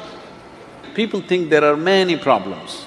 There are no many problems, there is only one problem: human being. Is there any other problem on this planet? If you and me, all human beings, all of us, disappear, is there any problem on this planet? Everything is just perfect here, isn't it?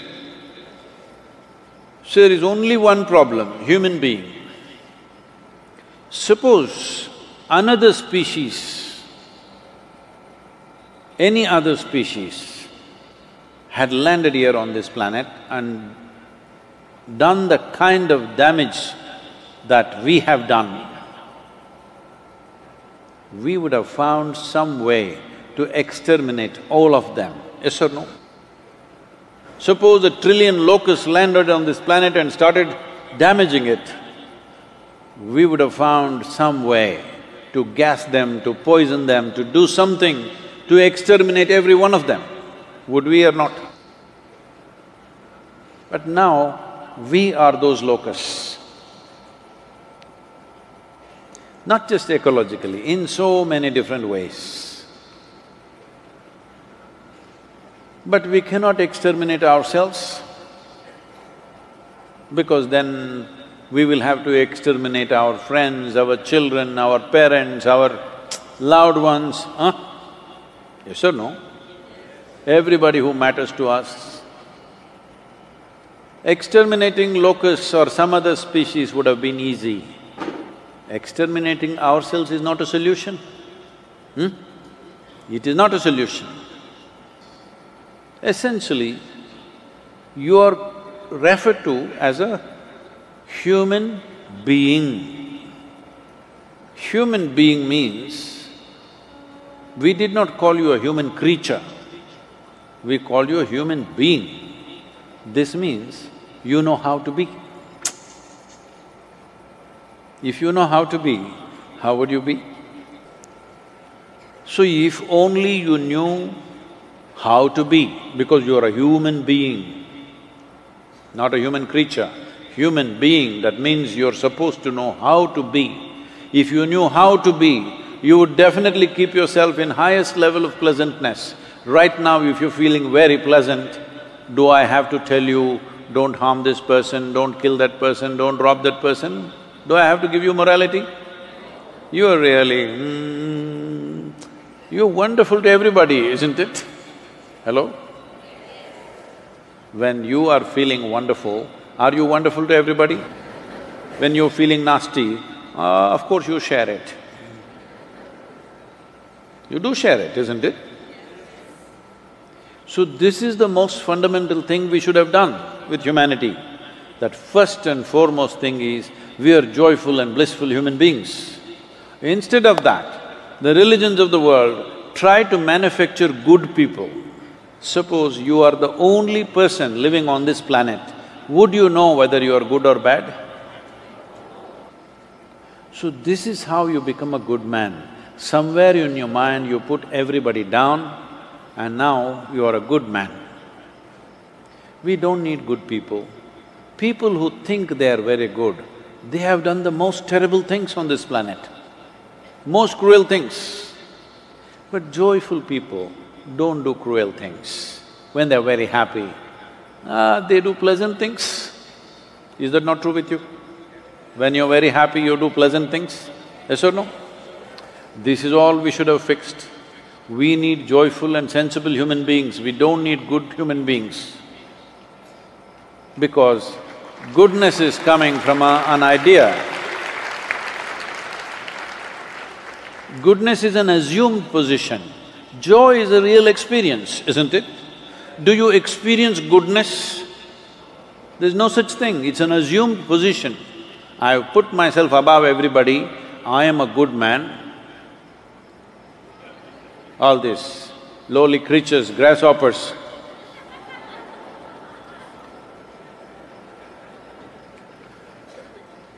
because human beings think they are good, they look down upon every other creature, isn't it? See, if tomorrow morning all the insects on this planet, because we were talking about grasshoppers, I'm saying, all the insects, suppose they disappear, in about somewhere between 3 to 4.5 years, all life on this planet, including you and me, will be gone, if all the insects disappear. If the worms go away, tomorrow morning all the worms disappeared, you worm, you called somebody like that? I'll tell you the significance of worms. If all the worms disappear in probably 18 months' time, all life on this planet will be gone without the worms. If all the microbes, microorganisms, bacteria and virus and stuff, if all of them go away, within 3 days, life will come to an end. Everybody. But if all the human beings die, planet will flourish. So the self-assumed significance of this human species has mess them up. These ideas that they put into your head, all other life is here to serve you. They're not here to serve you, they have a life of their own. Hello? If you pay attention, you will see whether it's ants or bees or grasshoppers or… I'm not even going to the bigger life, the smallest little ones, they have a complete life of their own. We are not the only ones. We are new. Hello? We are new out here, but we are on top of the pile. Nature somehow overestimated us. They thought we are the most intelligent creatures, obviously we would do the most brilliant things.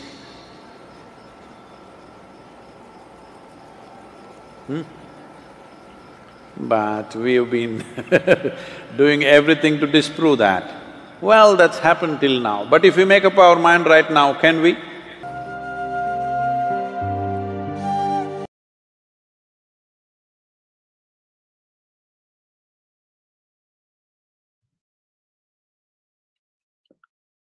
So next we have somebody who's very dear to me, Krishna Das, and a great supporter of Godharmic's work. He'll be singing and chanting. I guess, you know, we've had hours of talks, 4.5 hours of talking, and now Krishna Das, I believe, sings to a place in our hearts which can heal a lot of what we talk about. So without further ado, Stanley, we can go over to Krishna Das.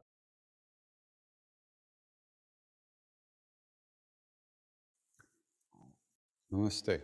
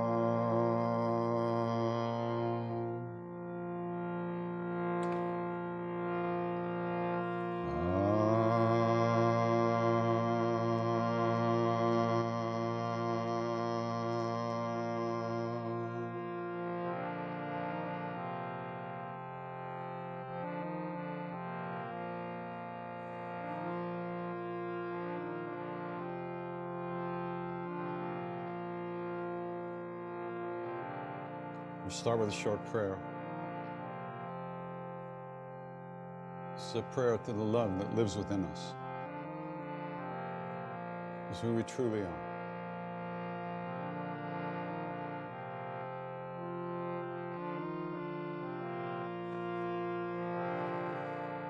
Pranavam Pavanakuma Kalabana Pavak Jnanagan Jasu Hridayaga Vasain Ram Sarachabadhan Atulita Baladham Himshala Badeham Tanujavan Krishna Kyaninama Graganyam Sakalaguna Nidhana Vanaranam Adhisham Raghupati Priya Bhaktam Patajatam Namam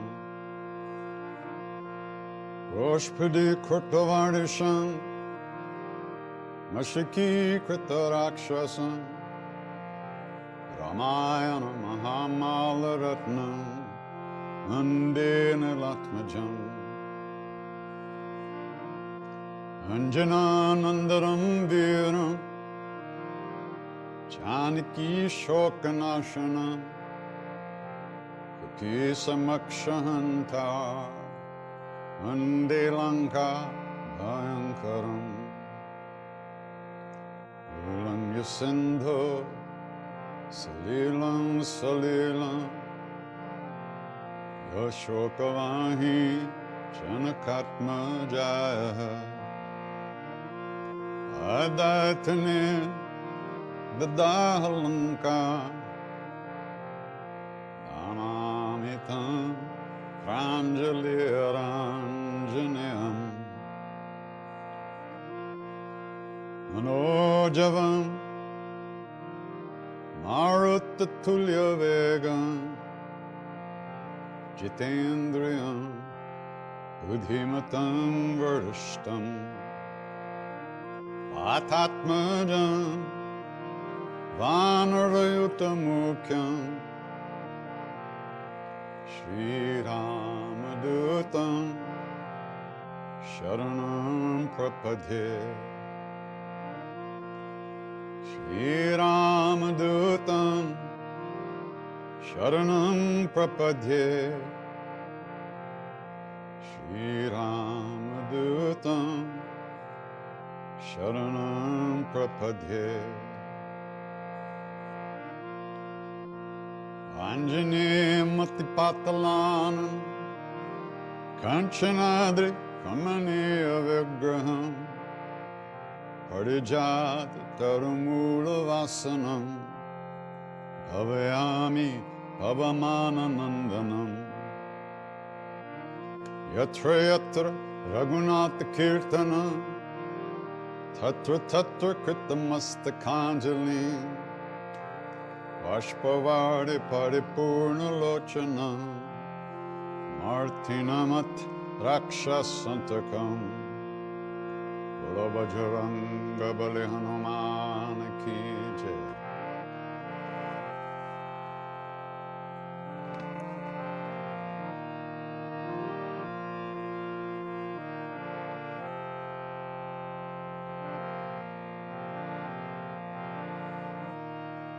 Shri Ram Jai Ram Jai Jai Ram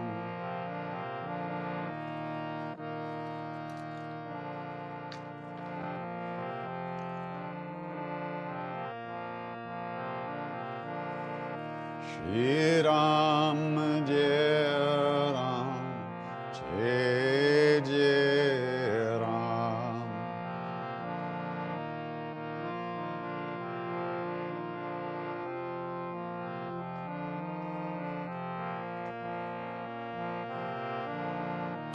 Shri Ram Jai Ram Jai Jai Ram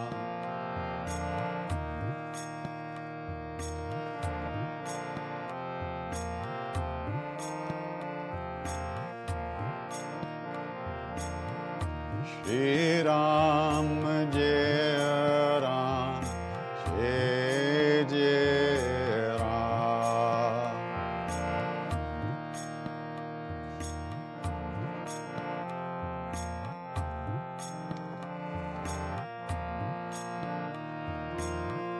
Shri Ram Jai Ram Jai Jai Ram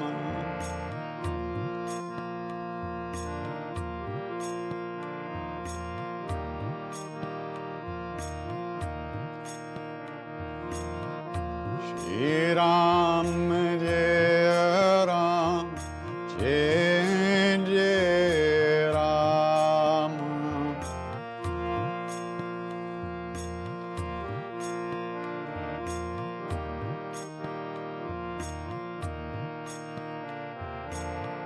Shri Ram Jai Ram Jai Jai Ram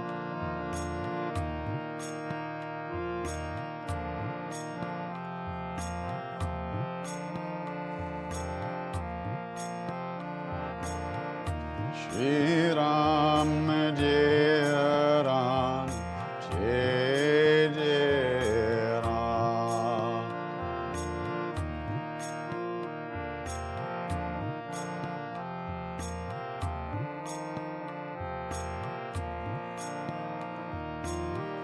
Shri Ram Jai Ram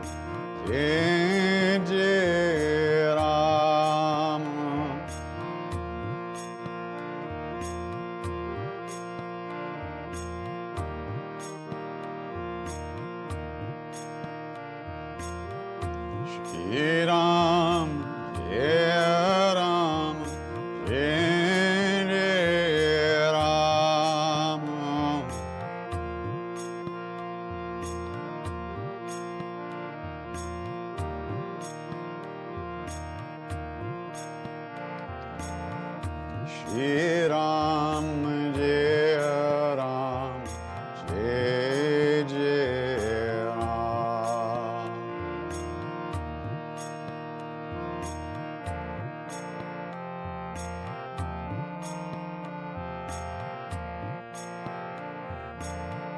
Shri Ram, Jai Ram, Jai Jai Ram.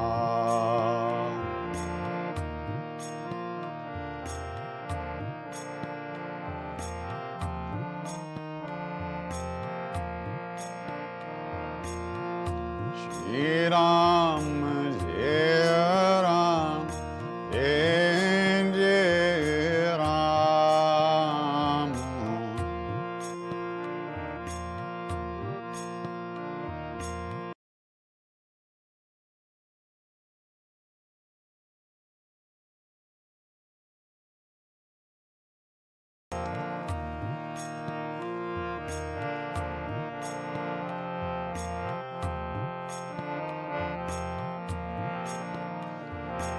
Gopala, Gopala, Devaki Nandana Gopala.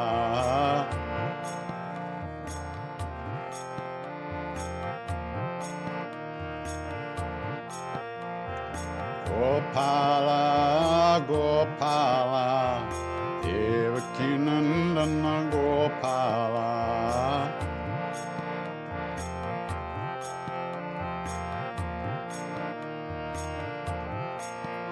Bhaja Devaki Nandana Gopala, Devaki Nandana Gopala.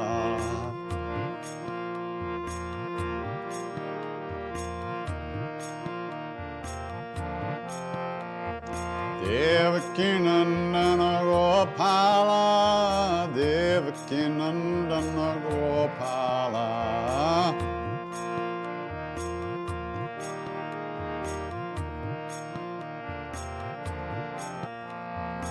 Gopala, Gopala, Devaki Nandana Gopala.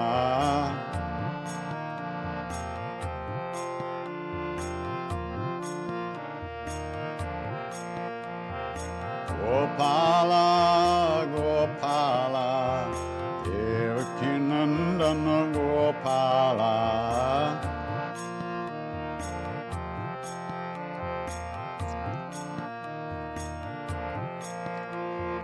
Devaki Nandana Gopala, Devaki Nandana Gopala.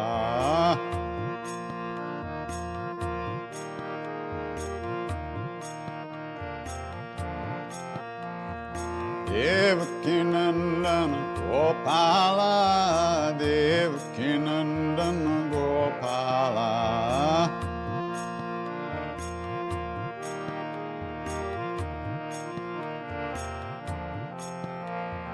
Gopala, Gopala, Devaki Nandana Gopala.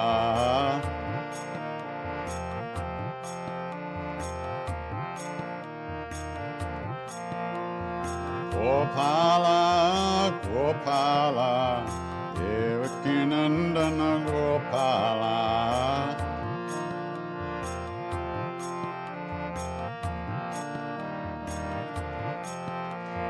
Devaki Nandana Gopala, Devaki Nandana Gopala, Devaki Nandana.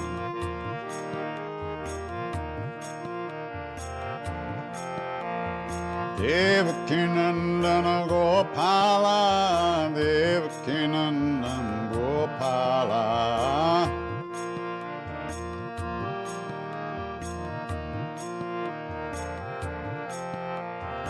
Gopala, Gopala, Devaki Nandana Gopala.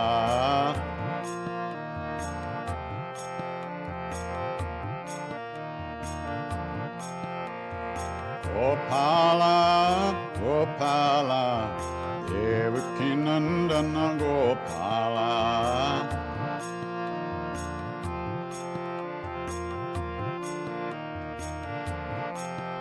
Devaki Nandana Gopala, Devaki Nandana Gopala.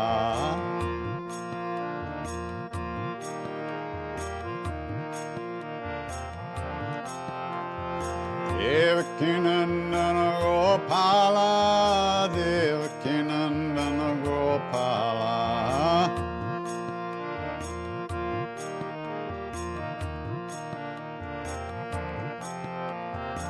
Gopala, Gopala, Devaki Nandana Gopala.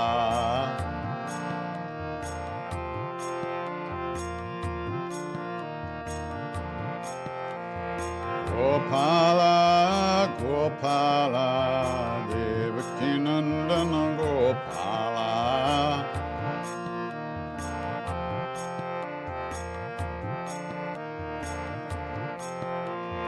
Devaki Nandana Gopala, Devaki Nandana Gopala.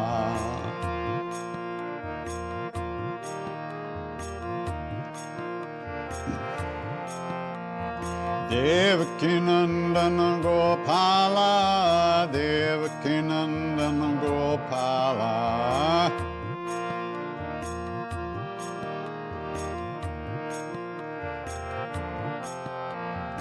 Gopala, Gopala, Devaki Nandana Gopala.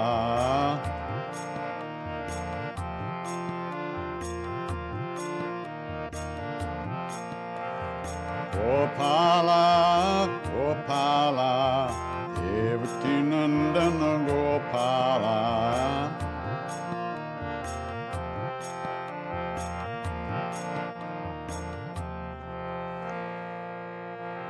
Gopala, Gopala, Devaki Nandana Gopala. Gopala, Gopala, Devaki Nandana Gopala.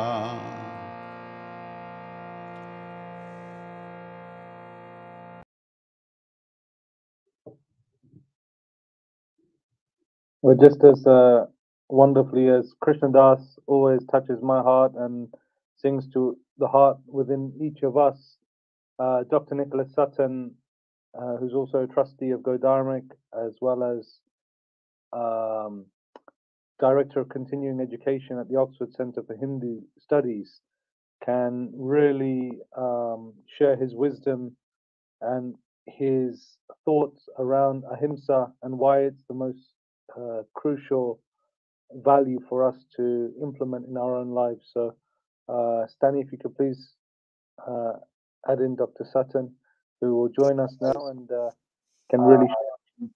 Director of Continuing Education at the Oxford Centre for Hindu Studies, can really share his wisdom and his thoughts around ahimsa and why it's the most crucial value for us to implement in our own lives. So, Stanley, if you could please.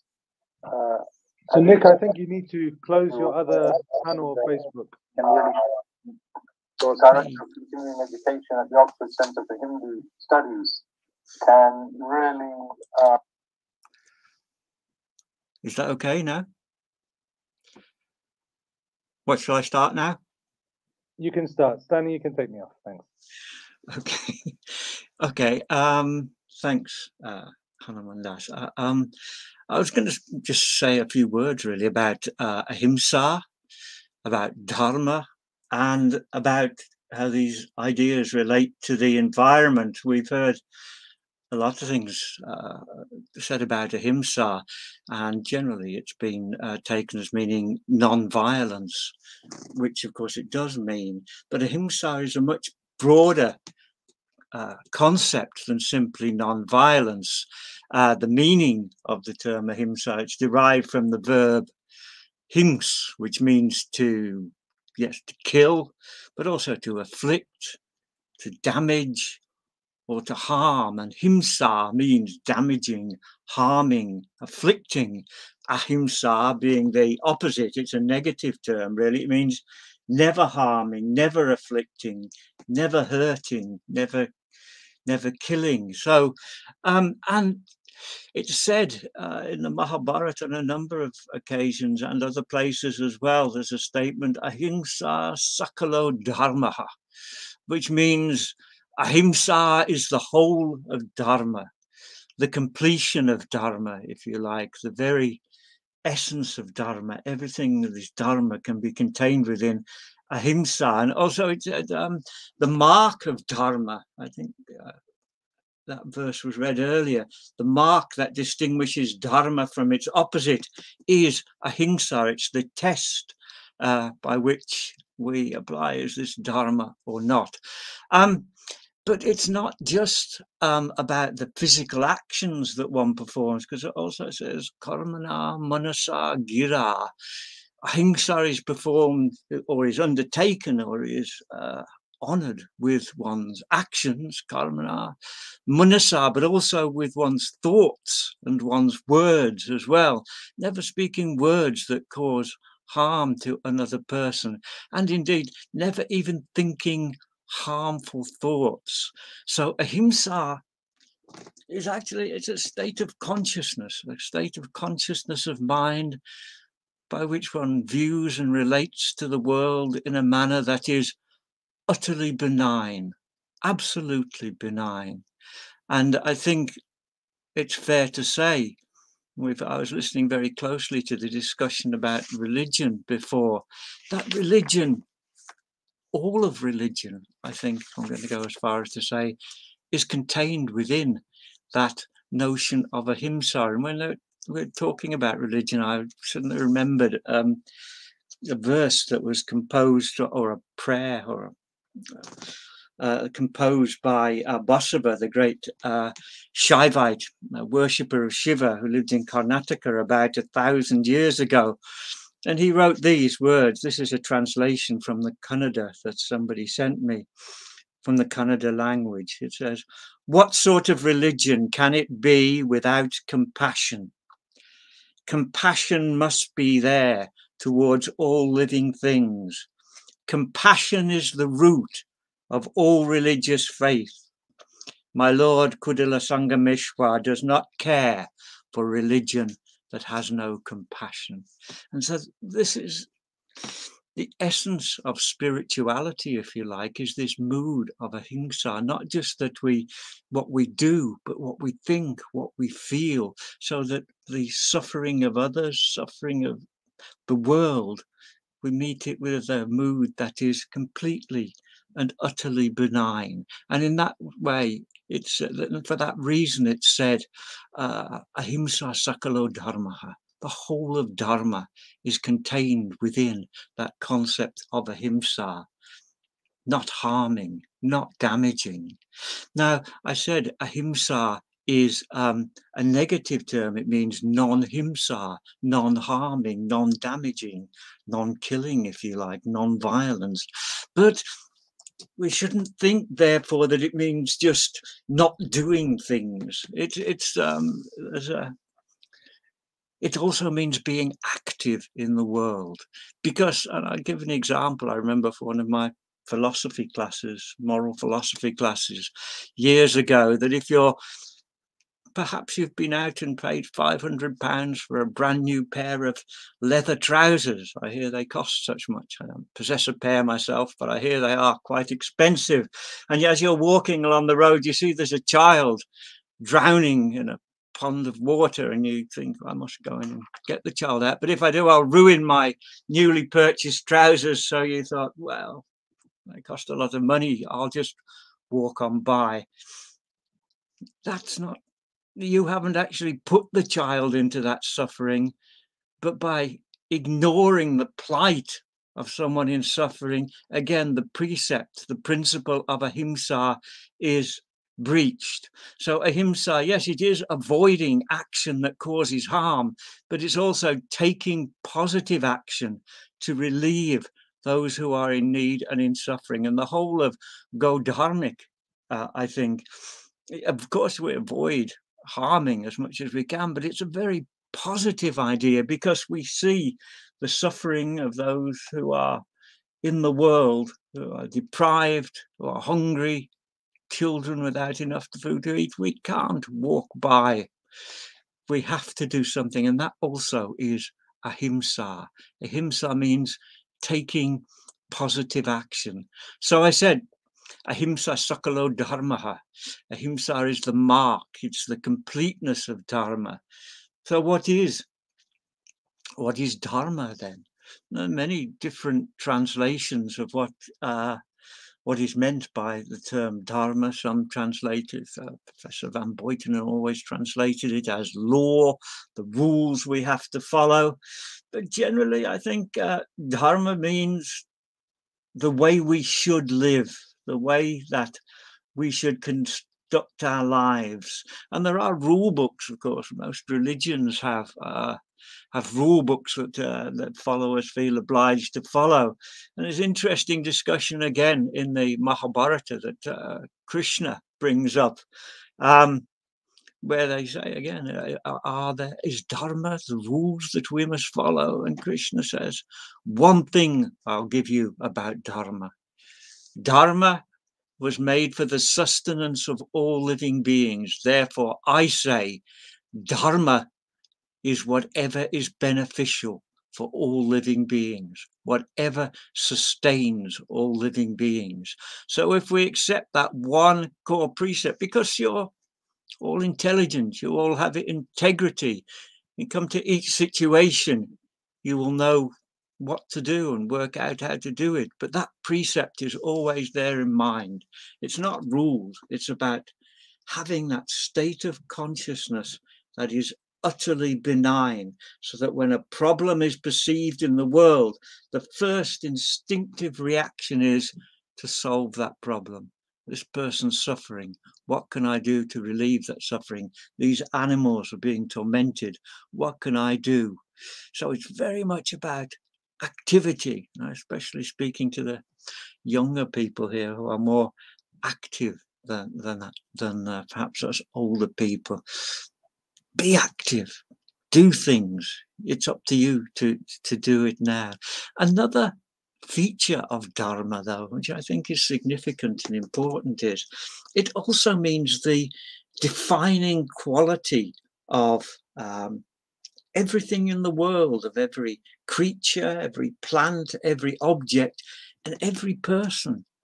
And that means dharma of humanity is to be utterly benign, and that those, therefore, who are violent, aggressive, destroyers of the environment, in some way we're slipping away from our humanity. The fullness of our humanity is manifest only through ahimsa. Sometimes it's said that human nature is to do this or that greedy or wicked thing, but the idea of dharma is completely opposite. The fullness of humanity is to be utterly benign, giving and loving towards others. And so when one adopts ahimsa, makes ahimsa as far as possible one's identity, then one is becoming fully human. I think that's the point that we should make. We're experiencing what it means to be fully human. Of course, nobody, and even Gandhi said this, I think he said once, perfect ahimsa is like Euclid's point. It's a theoretical object that we all strive towards, but nobody has ever yet encountered it directly. So full ahimsa is it's the goal we strive towards.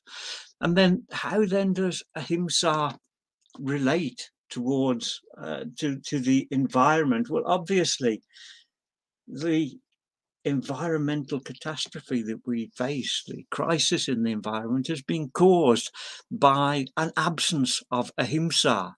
It's been caused by greed, by selfishness. And I think many of us are thinking, we're hoping that we're being very optimistic at the present time, which is good to be optimistic. The problem can be solved, but let's not kid ourselves that this is an easy problem. The world, each and every one of us, are in grave danger. It's a crisis that is absolutely looming, and it's not going to be solved overnight. Because if we look at the real root causes of the problem, and many of the speakers have mentioned this before, it's embedded in our culture. In the Gita, nobody wanted to trash the world. Nobody wanted to turn the earth planet into a desert. But it's in the Bhagavad Gita, Arjuna asks Krishna a question. He says to him in the 3rd chapter of the Gita, Atakena prayuktoyam papam charati purushaha anichchanapi varshne. He said, why do people engage in these awful activities, papam charity, and ichchanapi, even though they don't really desire to do that? Nobody wanted to devastate the world, really, or maybe a few very perverse individuals, but nobody wanted to cause this crisis. So why on earth? And again, I can hear the voices of my own children and grandchildren asking me, why did you do this? Why did you trash the world? Why didn't you shout louder? Why did you just sing a few songs and then go away to quiet places and ignore it? Why didn't you stop it from happening? Why did anybody do it? The answer Krishna gives to Arjuna's question, Anichchanapi, even though they didn't want to, is Kama Esha, Krodha Esha. It's desire, which then turns to anger, but essentially it is desire. And that's why I say this is a big, big problem that we're facing, because desire is endemic in our culture. In fact, our culture, created by capitalism, if you want to put it bluntly, capitalism depends on ever expanding markets. It depends on creating desire, karma, within the hearts of people. You want this, you will buy this. There's a new, I don't know what, iPad 97.35 that's come out, and you didn't know it existed, but you want it. Without it, your life is incomplete. We, I know myself, conditioned as children to believe that satisfaction in life comes through the status one achieves through consumption, driving the big car, owning more than anybody else. Useless stuff, really, that nobody needs. But it's endemic in our culture. And it's almost got to the stage where it's a religious, a quasi-religious belief that consumption and the ability to consume equals happiness and satisfaction in life. And as with all weird, perverse religions, they all have the potential to metamorphose into suicide cults. So yes, let's be optimistic, but let's not fool ourselves and think that this is an easily soluble problem, because it's not just about a few older men and women making a few adjustments. It's about coming to terms with the iniquities of the culture that the economic system has created. And therefore, that's the real answer that Krishna gives to the cause of the problem. Our culture that is rooted in desire and greed. How else could we allow the poverty and suffering of the world? How else, unless we were addicted to these things, how else would we just walk on by and not do anything? And therefore, the appeal I would make, I qualify myself as an older man now, is to the young people of the world, because we've made a mess of it, my generation. I mean, we protested, and I say we sang a few songs, but we didn't do enough. My generation has ruined the world for you.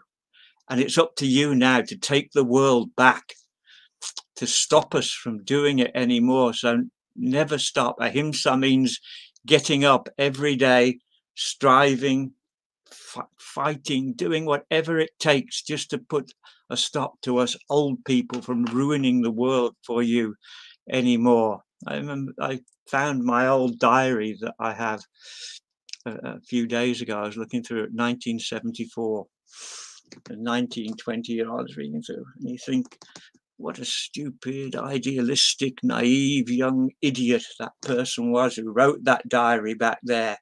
But actually, I thought a little bit, I admire that person. I only hope that in life I haven't let him down in some way, become flabby and, I don't know, and overly contented with myself. So my call is to the younger generation, you are the only hope. The old men, they won't do it. They're addicts. They're completely committed to the doctrine of greed and consumption. It's up to the new people, the young people, to create a new world. So all we can do is say, I'm sorry, I wish we hadn't done this for you. And please put right the problems that we have caused for you. Thank you very much. That's enough from me.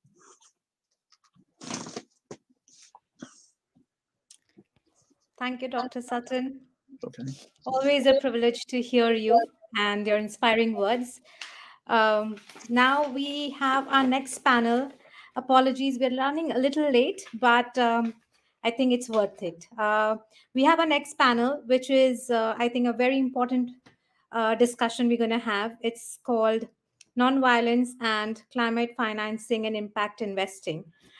This panel is going to be moderated by Mr. Sandeep Tyagi, who is the chairman and MD of SD, and also the trustee for GD USA, the USA board member.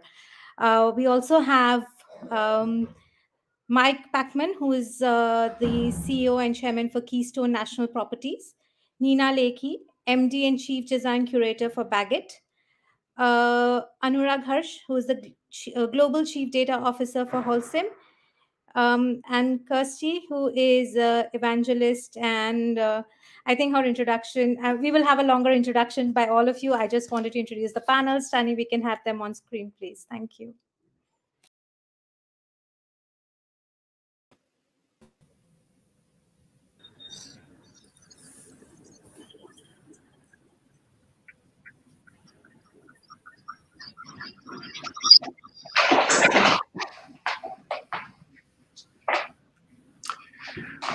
Hello and welcome to the panel on Ahimsa and the Environment.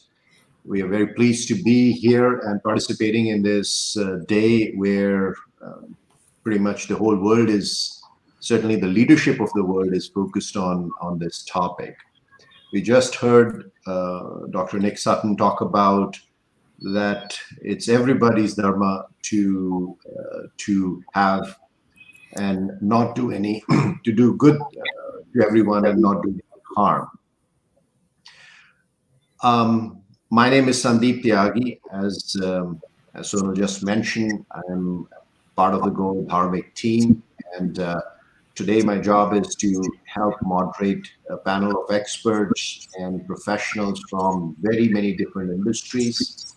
I just wanted to continue the dialogue that we just heard from Dr. Sutton and talk about where does this gap start to emerge a little bit to set the context. As a child, we all learn, don't do harm to your sibling. If you tease your brother or sister, you would get reprimanded by your parents right away. So we learned that, can't do violence onto your siblings. As we grow a little older, we learn that we can't go and beat up our neighbor. If we do that, actually before that, we can't beat up a fellow student in the class. If we do that, the teacher would come and reprimand us. So we learn not to do that. We learn that it's not okay to go beat up or slap somebody or push somebody down the stairs just to tease them. So on and so forth. Throughout our life, we keep expanding the definition of who we can't hurt, from our immediate fellow brother or sister to our class fellows, to the fellow beings, to where we have laws that you can't hurt any other living human being. But I think that's where we have missed the boat. We have defined it a little bit too narrowly on who we cannot hurt, who we cannot do hinsa on. We have defined that universe to be maybe fellow human beings who are within the same legal system, within the same country, that we live in, and we have laws and systems and things available to control our impulses, our desires, to prevent that violence. However, the topic of the day is, it's much bigger than that. It's actually a lot bigger than that, because if you commit violence beyond that, certainly we can commit violence against some other country, and there are consequences to that, but we can commit violence onto our planet, onto our vegetation, onto animals, and we create an environment which is now coming back to bite us. So we have been short-term greedy and long-term foolish. That is the context in which we need to understand this nonviolence and environment. We are very privileged to have a distinguished panel. Let me invite them one by one. I want to start with Anurag Harsh. Anurag was named the #1 voice on technology in LinkedIn. He's the global chief data officer at the $30 billion Holcim Group, which is the world's largest building materials company. He's leading their efforts for automation, analytics, and AI in helping build the company of the future. He's authored 7 books and has got degrees from MIT and Wharton. Anurag, my question to you is, in the world of cement, and by the way, 1/3 of our carbon impact on the environment and the things that we talk about comes from making things. And one of the biggest things that we make is cement. So cement is one of the biggest impact that we have today. And we make equivalent of New York City every month around the world. And we'll probably continue doing that for next decades. And we just approved over $1 trillion in infrastructure spending in the US. So this is going to continue to be a very, very big contributor. How does the world's largest company think about it? How do you think us taking to net zero future? Thank you, Sandeep. And thank you for having me as part of this very interesting topic on such an amazing day. The world emits about 33 billion metric tons of CO2 into the atmosphere every year. And the building materials industry, our industry, concrete, cement, aggregates, etc., it's approximately 8% of this number. So it's a very large number. By 2050, 80% of the world's population, close to 10 billion people, is expected to be living in cities. So the concrete industry is actively building low carbon solutions. You know, we've signed, and a lot of the cement producers have signed the 1.5 degrees centigrade pledge with intermediate SBTi targets in alignment with a net zero pathway. I can briefly talk about 2 building projects currently under construction in the United States that demonstrate this. So the first is Georgetown University's 12-story student residence in the heart of DC, Washington, DC. And the second is Boston University's 19-story Computing and Data Science Center. Now, both buildings use EcoPact, which is a low-carbon concrete achieving an emissions reduction that was the equivalent of removing 1 million miles of road travel by fossil fuel cars. BU's new Computing and Data Science Center, Boston University, that's due to be completed in 2022 next year. And it's one of the largest concrete pours in Boston history. I mean, the results are incredible. More than 700 tons of CO2 were saved. And that's the equivalent of taking 140 cars off the street for a whole year. So the concrete industry is looking at things like carbon capture, green products, building and optimizing plants, or factories with advanced AI, renewable energy, looking at alternative fuels, and really rather, building a circular economy that benefits the environment while simultaneously eliminating waste. The construction sector consumes roughly 40 billion tons of raw materials that are extracted from the planet every year. So we're actively working to substitute these fossil fuels and raw materials with waste or byproducts. So for example, in our case, Holcim, we are the second biggest waste reuser globally. We transformed 5 million tons of waste into alternative fuels, and then we recycled the minerals and recovered the energy. So co-processing alternative fuels is about 11% of all the waste that we recycle. That includes almost 2 million tons of plastic waste. And finally, water and air is a big component of the production process. It's not just concrete and cement manufacturing. For example, in our case, and the industry in general does that, but in our case, we measure our impact on water resources in the communities where we operate, particularly where there's water scarcity. You can't manufacture anything without water. I mean, most of our plants are right next to a river system. So for all of our production sites, we also measure air emissions. We monitor dust, oxides of nitrogen, especially atmospheric pollutants, and sulfur dioxide emissions from nearly all of the product that we produce. So there's a lot of effort that's going on in the industry, and their customers are buying it. The products are being used, and BU and Georgetown University are two examples here in the Northeast in the United States of customers that are actually using it. Thank you, Anurag. We just heard that the types of efforts that the industry is making in cement. But whenever a new building is built, somebody is invested in it, somebody has put in the money to build that infrastructure. So I'm going to bring in our next panelist, Mike Packman, who's the founder and CEO of KNPRE, which helps family offices make better impact investing choices. He's a seasoned entrepreneur in the space of private equity and real estate, and he has closed hundreds of millions of dollars of transactions over the past 2 decades, has built several successful businesses. And in addition to KNPRE, he's an active investor in several technology and wellness focused companies like Bundlefy and Yada Yada Yoga. My question to you, Michael, is, as I welcome you in, how do you see family offices making this trade-off, making this investment when they are thinking of, endowing a building, let's say, to a university? How important is it for them? And what do you see the trends in terms of making those choices? Dr. Sutton talked about that Kama and Krodha, we have desire to have better returns, a nicer building, a bigger building with the same amount of resources. How is that playing in the world you are? Well, thank you, Sandeep, and very happy to be here and on this panel. Yeah, I was listening to him, and it was very interesting hearing Dr. Sutton, his thoughts, and seeing what we do in the family office world, where the older generation was all about returns. We see the next gens are sometimes care more about doing good in the world than they do even about what those returns bring.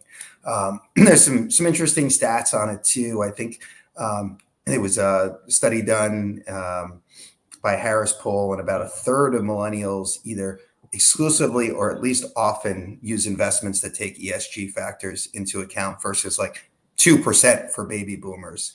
So you can see the difference there. And the growth in sustainable investing, to give you an idea, it was $5 billion in 2015, grew to over $50 billion in 2020. And obviously that's, millennials are the reason for that growth. So we are seeing that the younger generation, especially the ones that are going to be inheriting billions and billions, probably trillions of dollars in wealth over the next several decades, are the ones that actually do care about the world. And another actually interesting fact, the Rockefeller Philanthropy Advisors, they did a study of impact funds launched between 1998 and 2004. And those that have been converted to cash have actually outperformed funds in the comparable universe that didn't have an impact focus. So, a couple of things we're seeing is, one is you are seeing a huge interest in the younger generation for, not caring so much about making more money and caring about, helping the planet, helping, people socially, animal welfare, as well as seeing that you can actually make more money in cases by taking this philosophy, which is a very, very positive trend to see. Okay, thank you.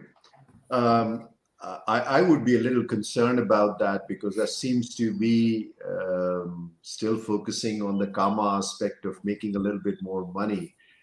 In lots of this space, we've seen that the green choices actually do cost more. There is a green premium. If you want to have some of these things, they end up costing more, but it's great if they could be made into, you could have your cake and eat it too. That'd be great. I want to bring in our next panelist, Nina Lakey. She's a self-made entrepreneur. She's the MD and Chief Design Curator of the household vegan brand Baggett. Baggett delivers quality bags and accessories made out of cruelty-free material. She has also launched her biography called Baggett All, which recounts her journey. Nina, the question for you is, how did you think about creating a business which is specifically focused on that? And by the way, to set the context, the impact of animal and raising animals for basically humans' needs is a big contributor to the environment change. Somewhere about 19% of the overall impact comes from what we are doing in terms of tremendous consumption of these animal products, whether for eating or goods and other uses. In that world, what you are doing is one aspect of that, using leather products, and you are changing that world one step at a time. Please tell us your inspiration and what made you think about it, and how is it working? You're on mute, Nina. Can you hear me now? Yes. Okay. I started very, very early. I started when I was just 17. It was my first year of college and I flunked. And I was like, I'm not the kind who can flunk. I'm not a loser. I'm not someone who can fail and, live with that. And I wanted to just prove to myself that I can come out of this. So I really worked on myself, worked hard outside me to create a business. And today Baggett is a very, very popular brand in India and going to be going international also soon. But I think my heart really, really lies, and I was really excited when I was called for this event because, planet Earth, Mother Earth. I mean, I just call it my mother, just like how, you do anything for your mom, right? So it's the same thing, I think, for me, for planet Earth. And the handbags that we make, luckily, are not leather. I tried to do a little bit of leather when I was 17, and I remember bringing, a cow skin and putting it up in my veranda and, tanning it, just like how you go to the beach and you tan yourself. I was, oiling it and seeing the color change. But the smell of it, because I come from a Hindu background and my mom is very, very spiritual, and the whole smell of it, I couldn't digest, it was like, no, this is not my scene. And so I went into faux leather, and faux leather also has its own harms in a way if it's not taken care of. I am working on going completely, someday, hopefully, plant-based handbags. But today our range is only a meager 5% is our plant-based handbags. So I'm going to the little villages around India where, we just went to the Bangladesh border recently, and we made some cane bags, out of different plants. You can make different kind of strength that they have, and, all the fashionable stuff, that the fan-shaped tote, that's a big trend, all came up in our basket of plant-based handbags. But that's just 5%. 95% of our products that we do are still products that are faux leather, which are recyclable. I always ensure that they are recyclable materials. There's a lot of Chinese products that come into our country which are not recyclable, sadly. But I think the awareness is increasing. We are doing that in our stores, bringing that awareness to our consumers, our employees. We have 1,000 employees and loads of customers, obviously. And we actually take handbags in the store that they have used, so it can go either to an NGO, because in India we have a huge ecosystem of, the lower strata of people who can't afford a handbag. Either it goes there, or there's a rag picker system, which we know that handbag will ultimately reach a recycling place. We also recycle all of our wastages of the factory. They make these rubber soles. I've been there personally, ensure that, it's sent there, not dumped in any landfill or, anywhere like that, because then it won't be able to go through the entire recycling process. So at Baggett, I think I'm not leaving a little bit also. I'm just doing my best, our best. We also use, recently we did a range on, tires, so upcycling other industries, things that people use and throw away. We've done some sampling and some designs on that. But I think the awareness needs to grow for people to pick it up. And also, luckily, Baggett is a brand that is very, very durable. We have people use it for years, and if you go on our Insta page or anywhere, you'll be having customers who are saying that, listen, the bag doesn't give way. So we believe a lot in having a durable. We do the repairs for it, just like how in the old times. So it's not like fast fashion. It's a lot of classic fashion, which so that's where doing our best, I think, in the fashion industry to take care that we take care of the Mother Earth. Yeah. Thank you so much. Thank you, Nina. Now I'm going to bring in Kirsty Mohini. She is the final panelist. She is a skincare professional who's worked for 25 years within the industry of beauty, skincare, and has worked with many, many leading companies. She runs her own brand agency, Skin Insight, and supports indie skincare brands on their brand journey. She has many interests, which we will talk about, which span a holistic lifestyle, including yoga, well-being holistically, and she's done yoga teacher training, and among other things. There is maybe a small aspect or a significant aspect in cosmetics industry about what we had earlier done in terms of cruelty on animals, and lots of people had talked about it, and I think we have changed our ways. But to bring you into the conversation, the scope of this conversation obviously ranges from something like Wholesome, which is building millions of tons of material, to a brand that is starting up to make a journey, maybe making hand-made products. How does one think of that? How does one think of sustainability, cruelty, non-violence in that world of beauty and cosmetics? Thank you, Sandeep. Thank you so much, Godamik, for having me. And thank you, fellow panelists. I've been listening throughout the day, and I've just gained so much insight, and really honored to be on this panel. So thank you for having me.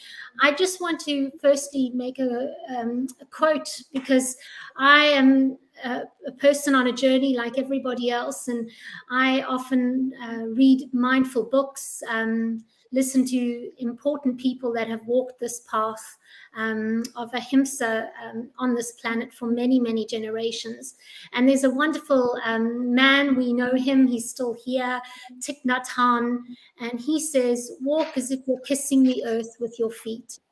And I have to say, I try every day to follow practices of the 8 limbs of yoga. I'm fallible as a human, and I'm just trying to do my best on this path. As you've already mentioned, I work in the skincare and cosmetic industry, and like all industries, we are trying our best to address the Sustainable Development Goals that the United Nations published in 2016, the SDGs to be met by 2030. I've decided to become very active in this space. I would like to say I'm a climate activist, environmentalist, peace warrior, and an evangelist on well-being, because I believe that firstly we have to manage ourselves before we can manage anything out in our periphery. So I believe in a beautiful way of being, and I like to show that in my practice and pass that out into the world. So you've touched on the cosmetic industry, where like all industries, we have, I would probably say, a few black marks against our name, against what we've done to the planet through the entire journey of manufacturing, production, consumption. I am affiliated to 2 different organizations here in the United Kingdom. I am a director of Cosmetic Cluster UK, and I steer the sustainability pillar in that. I've also recently become part of the British Beauty Council and the Sustainability Beauty Coalition. And both of these organizations are challenging the cosmetic industry in the United Kingdom and abroad to address sustainability. You have mentioned animal testing, and that is a very big concern in our industry. And there's been a lot going on with regards to animal testing.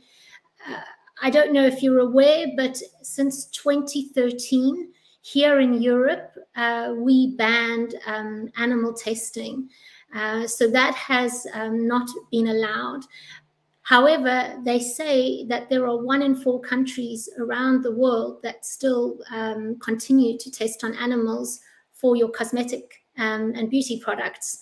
And that, of course, is quite alarming. Also, if you were doing business as a skincare or cosmetic brand with China, up until this year, May 2020, some of your cosmetic products that were entering China would have had to go through some form of animal testing. So the industry is definitely concerned about this and is doing their very best to address this. And I just want to mention that of May 2021, China implemented new updates to animal testing laws and regulations.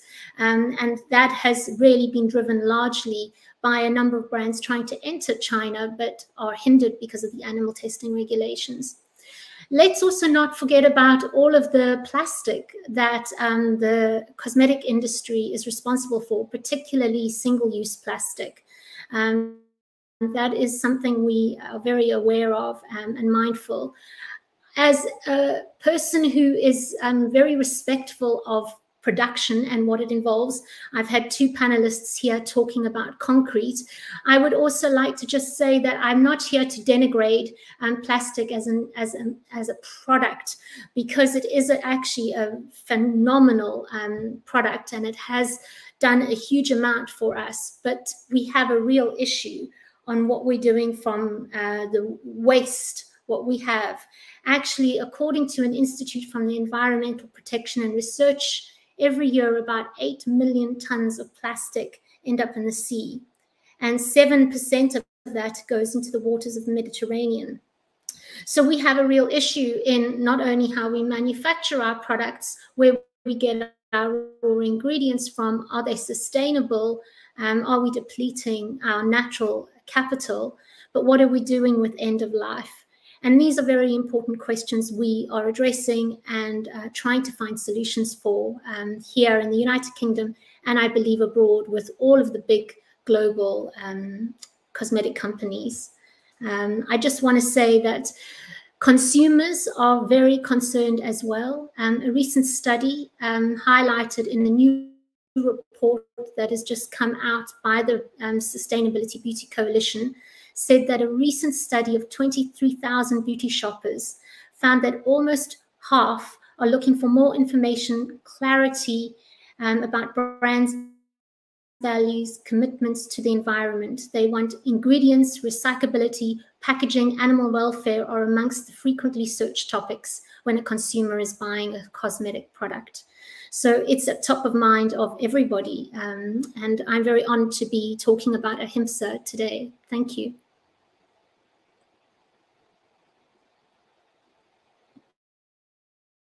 Bit about it when Mike did his introduction. I'm quoting from Bill Gates' book on how to avoid a climate disaster, where he talked about that there is cost of obviously making these things in a way that has a net zero impact on the environment. And he quotes in that book that you can make cement at a price of $125 a ton, but if you want to do it after capturing carbon, the price will go up to $220 to $300. So there is a 75 to 140% premium.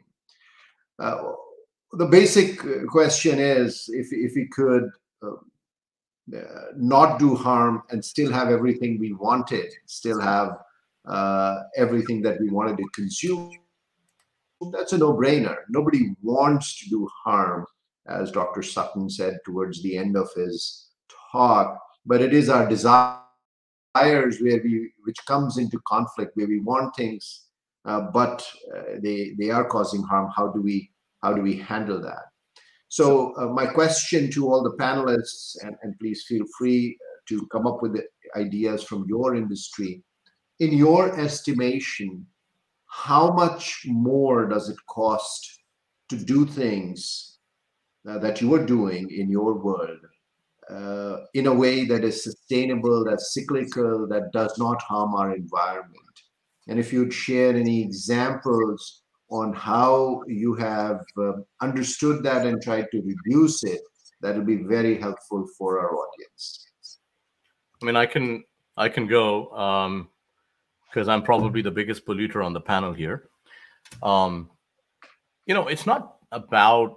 There was a time as we actually started this journey on sustainability and ESG and, you know, green concrete and all of that. There was a premium, you know, some customers were not willing to pay that and whatever. But eventually now it's reached a point, and Mike actually quoted, you know, a lot of the millennials are now, they're starting to adopt that with open arms. But we've seen a sea change in general in the customer base in the industry as well. I mean, the people are starting to really think about what's going on with the planet, you know, and it's about doing more with less, using data analytics, you know, creating efficiencies in the entire process. And it's not just manufacturing, but it's also the supply chain, the distribution, you know, where do you actually produce the goods, all the way to how do you actually get the good to the customer. So if as a company you do your job right, you'll be surprised how much that premium is offset. For example, I already mentioned BU, Boston University, and Georgetown, but customers are starting to use and pay for such products, and the premium is very little. You know, I'll give you another good example. This is it's a huge project towards more sustainable world. This is a project called Spheres.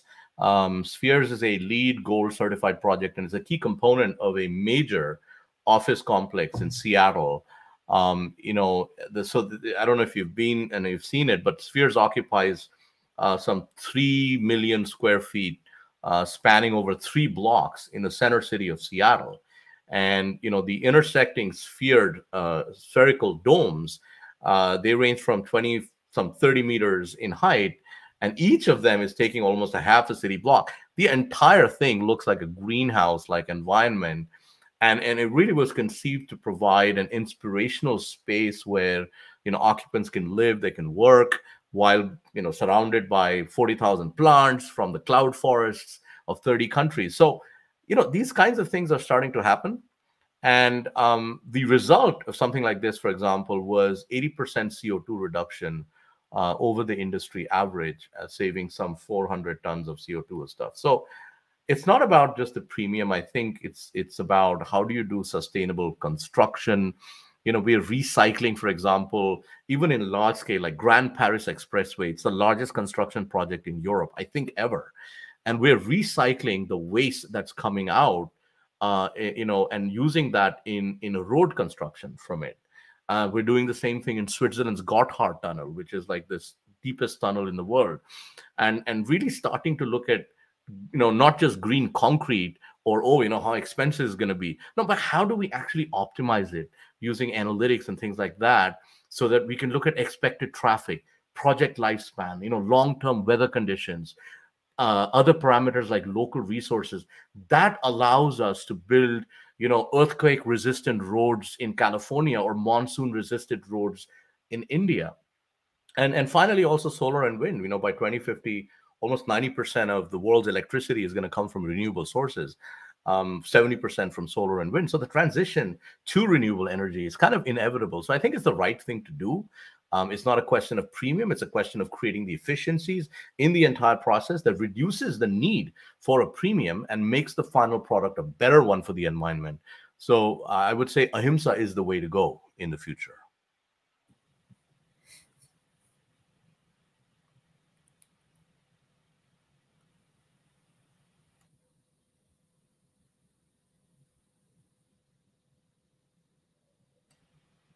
Sandeep, I think you're on mute.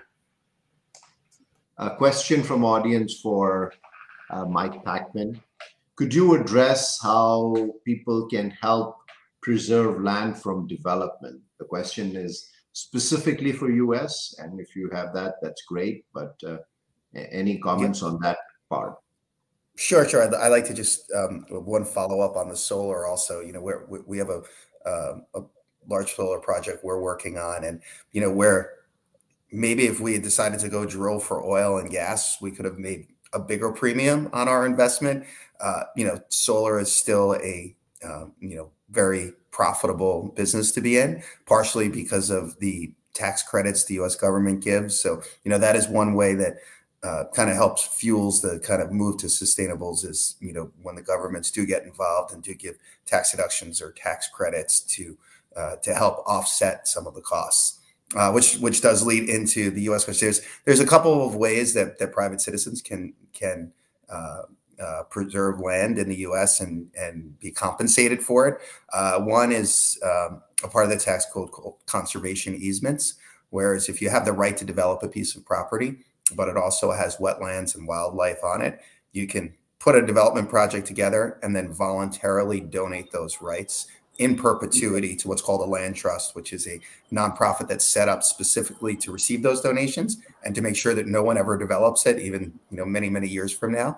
And in exchange, you get some very large tax benefits. And, you know, several very large landowners in the U.S. have taken advantage of that part of the tax code, and it can be very beneficial to them. But, you know, also now you have, you know, hundreds or thousands of acres of land that could have become, you know, mines or, you know, many, many houses or, you know, whatever type of building could have been on it where the land would be displaced, and now it's preserved forever.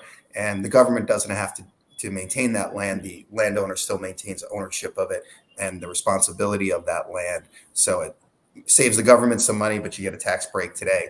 And another similar parallel that is something called mitigation banking, which is something we're involved in, where not only do you preserve the land, but you actually restore it and enhance it. And what in many areas when you're doing development, you have to buy these mitigation credits to offset the destruction that you're doing by developing the land. So if there's a ratio of, well, this much land has to be enhanced and restored, which is a lot more than they're developing over here, it produces a positive net impact for the environment. Great. You addressed another question which had come in on how can some of these changes be funded. So one source is clearly government. But in all your journeys, have you seen other sources besides government supporting it on how does innovation happen in your sectors? And how do people make that transition from where we are today to a new, better way of making these things or consuming these things? Well, I mean, I think, you know, there's always going to be innovation. I mean, you know, going back to the solar, you know, manufacturing solar panels has gotten more and more cost effective.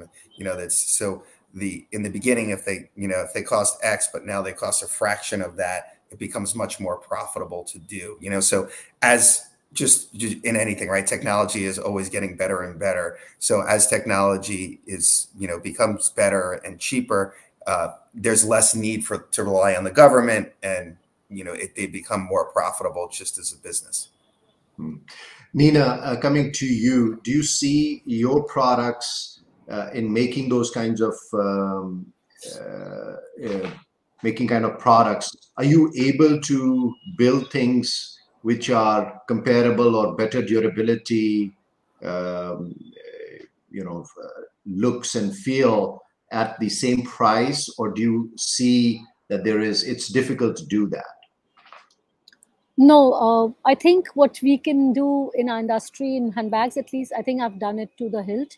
But yeah, I could create a lot more awareness of to the consumers to make sure that they give back the bag to us, maybe give them some amount, you know, to make sure that that happens, or to create a lot of awareness for them to use the, you know, the cane bags and So we're giving it with all the efficiencies and the trends which you normally don't get. You get all the kind of cane bags, you get them at a beach resort, which you can't use for normal work. But we're treating them in a different way. So I think that awareness is where, through our social media is one big thing that we can do, which wouldn't cost us much at all. It would just be a focus area. And I think cost-wise, I get what you're saying, but I think we are pretty good. I mean, we've not left a single stone unturned, whether it be consumption to production, all of that. Sure. Okay. We're coming to the end of this. I want to turn it over to the panelists, and to bring it home, I'd like you to address if you are making any personal choices or you see a big opportunity for you or your industry to do something which can make a big impact. And I know there's a specific question on how can we reduce carbon emissions. Anurag, why don't we start with you, and then we'll go around the panel to address this question. A personal choice or an industry choice that could be made to have a big impact now? Well, we're starting to do that personally in our lives as well. But in general, I mean, I started researching this ever since I started working at Wholesome. And one of the things I think everybody can do is to calculate your carbon footprint. And the EPA actually provides a very nice free carbon footprint calculator to help you estimate your annual greenhouse gas emission. So unless you understand where your emission comes from, you really can't take any steps to reduce your impact. There are some obvious things like, you can drive a hybrid car, you can eat low on the food chain, reduce, don't eat as much meat, things like that. That makes a lot of difference. Every day that you forego meat, for example, and dairy can reduce your carbon footprint by 8 pounds. That's some 2,920 pounds a year. So that makes a lot of difference. Air conditioning, I'll give you an example. If you set your air conditioning 2 degrees less during the winter or even higher in the summer, that could save about 2,000 pounds of CO2 gas annually. So or opt for fans instead of air conditioning, which reduces electricity. Obviously, reduction of recycling, reuse, those kinds of things that we're doing, or buying energy efficient products, and energy efficient models, which by and large, most of the appliances are. I would say, drive smart and less. If you drive less, it means fewer carbon dioxide emissions because people are going to save on gasoline. And then obviously, the last thing is I would say take care of your car. Make sure your tires, your vehicle properly inflated, things like that. And you save a lot of CO2 emissions just by doing those little things. So a lot of things like that, I would say, makes a lot of difference. Finally, I would say, because it's Ahimsa, go plant a tree. Trees absorb carbon dioxide from the atmosphere and they give off oxygen. One tree absorbs around 1 ton of carbon dioxide in the whole of its lifetime. So, at the least you can do that. So thank you. Thank you. Mike? Yeah, I mean, one, I think from an industry standpoint, what we're seeing is where, especially these next gen of the family offices, really have a focus on impact and ESG investments. I think there just needs to be more firms like ours that make a focus on that to have the products available. Because one of the things I was speaking at a panel at the Alternative Investment Conference a few weeks ago, and talking to it's a conference for advisors for the most part. You might get a few family offices, but it's mostly for the advisors out there. And they said there just really aren't that many choices for them to make in an impact or ESG environment. So I think if there are more companies on my side that say let's make a focus on these type of investments, there'll be more of them available and more investment in, which will help. And then from a personal standpoint, I think what we can all do is just be more conscious of everything. Just more aware of what we do. Christy said that she's tries to follow the eightfold path of yoga every day. I'm a big meditator myself and follow a lot of the teachings of Paramahansa Yogananda, and I try to incorporate as much of my life as she said. We're all human, and it's hard to always stay on that path all the time. But the more that we can all just be conscious of all of our actions on how we are to others, how we treat the planet, what our actions do, and kind of thinking forward, what every action we take has a reaction for the planet or for other people. And the more we can bring that awareness in as much of our lives as possible, I think, it will, flow downstream to the rest of the world and the planet and the people in it. Thank you, Mike. Kirsty, you want to address what's happening? Yeah, thank you again. I just wanted to say the industry is taking this very seriously, and we are actually looking at our carbon footprint. One of the things that has been highlighted, and thank you for mentioning the carbon emissions, is actually how we use a product, our consumption. So there's a lot of talk about reusing, recycling, the circular economy. But one of the things that has been highlighted is, for example, how long you take a shower for.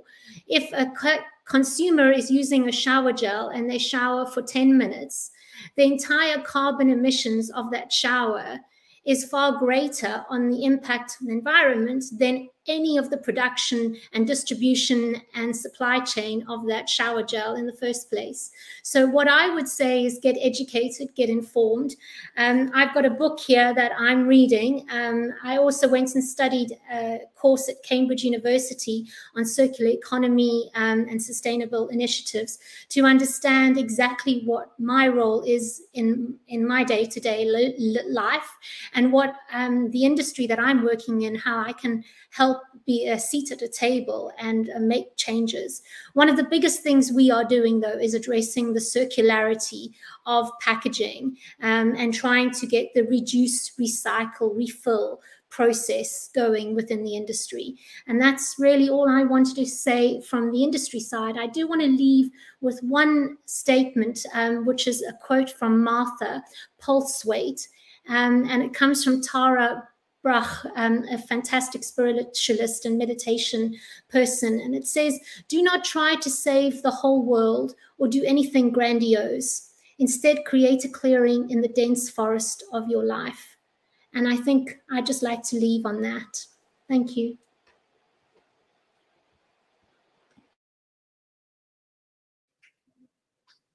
Nina, would you like to go and close out with any personal choice or industry choice? Nina, you're on mute. I think when I just said that we've done a lot and, we are doing the best we can in the industry. Yeah, Harsh, I think what you brought forth did make sense, whether it be, carbon emissions in any way, whether it be our logistics that's doing it, the packaging. So we're working on every end. But I think ultimately it comes down to the human resource that we have in our company, in our organization. We had started a meditation program for them, and now maybe haven't given that much attention to it. But I think spreading that word of meditation to even our customers, offering that to them, I think because whatever actions we do emanate from our inside, and being more happier people, will automatically be caring and go dharmic in all of these ways that we just discussed. Yeah. Thank you so much. Thank you, Nina. Thank you, everyone. We heard from one of the largest companies to industries which are doing things, as handcrafted batches. Everybody can make a difference. This is all our journeys together. From my side, I would say I keep getting reminded of the way we used to live not that long ago. As I was growing up, I remember my father used to save paper and use the opposite side of it to make notes. My mother used to bring her own basket every day when she went grocery shopping, never used plastic.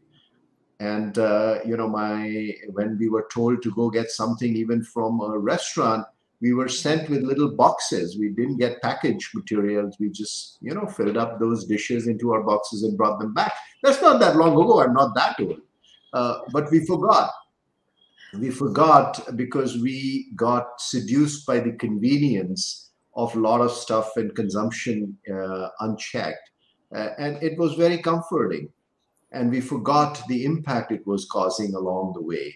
So if we reduce our footprint and we use a little bit less and a little bit more consciously, I think we would be doing our dharma and we'd be doing ahimsa on our planet and preserving it for the future. That's all. Thank you. I think we would like to get back on time for the conference. So back to you, Sam.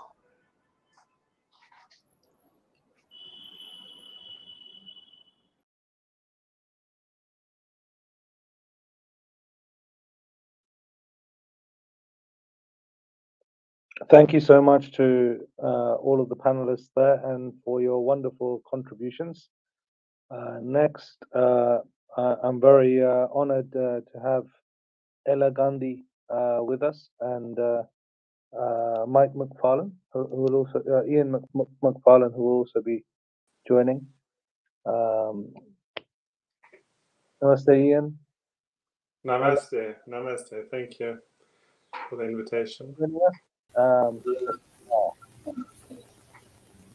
Thank you both for, and you know, I mean, incredibly honored and humbled that you're spending time with us and joining us. Just to quickly set the scene, Joint Dharmic is 10 years this year of our work, and it's been really a call to non-violence, a call to compassionate action, deeply inspired by the energy of Mahatma Gandhi. And you know, I probably want to kind of start the discussion as an initial point, Elaji, if you could speak on something on the energy and the will to do something and the desire to do something. That's what Go Dharmic for us means, that like call to action and request to do something, to make a slight difference and to make an impact. And I always think of Peter Marisburg and Gandhiji being on the floor after being thrown off that train, and then the thought to do something or the desire to act in that way. And I'm hoping you can speak something on that energy and that desire that you spent your whole life doing as well, and taking us to do perhaps a small amount of that energy in our own lives and trying to do something to make a difference. Thank you so much. Indeed, you know, that incident in Pietermaritzburg was a turning point in Gandhiji's life. And what it indicates to all of us is that just as Gandhiji changed maybe almost 10 years after the Pietermaritzburg incident, when he completely changed his lifestyle. And that is when he established the Phoenix settlement, moved out of the city and went to live in Phoenix settlement, where he lived close to nature and where he decided to practice all the principles of conservation, of waste management, of taking care of trees and nature and living close to nature. So that was the turning point in his life when he first established his first ashram at the Phoenix settlement, which is still there. And I'd be happy to invite all of you to come and visit it. And we are trying to continue to uphold that legacy. So going back to the point about Ahimsa and the environment, Ahimsa is the opposite of Himsa, and it has a very broad meaning. Namely, you can relate it to slaying, injury, hurt, harm, or causing pain to another. Not necessarily human beings only, because another can mean anything in the universe. Therefore, Ahimsa is not only non-violence, but is also an all-embracing philosophy which incorporates positive action towards protection, preservation, conservation, and love, or agape. Ahimsa is therefore not just the absence of violence and does not only pertain to physical violence, but to all forms of violence. Moreover, it actually places a responsibility to take action towards building a positive energy towards a climate of oneness with the universe. And this is how Gandhiji would have defined it. Ahimsa requires us to conserve and restore our earth and our environment and encourage respect and compassion.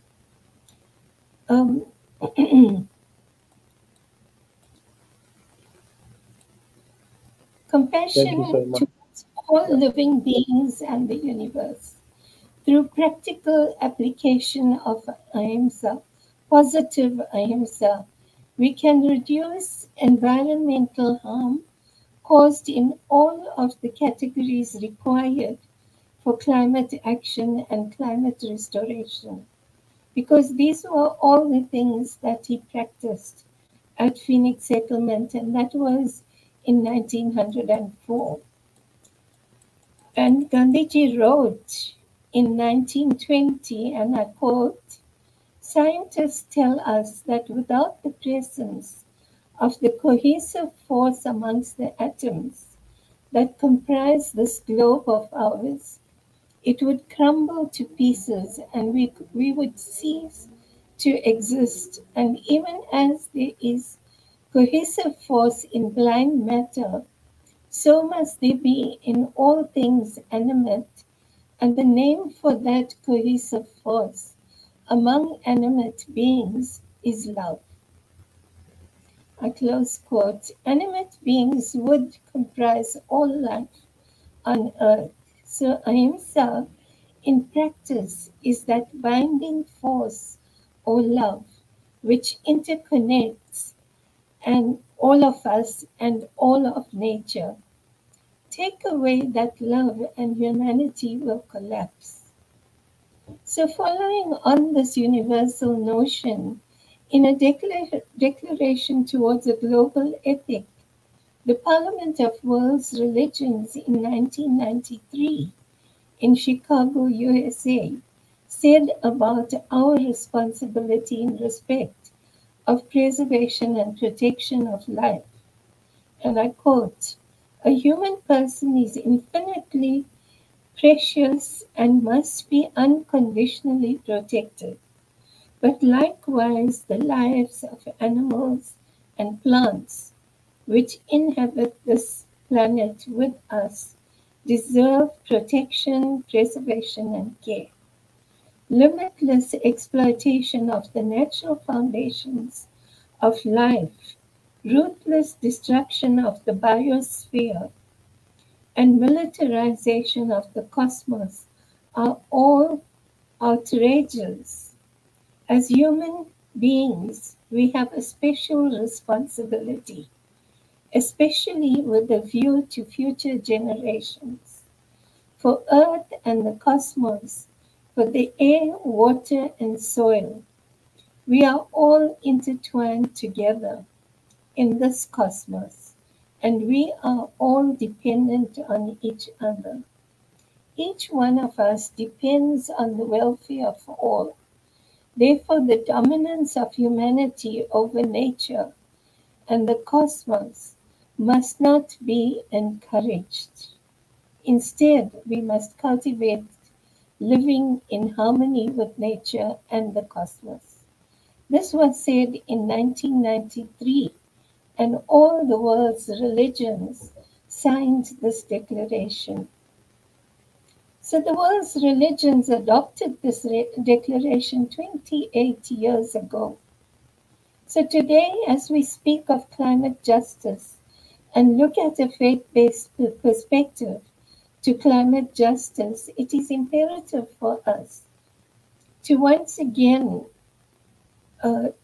look at what we as faith communities said and committed to in 1993. From what I've heard today in this conference, it seems that all the things that were said in 1993 we are repeating today.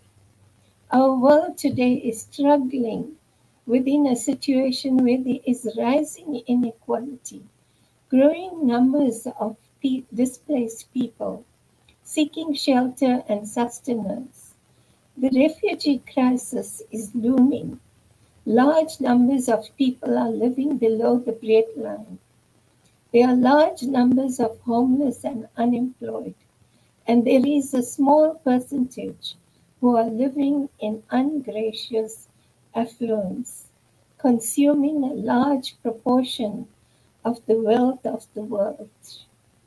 We all need to once again be reminded of our universal moral duty to care and to love, both for every person, animal, plant, and the natural resources of the universe, earth, land, water, and air.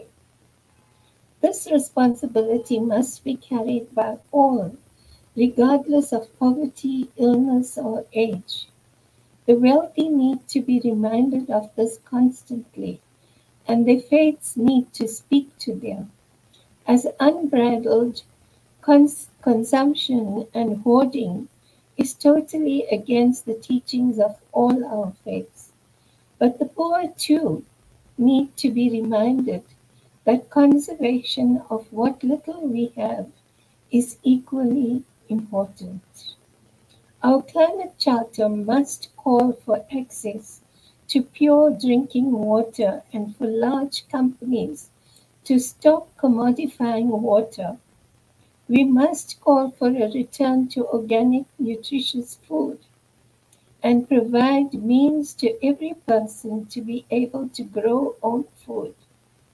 We must call for the right to healthy, fresh air to be enforced and for rampant pollution by toxic emissions and fossil fuels to be stopped immediately. Let us enrich and keep our soil nurtured and fertile through reduction of cattle and encouraging expansion of vegetable plantations through providing incentives to people who grow vegetables, not to people who grow cattle. Monoculture, it has been shown, depletes the fertility of our soil. We must try to encourage biodiversity, which helps to both produce nutritious vegetables without the use of chemicals as the plants help each other and keep away pests. Every person should have access to good health care facilities so that lives can be saved. Everyone should have access to good nurturing education from educare level to university level so that the future generations are knowledgeable and can act with integrity and compassion and live a good, healthy lifestyle. This can be easily achieved if our trillions are moved from manufacture of nuclear and other weapons of mass destruction to providing healthy livelihoods to all. Our scriptures tell us to care for each other, to live close to nature and in harmony with nature. In order to achieve the balance we are looking for, the universal application of a basic income grant should be mandatory for all in every country. This will ensure that none shall starve. The climate justice is fully supported by all faith communities, and therefore, over the years, we have called, faith-based communities have called for the realization of the Sustainable Development Goals, so that every person on earth can benefit from it. We call on the authorities to heed the clause of this charter that was written a long time ago. Let us also make every effort to change our ways into eco-friendly ways. In short, let us abide by the mantra of cohesion through love and environmental protection through reduce, recycle, and reuse. Thank you so much. Thank you so much for those beautiful and relevant words. Ian, would you like to share something? You're on mute. You just have to.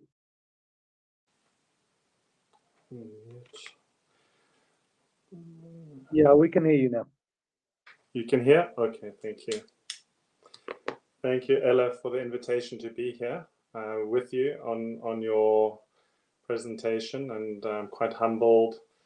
As I said to Ela, I can't say no, but how can I actually talk after or next to you as one of our icons, one of our Ubuntu icons, and in the Gandhi family, a great activist carrying on the lineage and the work. And Ela just said, well, Ian, just be there. We're all learning together. So she reassured me to just come and share some thoughts.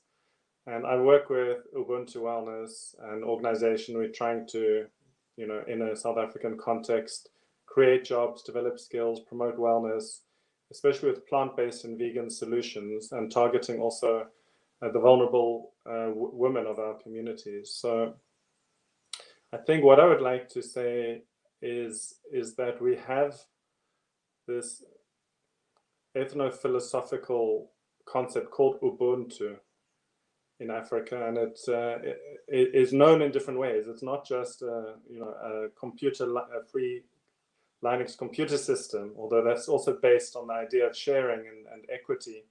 But Ubuntu became very well known through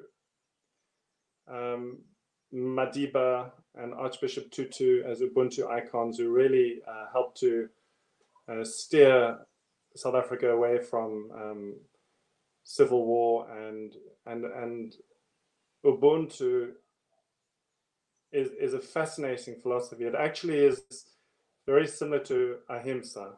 I want to draw out that parallel. When we hear of Ahimsa, we can think of Narendra Modi, who came to South Africa, and he said Ubuntu is like our Vasudev Kutumbukum from India.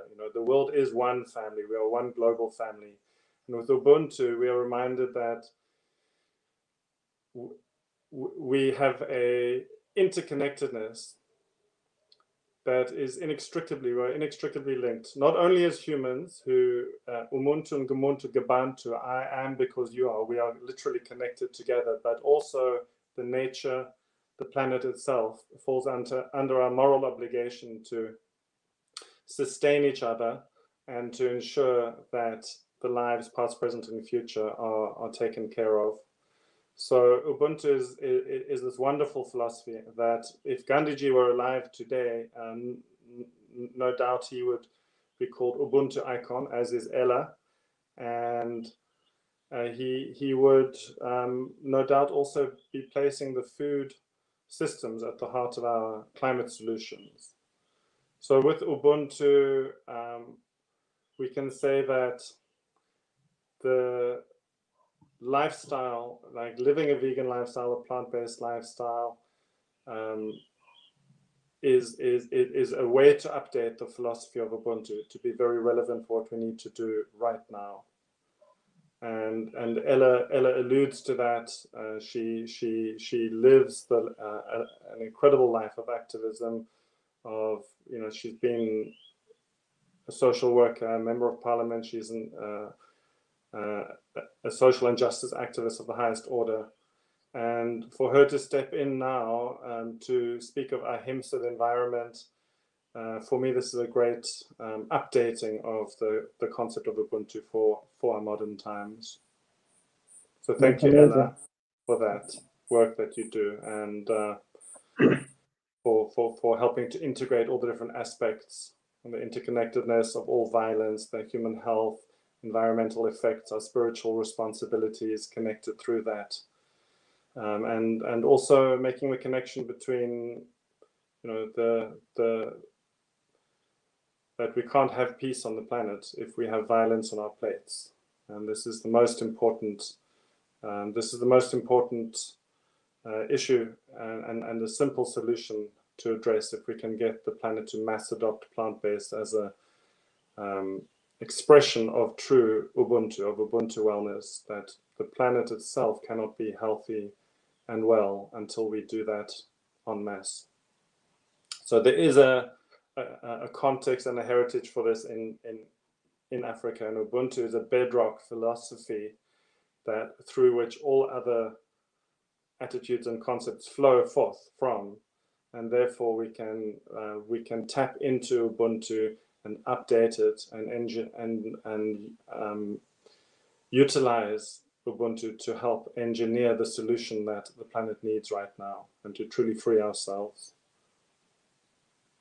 That's amazing, and it's good. I actually find that among all of the ancient traditions, you have this idea of oneness and removal of suffering, to not bear the suffering that exists for others or for our planet. And I think Gandhiji, from a very early period, spoke about plant-based diets, and he said that he was convinced that the plant world has enough for proper sustenance for us all, and at a point where people around him, I mean, even 15 years ago, people didn't believe that veganism was a possible situation or widespread acceptance. And for his early vision to feel that we didn't need to consume animal products to live well and to thrive and to be fine. Ela, would you please say something along on that? A recurring theme of today's conversation has been animal agriculture, and the fact that even our world leaders today, who are at the World Leaders Summit, are being served non-vegetarian food at the most important climate meeting of our lifetimes. What would you say in that regard, universally, as a message for perhaps the leaders at COP today? I think, as Gandhiji said, earlier, that we have to look after our earth.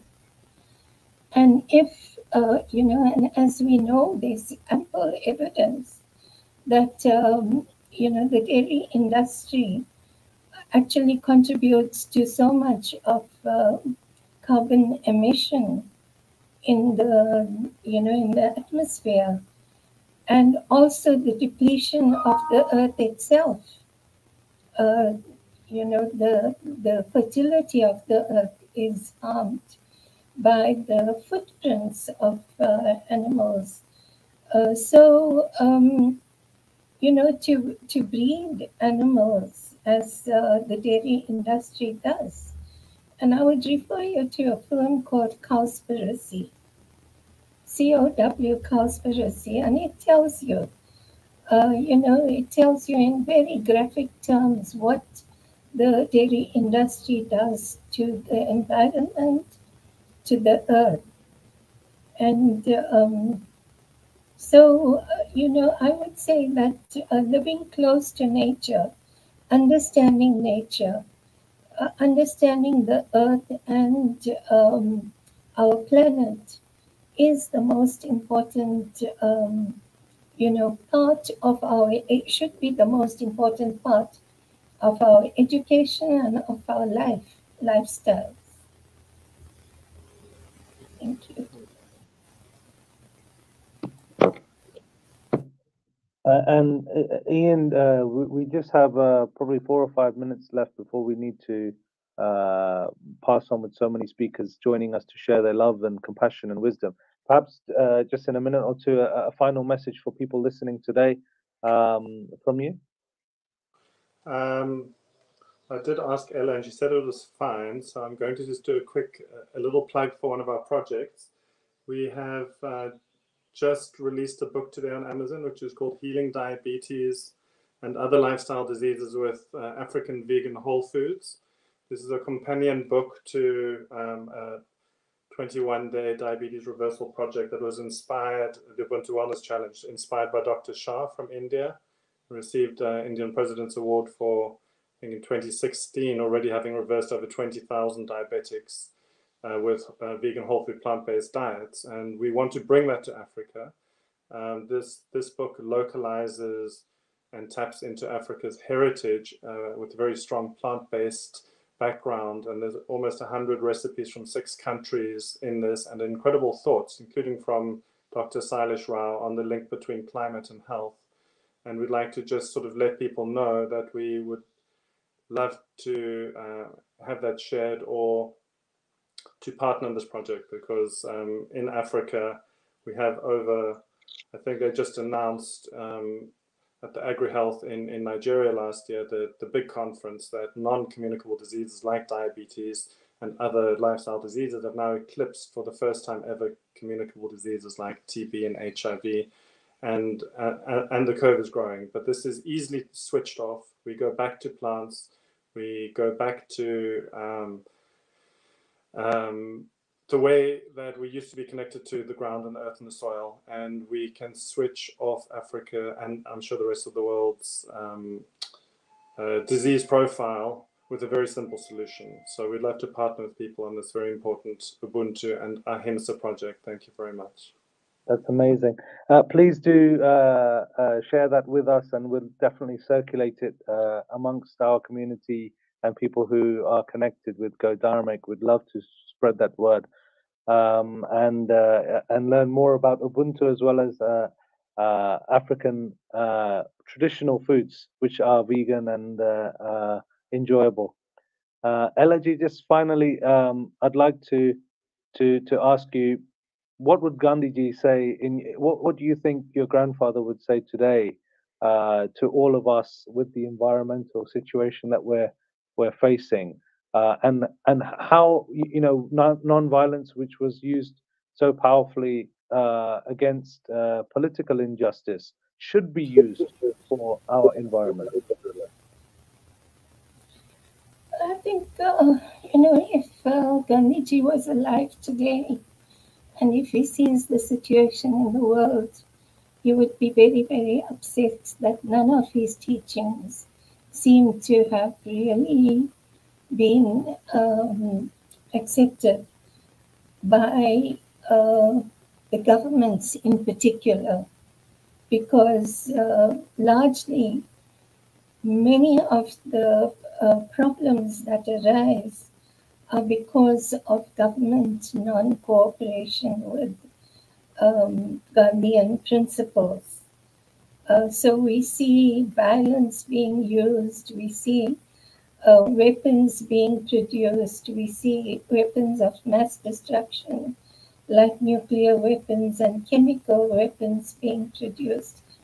And these pandemics arise because of that, you know, abuse of resources of the earth. And so I think he would have been very upset about that. And I think, on the other hand, he would be very pleased to see what the young people today are doing. The Thunberg people, you know, Thunberg example of the youth who are following that line to bring about changes. So it is many, many years after Gandhiji started these lessons that the world has turned a full circle and come back to his ideas. But the fact is that we have to celebrate our youth for doing what they are doing today and taking up that challenge. And I hope that everyone will follow, and that our governments will begin to realize that this is the way to go, to conserve. Thank you. Thank you so much to both of you for joining us. I hope we can be together in person one day, and you know, I really appreciate everything you both do, and for sharing so much of your wisdom with us. So thank you so much.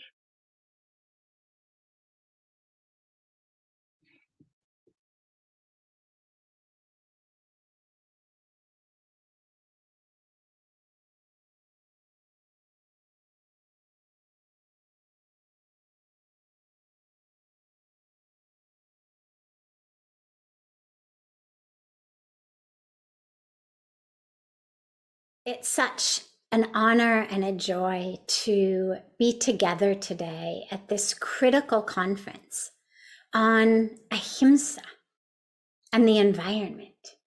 Sometimes when we talk about these spiritual tenets, especially the ones in the Sanskrit language, sometimes we can mistakenly think that they are purely ideas for those committed to a life of yoga, or that they are theological ideals or precepts, but that they don't actually hold that kind of inherent value in our day-to-day life, in development, in moving through the world as engaged, active citizens of our planet.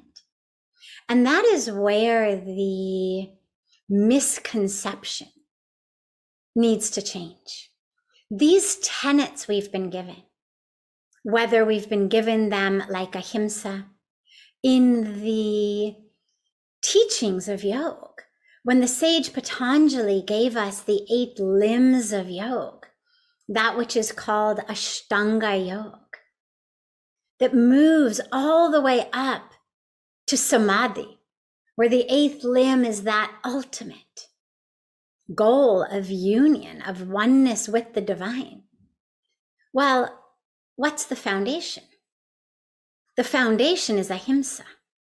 The very first precept, the very first tenet of what you could call the 10 commandments of a righteous life.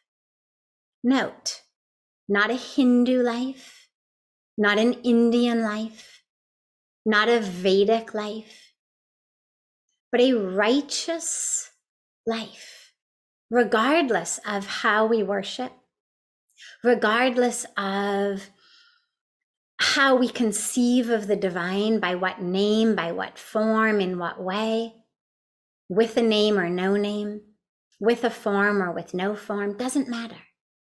These 10 commandments, what we call yam and niyam, or as they tend to be called these days in the West, the yamas and niyamas, are the ways to live for people who are committed to righteousness, committed to living a life in awareness of our inextricable connection, interdependence, interconnection, oneness with each other. Those 10 commandments form the foundation of these 8 limbs of yoga, that of course include breathing exercises, physical exercises. But the foundation, the very first of those 10 commandments, is ahimsa.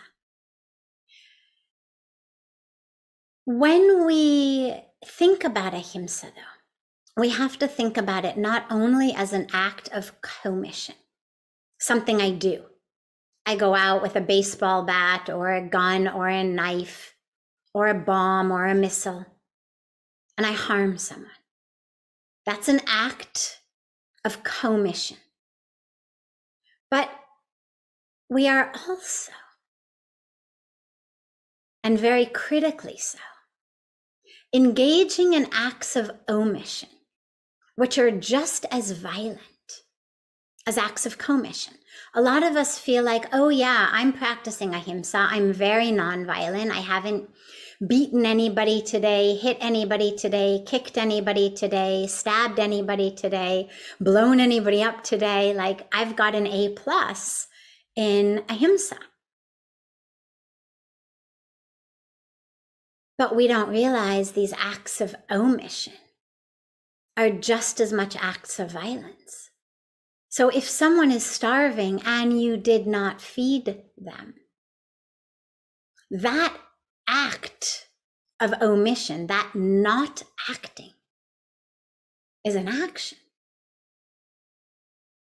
If someone is hungry and you didn't feed them, you have acted. In the same way that if someone in front of you walking down the street trips and falls and you don't help them up, that is an action. That is a choice we have made. And when we speak about ahimsa, it's critical to look at both acts of commission as well as acts of omission. And what I want to speak about today is not the stuff over which very few of us have any control, meaning multinational corporations, policies that governments are putting into place.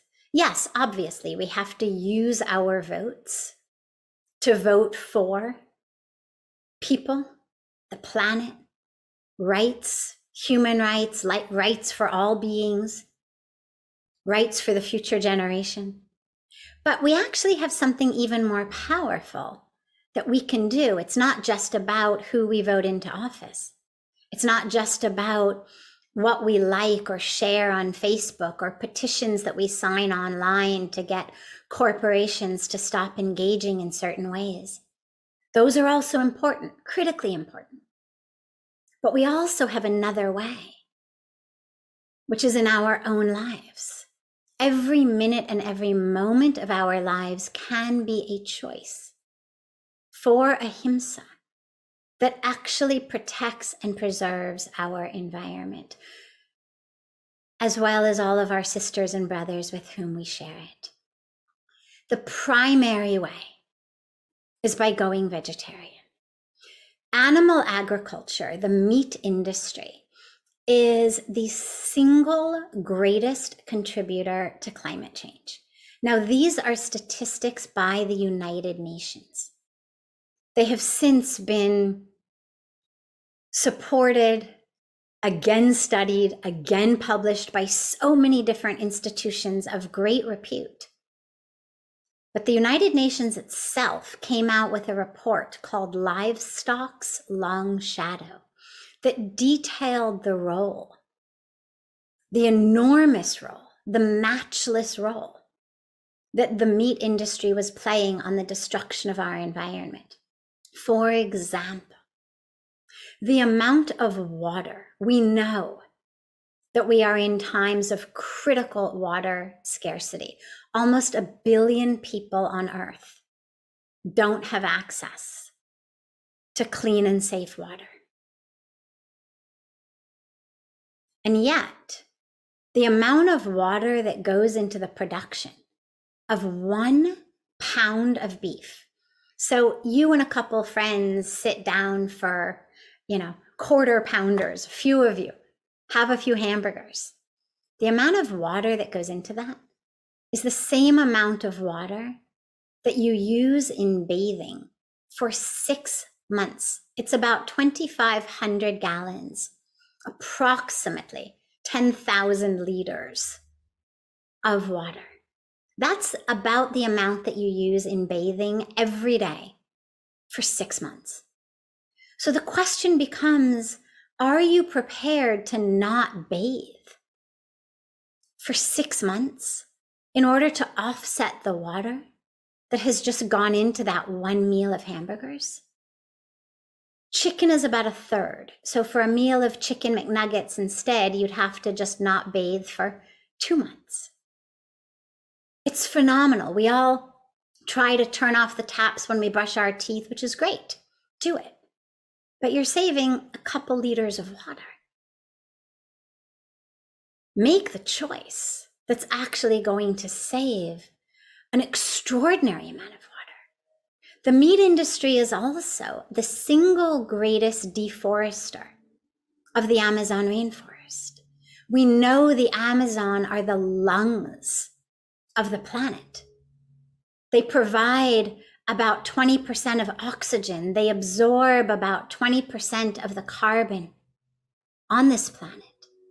They store about 20% of the world's water and provide it in the trees and the leaves.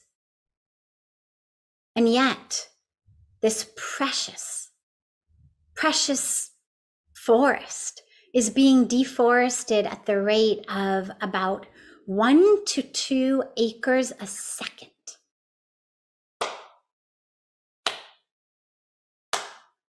Each time you clap, Another 1 to 2 acres is being deforested simply to graze the cows who will become the hamburgers on our plate. The amount of carbon emissions that goes into that meal of hamburgers is approximately the same as if you drove your car non-stop morning till night for 3 straight weeks. So this incredible ability that we have to make a choice about what we eat can actually transform that which is happening with climate change, with water shortages, and food as well. Because when we talk about the environment, of course, we talk about the people who live in that environment, our sisters and brothers. The amount of grain that goes into the production of 1 pound of beef is 16 times the amount that goes into the production of a pound of grain. So it takes about 16 pounds of grain, wheat, rice, corn, soy, to give you about a pound of beef.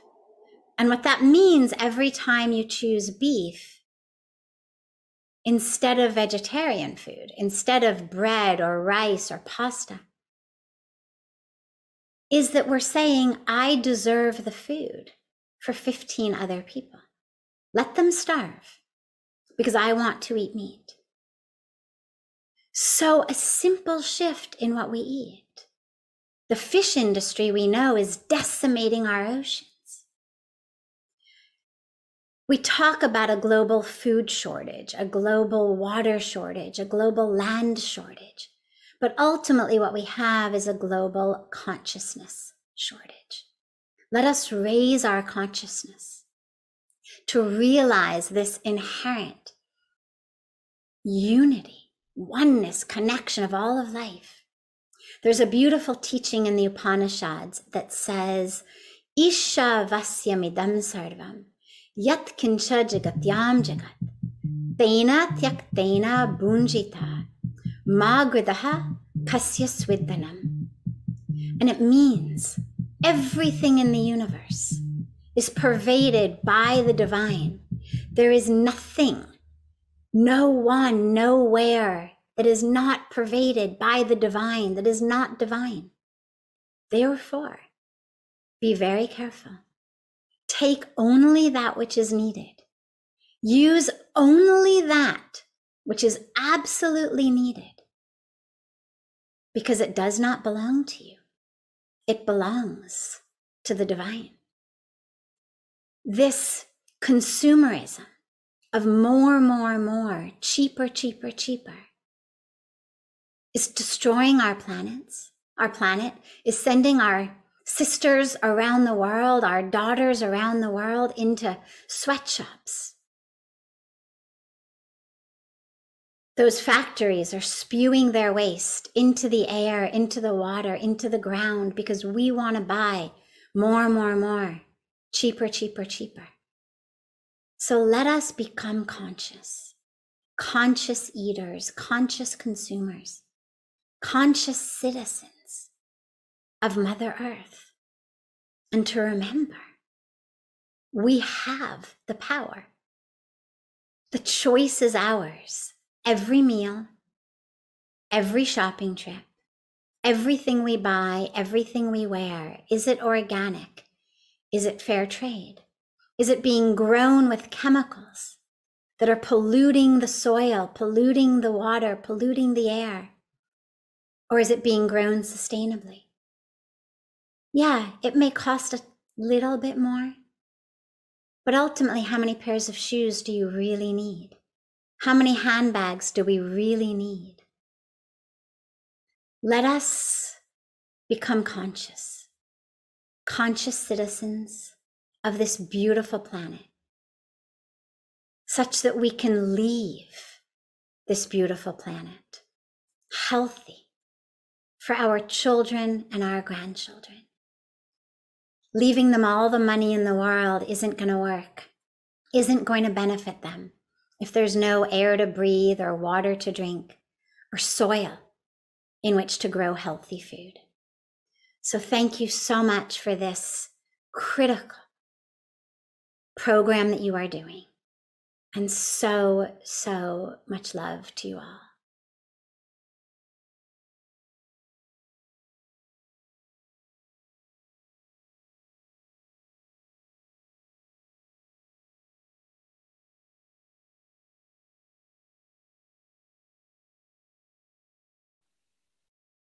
Namaste, Satish ji. How are you? I hope you're doing well. I'm very well, thank you. Just to introduce you to everybody who's listening today and following Ahimsa and the Environment. Satish Kumar is one of my heroes and really an inspiring person to everybody at Go Dharmic, and the whole idea of Dharma being love and compassion and kindness for all, and us being responsible human beings. Your work on the environment and the fact that you walked, 8,000 miles to promote nonviolence and to speak up against nuclear proliferation.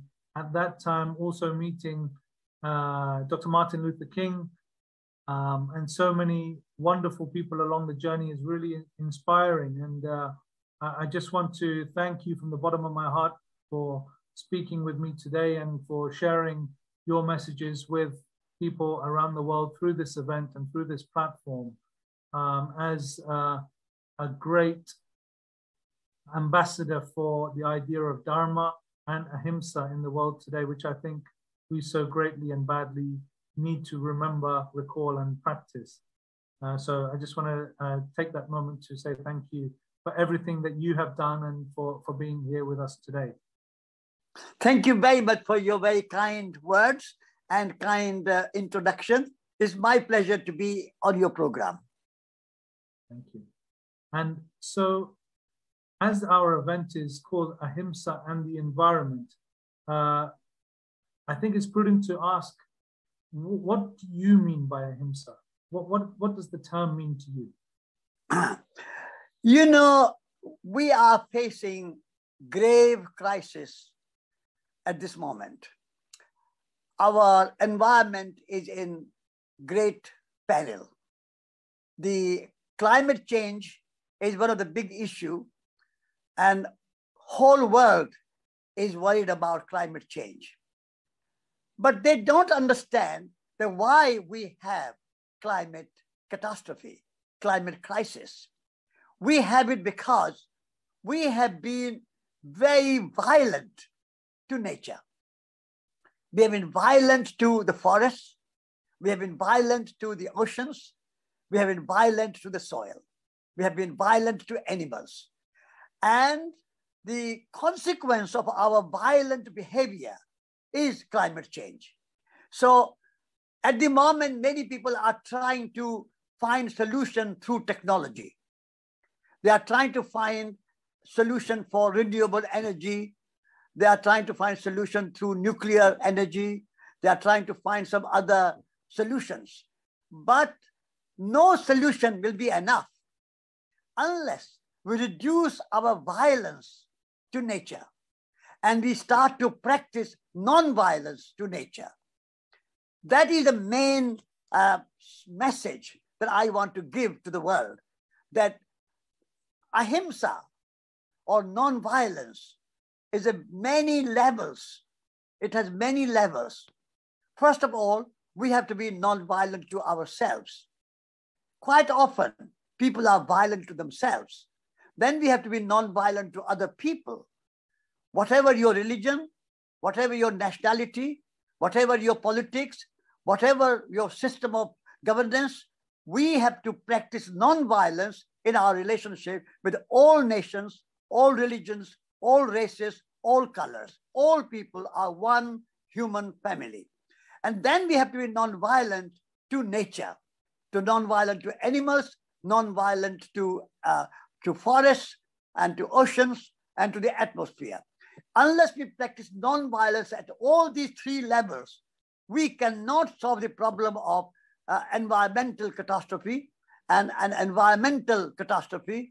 biodiversity diminishing, and all our natural world is in difficult time. So non-violence has to be brought into this debate in a very active way. Thank you. That's really a beautiful description. And what would you say to a person who doesn't understand today what ahimsa means? How can they, from a personal perspective, start to practice non-violence in their life? What kind of things could they do for a modern young person, perhaps a young professional trying to find their way in the world today, just coming into the world of work through education and so on? What would be your message to that young person who is the custodian of the future growth of the planet now, seeing as older generations now move on? What would your message be to those young people? My message is very simple. Why we have environmental crisis, and at the moment young people are waking up. Actually, I have a great hope from young people. People like Greta Thunberg in Sweden, and hundreds of thousands of young people around the world, in America, in Europe, in India, in China, in Australia, in Africa, in every continent, young people are waking up. So my message to young people is that, first of all, I congratulate you. And I say, well done. The future generation will remember you, that these young people have pioneered the new way of life. But I want to say to you that non-violence is fundamental principle, because at the moment we have problems of environment due to our waste and our pollution. So create an economic system or a production system which has no waste and no pollution. Waste is violence. Pollution is violence. Actually, waste and pollution are sins against nature. Waste and pollution are crime against nature. So if young people can focus on this, that whatever I do, as long as there is no waste and no pollution, then it is non-violent way of production and consumption. If there's any waste and any pollution, there's a violence to nature. That is, the young people have to create a new kind of economy. The older generation has created economy which is wasteful and which is polluting. And so young people have to create a new kind of economy. And so we also need a new kind of education. At the moment, the schools and colleges and universities are training young people to go in the industry in the same old way. The educational system we have today was designed for the 19th and 20th century, when economic growth was the dominant paradigm. But now we are living in the age of ecology, the age of environment. And our educational system has to become more nature-centered, eco-centered, rather than ego-centered. At the moment, our educational system is very ego-centered, egotistical. Always, when children and young people leave universities, they are saying, I want to be successful. I want to get big job. I want to earn lots of money. I want to own a big house. I want to have a high position, power, control, prestige, status for me, me, me. So our educational system is based in me culture. I would like to change that education, and I would like to see moving from me culture to we culture. It's all of us together in this planet Earth, and how we live in harmony with ourselves and in harmony with nature. That is our project. And in harmony with nature and harmony with people, if we live, then we will be fine. We will be better off. And so everybody's interested, interrelated, interconnected. No one person can be successful and be happy and an environment be sustained. It cannot be done. This is why we have problems of injustice and environmental problems. So this is my message to young people. Create a new economic system which is non-violent economy. non-violent relationship with nature, and production, consumption without pollution and without waste. That's nice. And what would you say around, I mean, one of the really concerning things is the loss of biodiversity on the planet. Since if we consider that 50% of the animals of the world are now extinct just in the last 50 years, it's a horrifying fact to hear about the amount of animals that are facing extinction in the near future. How are we treating the vast biodiversity, and what is your view on that? It is a violence, right? Like it's a great violence that we're committing to lose such biodiversity that many animals, many future generations won't even know existed.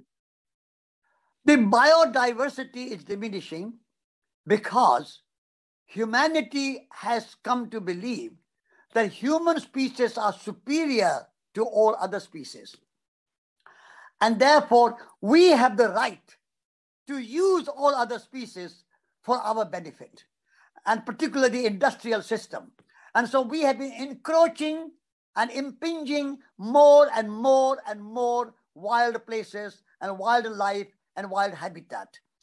So we have to change our way of thinking. We have to think that human beings are not superior to nature. Human beings are nature. There is no difference, there is no separation between nature and humans. Humans are as much nature as mountains and forests and animals and birds and insects and water. We are made of earth, air, fire, water, time and space and consciousness. And all living beings are made of earth, air, fire, water, space, time and consciousness. And therefore, we all have equal rights. We honor human rights, of course, but we also honor rights of nature. Forests have right to survive and live happily. Animals have rights. Oceans have rights. Rivers have rights. All living beings have rights. But we humans have somehow reserved human rights for ourselves. And we think that no other species have any right to live. They are there only for our use. We can kill them, we can eat them, we can cut down the forest to make more farms. And 30 to 40% of food is wasted. We are producing so much food to make profit and money, but 30 to 40% of food is wasted. And lots of food we are using to turn into biofuel. And we are turning lots of our food like potatoes and a corn into plastic. That's a waste. So on the one hand, we are diminishing biodiversity and turning that land which we produce food into plastic and into biofuel. What is madness?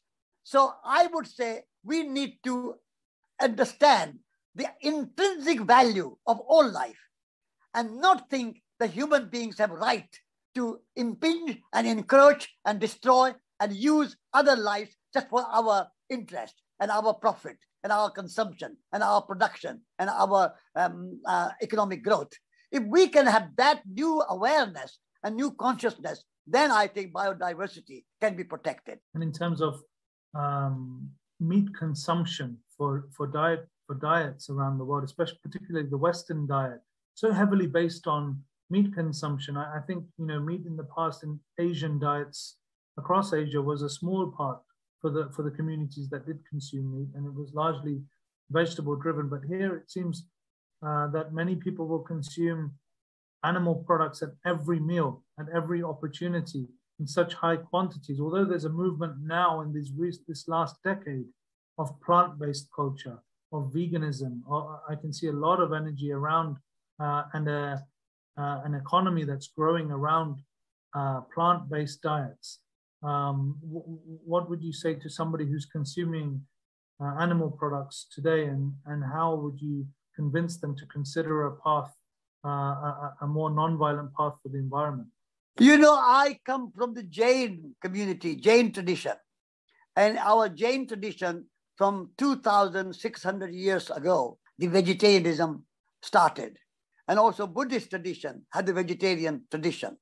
And so we have always considered that you don't need meat for protein. And my family has been vegetarian for 1600 years, and I'm 85 years old. Is there any lack of energy I have? Somebody asked me in a school, which is your favorite animal? I said, an elephant. And the child asked me, why? I said, look, elephant is a vegetarian. And still it gets so big and so strong. So you don't need to eat meat to be big and strong. Then the child asked me, what is your second favorite animal? I said, a horse. Why? Horse is again vegetarian and has so much horsepower. So I think this idea that we need meat for our health and for our energy and we need protein is completely misguided. And 25% of greenhouse gases come from meat farming. And a huge amount of water is needed. Huge amount of chemicals are needed. Huge amount of greenhouse gases are produced by animals. And therefore, I think we have to increase plant-based diet as much as we can. That should be an important part of our climate action, that we need to reduce, if not altogether, eliminate meat eating. And I was in Italy recently. I was invited by the Vatican. I went for a conference. I had a great privilege of meeting the Pope Francis himself. and the meeting was co-sponsored by the British Embassy and the Italian Embassy to the Holy See. And I was invited for dinner at the British Embassy in Rome. Grand building, a wonderful garden, and there were about 100 guests for the dinner. And I was deeply impressed, inspired, and touched by the dinner served there. But all vegetarian. Can you imagine British ambassador giving dinner to prestigious guests around the world, representing all religions and scientists, and the president of the COP26, Alok Sharma, and the Archbishop of Canterbury, all there. And we were all completely 100% vegetarian dinner. That if a British embassy in Rome can do it, everybody can do it. So I think, I think reducing meat consumption is an imperative for our time in order to address the climate change. And it's been wonderful speaking with you and understanding. I've certainly learned a lot from what you've said today, and find it really inspiring, your energy and your passion and your kind-heartedness. What would be your final message to people at COP26, but also to wider society? It's all of the world leaders on the day that we are screening this event, Ahimsa and the Environment. The World Leaders Summit is happening. My final message to people gathered in Glasgow for COP26 is that the energy which comes from underworld, deep down under the earth, the coal and the oil, the dark energy coming out of the underworld.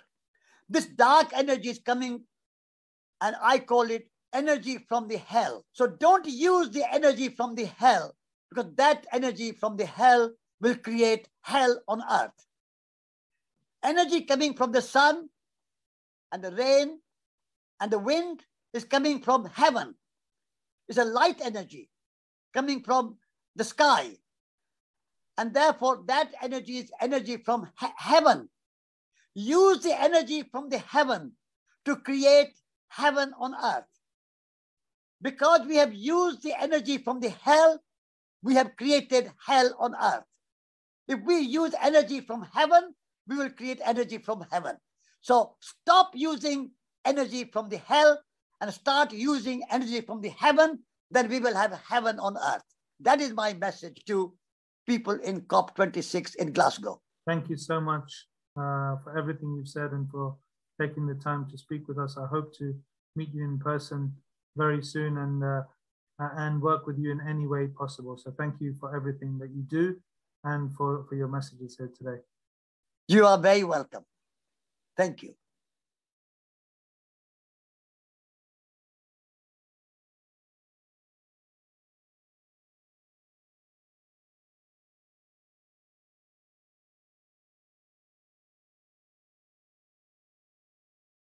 Om Shanti and Namaste to everyone.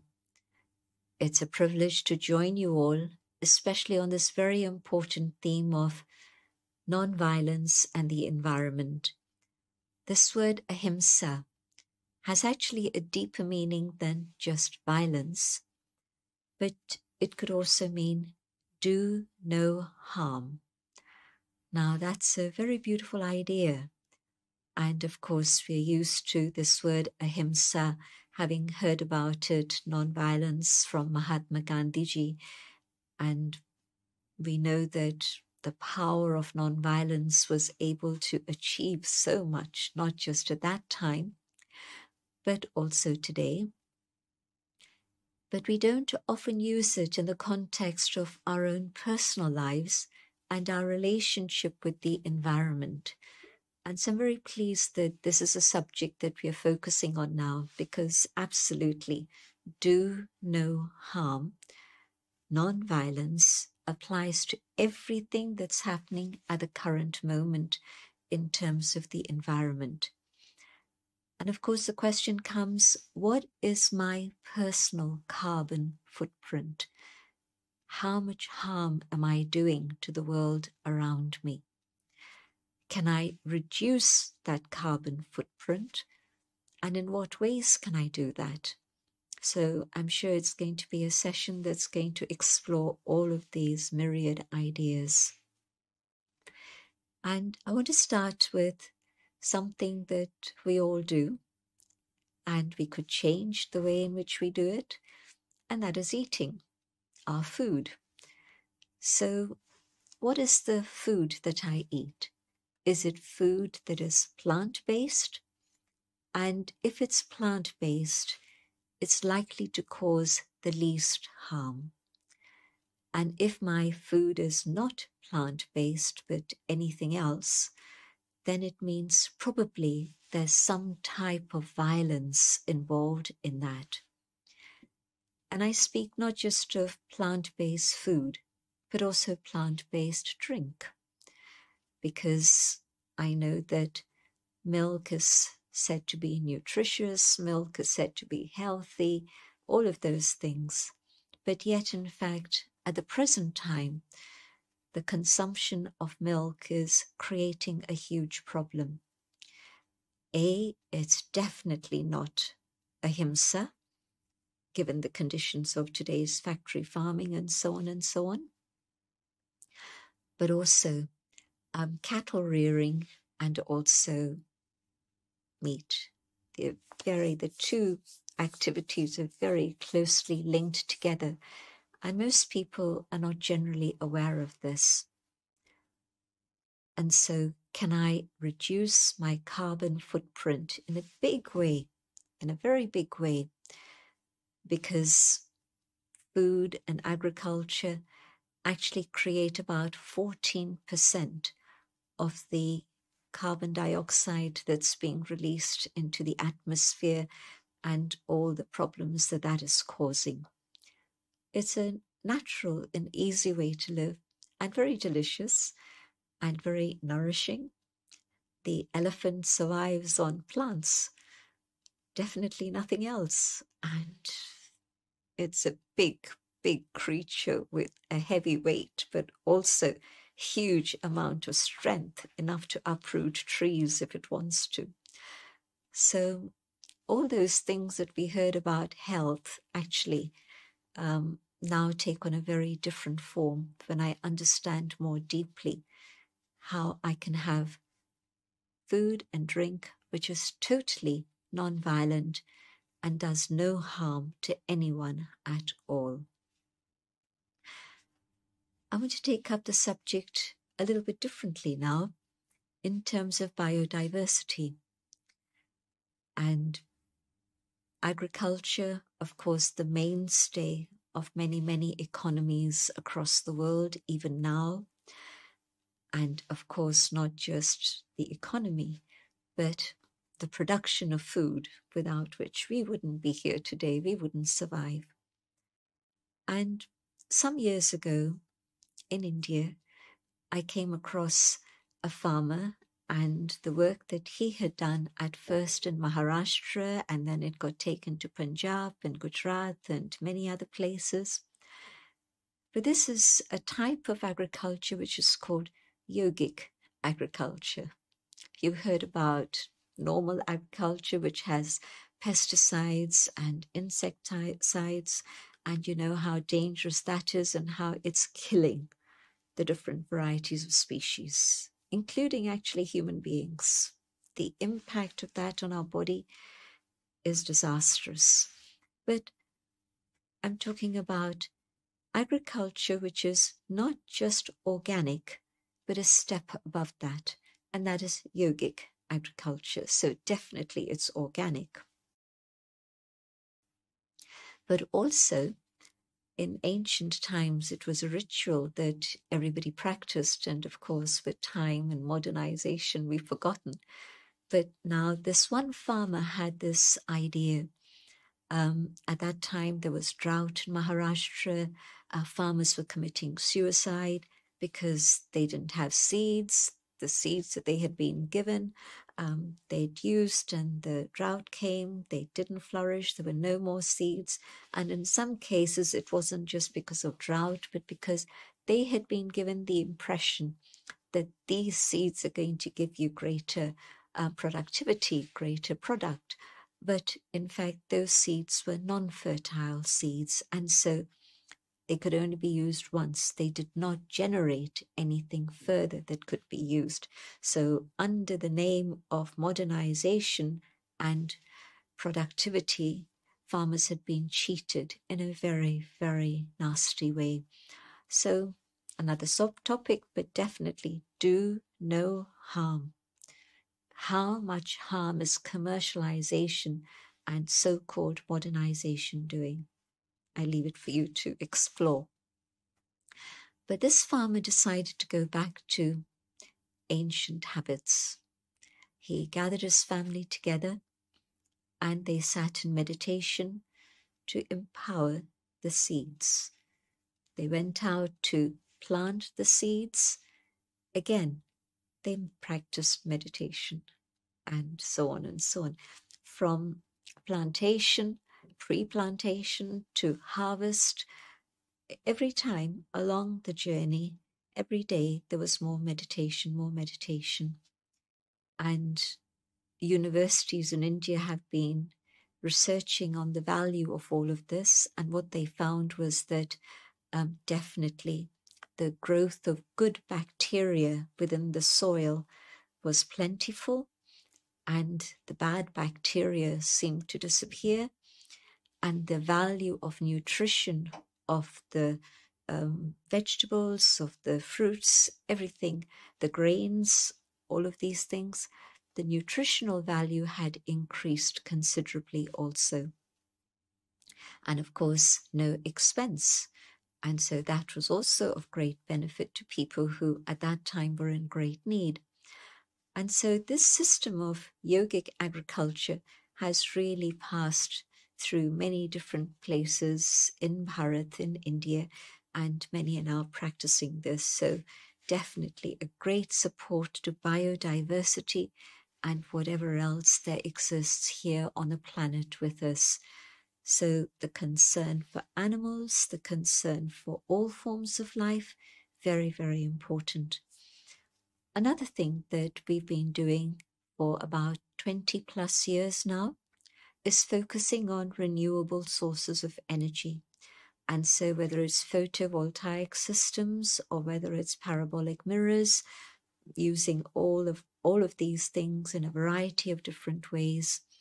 A few years ago, we were able to commission India 1, which was the first solar thermal power plant in India. I hope now there are plenty more, but this was the first one of its kind. And this was in Abu, where we have our headquarters. And this thermal power station, they were able to devise a system that was able to store energy. Solar energy normally is available during the day, but of course you need electricity at night. And so the thermal power station was able to store that for 24-hour cycle. And so we were able to have enough electricity for our campus, a township which has around 25,000 people in the days pre-COVID. Now we have to see how things are going to get sorted out. But we had these gatherings about 12 times within a year, 25,000 people, and the solar plant was able to supply whatever our needs were for that. And so I'm seeing how change of consciousness, change of heart, changes our behavior. And so we're able to sustain ourselves with a life that's much more simple, not a consumer society, but a life of simplicity, leading to reusing, recycling, and actually even reducing whatever it is our needs may be. And so a spiritual lifestyle is very definitely the foundation of ahimsa, non-violence, do no harm, and definitely we see excellent results from all of this. We've been able to create not just solar energy systems in Abu, but also at our campus in Delhi, at our retreat place near Gurgaon, also other retreat places across India and also outside of India. We've been able to replicate these systems by sharing that knowledge freely with other organizations. At one point, our kitchens were we had the largest solar cooking range in the world, but we were happy to share that knowledge and information. And so now another organization has that title, and we're very happy about it. So ahimsa means let all flourish, but especially it means to have the right consciousness and the right behavior and attitude to humans, to animals, all forms of life, and the elements of nature themselves. And I know that as we practice this change of heart, change of consciousness, there can come a time when our harmony with the world, with the universe, can again be restored, so that we are able to create a brighter future for all on this planet. Thank you. Namaskar. Om Shanti.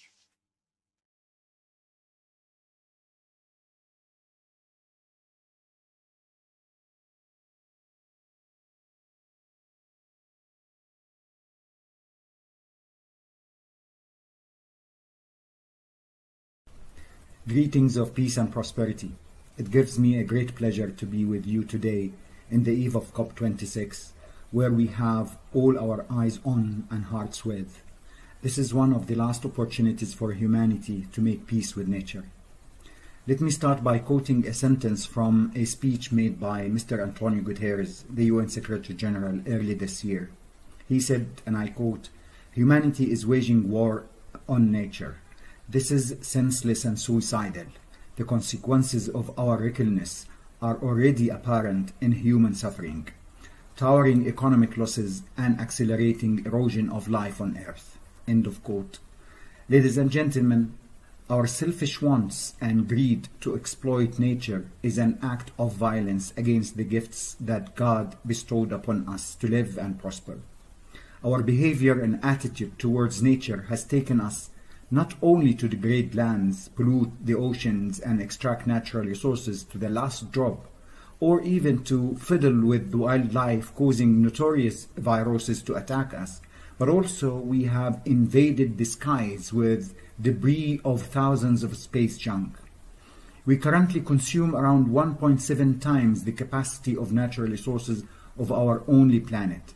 And with the increasing population to 9 billion in 20 years, we will need 3 planets to live the way we are living today.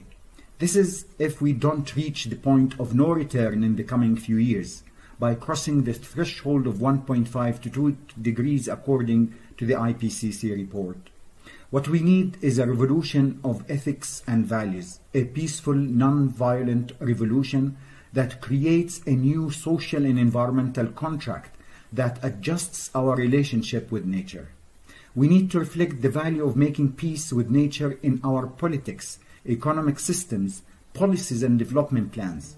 Such transformation will need a wake-up call and will need solidarity in the face of the triple planetary crises of climate change, nature destruction and pollution. We have many opportunities to hook onto. The 2030 Global Agenda and its Sustainable Development Goals, the multilateralism that connects us all and our spiritual values and beliefs. Among those is the concept of Ahimsa.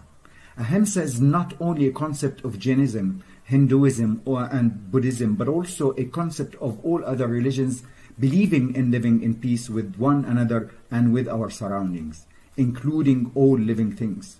This unification of concept provides an excellent opportunity to all believers to unify and correct the course of humanity that is taking us to a bleak future.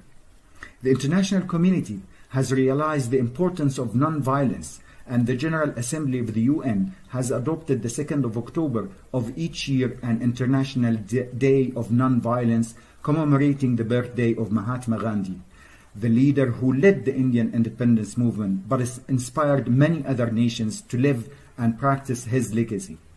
Martin Luther King is another great figure who said, "In spite of temporary victories, violence never brings permanent peace."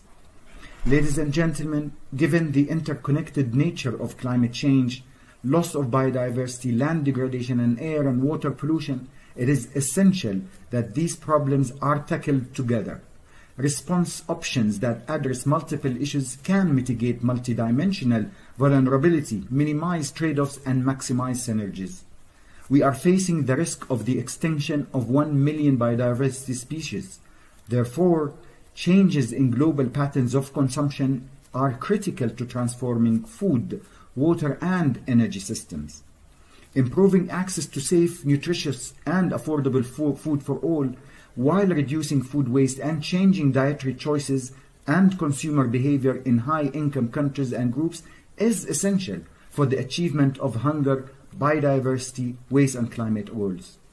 Ensuring sustainable food production from the oceans while protecting marine biodiversity requires policy action to apply sustainable harvesting approaches to fisheries management and address threats such as climate change or ocean acidification and pollution. Environment and peace are cross-cutting issues that are intrinsic to sustainable development. While natural resources are vital to achieving sustainable development, there are also increasing acting as drivers of fragility, conflict, and violence. Engagement of faith-based organizations and faith leaders can be a tool for addressing peace and security challenges. This can be achieved through mediations, dialogue, and working towards one global goal to protect the creation of God, our one and only planet. Today, more than 80% of people in the world are associated with a religion or a spiritual community. However, many people in the world still lack access to even basic goods and services because of their religion, gender, origin, and skin color, among others. In this sense, the value of peace and tolerance are at the top concern for providing equal opportunities for sustainable livelihoods. Peaceful societies mean that everybody should have the right to access the same goods and services. Interfaith efforts can help resolve or avoid disputes in the most conflict regions in the world, as well as improve the conditions of millions in civil strife. As important as it is to preach behavior and change, faith-based organizations can be the change themselves by greening the many and varied assets they own. Faith-based investment institutions are the fourth largest economic power on the planet.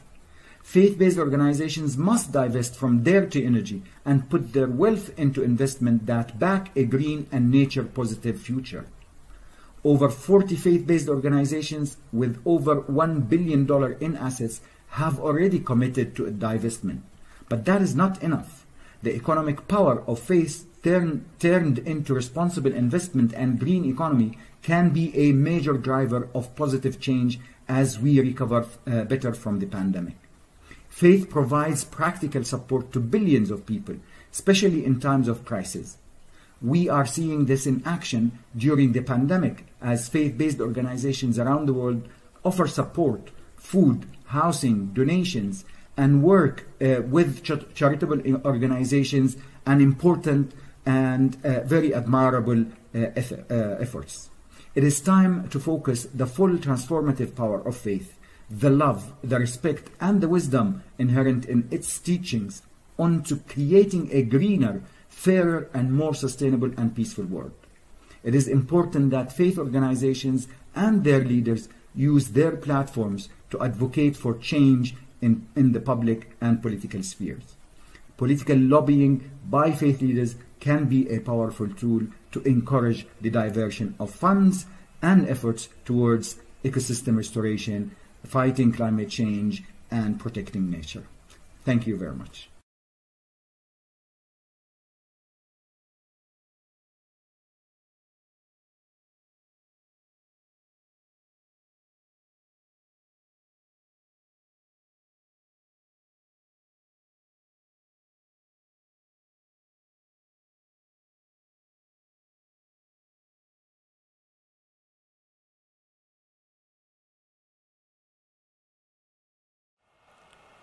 Om Asato Ma Sadgamaya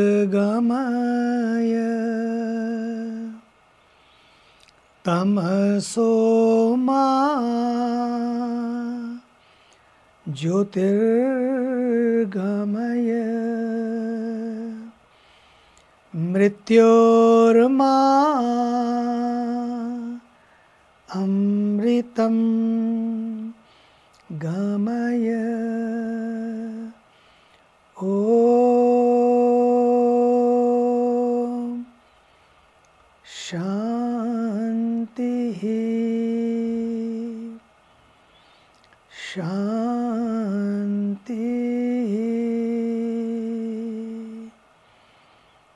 Shanti.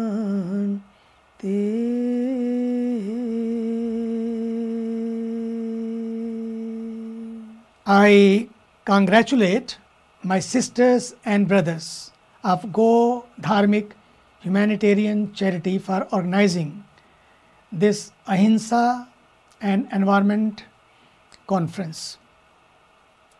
Ahead of COP26, bringing Ahimsa into practice and into our everyday is the need of the hour. I am so glad to see that this is the focus and objectives of your virtual event is. The first step is to understand the concept of Ahimsa. Second is to become conscious of all that it encompasses. Third is to be mindful of how much Ahimsa we actually practice or not practice every day. Fourth and last is to increase our scope of mindfulness into every moment and every minute. To begin with, the first step. Our scriptures speak of Ahimsa Paramo Dharma, that the first dharma, our primary duty as human beings, is Ahimsa, non-violence. In Yoga Sutras, the first step to leading a balanced, healthy and yogic lifestyle is the yama, self-regulation, moral restraint, means of Ahimsa, which is not merely restraining from violence unto another human being, but also to not cause any pain to any living beings by thought, word or deed. Ahimsa then is the root of all other yamas and becomes the first step to leading a healthy, happy and harmonious life.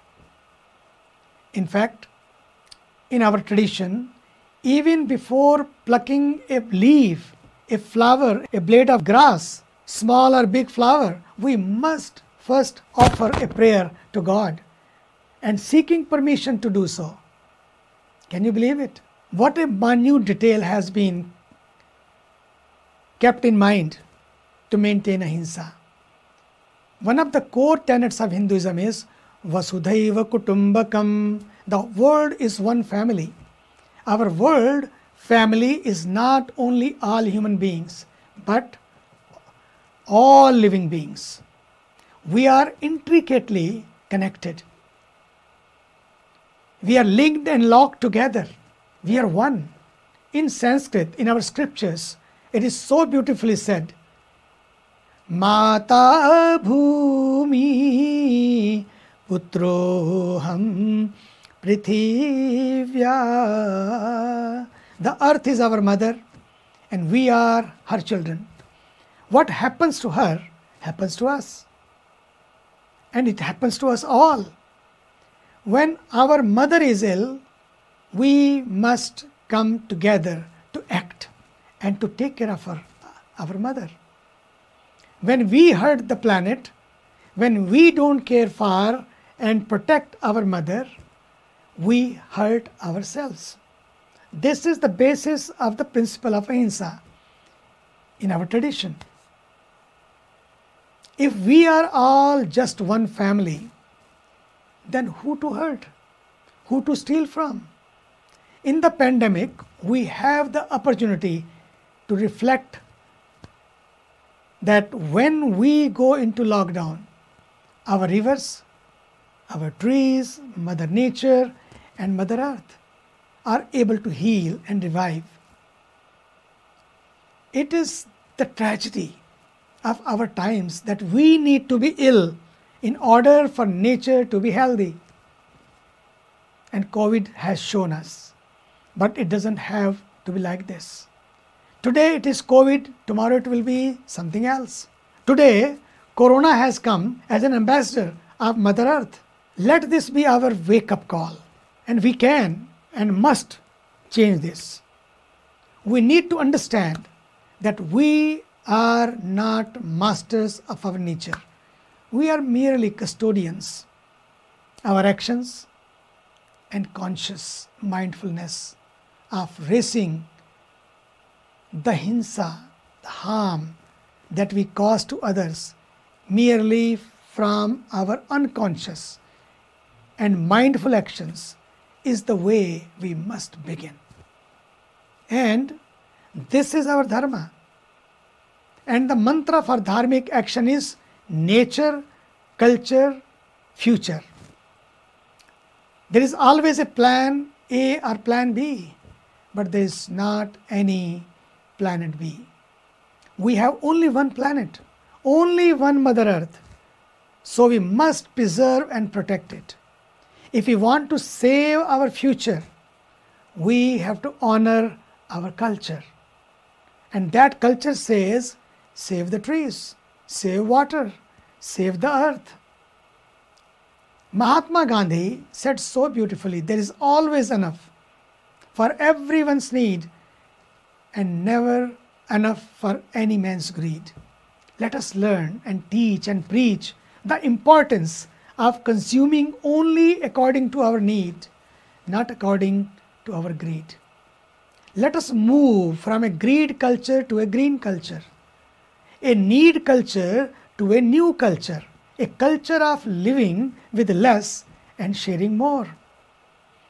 As conscious citizens of our planet Earth, we must be the change and also bring the change. We must be the change we want to see in the world. So beautifully has been said by Mahatma Gandhi ji. The future is in our hands and it depends on how we live in the present. So let us take care of our culture, take care of our nature, and that will help us to take care of the future. And thank you being together, and thank you all the leaders coming for this great call. Let us work together, walk together, and act together. Thank you.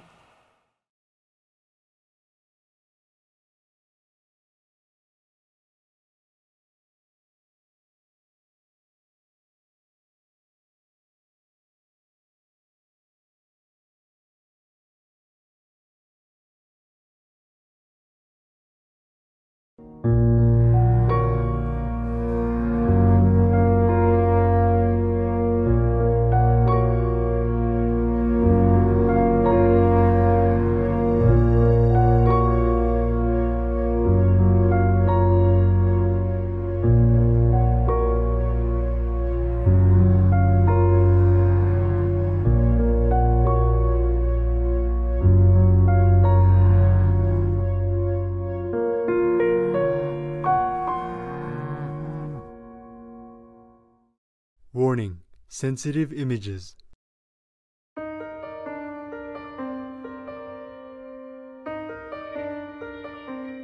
Praise to God Almighty. Greetings to you all, lofty souls in God's embracing love. Thank you, Dr. Sailesh Rao, Chairman Hanuman Das, and all esteemed organizers and volunteers for your invitation to this exceptional event for the benefit of the world, and best wishes to your success. My humble salute also to all kind, distinguished participants, wishing you all God's grace. We really need more of this noble outreach to awaken our people to the extreme catastrophe that is befalling our world right now, and to inform all how to escape. Yes, our mutual goal is clear. We want to end all unnecessary suffering and violence in the world and to rebuild Eden on earth, especially now with all occurring disasters everywhere. We start to realize the urgency of our planet's state because we are witnessing really something unprecedented due to our own unkind actions, events that threaten our very own survival. Unprecedented disasters such as floods, droughts, tornadoes, earthquakes, volcanoes, fires, drying lakes, disappeared rivers, gone or sinking islands, and famine, accelerating temperatures, and of course all kinds of diseases, deadly energy roaring all over our planet. And we are not doing much, are we? The measure to minimize and stop all these calamities has been so slow, crawling at a snail's pace, to the worry of all concerned citizens.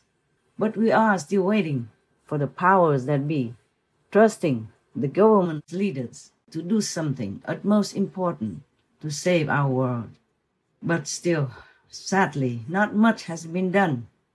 It's just talk, cheap talk, little action, or just some minimal actions that are too little to stop all the brutal disasters that are rolling all over our world. But we cannot blame nature's violence, because our own violence is even more overwhelming, more than any expectation, more than any humane nature could explain or understand. We are violent toward every life on earth, everything that moves or does not move, even toward our own selves by our own reckless, unkind lifestyle. We are violent toward the defenseless, the innocents, animals and humans, and even unborn babies. We are also killing them before they have the chance to see our world even. The babies who are helpless, harmless, utterly defenseless, so pure, so innocent, so angel-like. We kill them without remorse. We kill them even legally. The law protects thus murderous action. These unborn babies, unborn angels, the future citizens of our world, they have absolutely nothing to do with these perilous upheavals around us. These upheavals, unprecedented powerful and destructive, are the result of our own violent lifestyle, from the madness of unwise, unsustainable choice that we take. Every day, every minute, every second of our life, we are destroying our planet with it. We are killing ourselves and killing all we can around us, including the protective environment such as soil, forests, seas, rivers, lakes, streams, etc., which we definitely, absolutely cannot live without. We don't even follow the regulations that we ourselves laid down. You see, on one hand, we sign animal protection laws that anyone who harms, hurts, abuses animals in any way will be fined, punished, and do jail time. But on the other hand, we condone the maiming, torturing, abusing, molesting, murdering en masse of these defenseless animals in all slaughterhouses around the world, so that we can stuff the dead carcass into our mouth by our own hands. The mouth that proclaim righteous condemnation laws and the hands that sign the animal protection laws, as if we don't know what horror the poor innocent animals have to suffer all the days of their lives. Just go look in the animal factories, or you people, the lawmakers, if you dare. Then you know exactly what it is like. It is the absolute opposite to the laws that you pretend to make. It's the extreme mockery of humans' intelligence and comprehension. That means you have been breaking the laws and are breaking the laws and will be breaking the laws if you don't stop supporting the murdering en masse of the animals.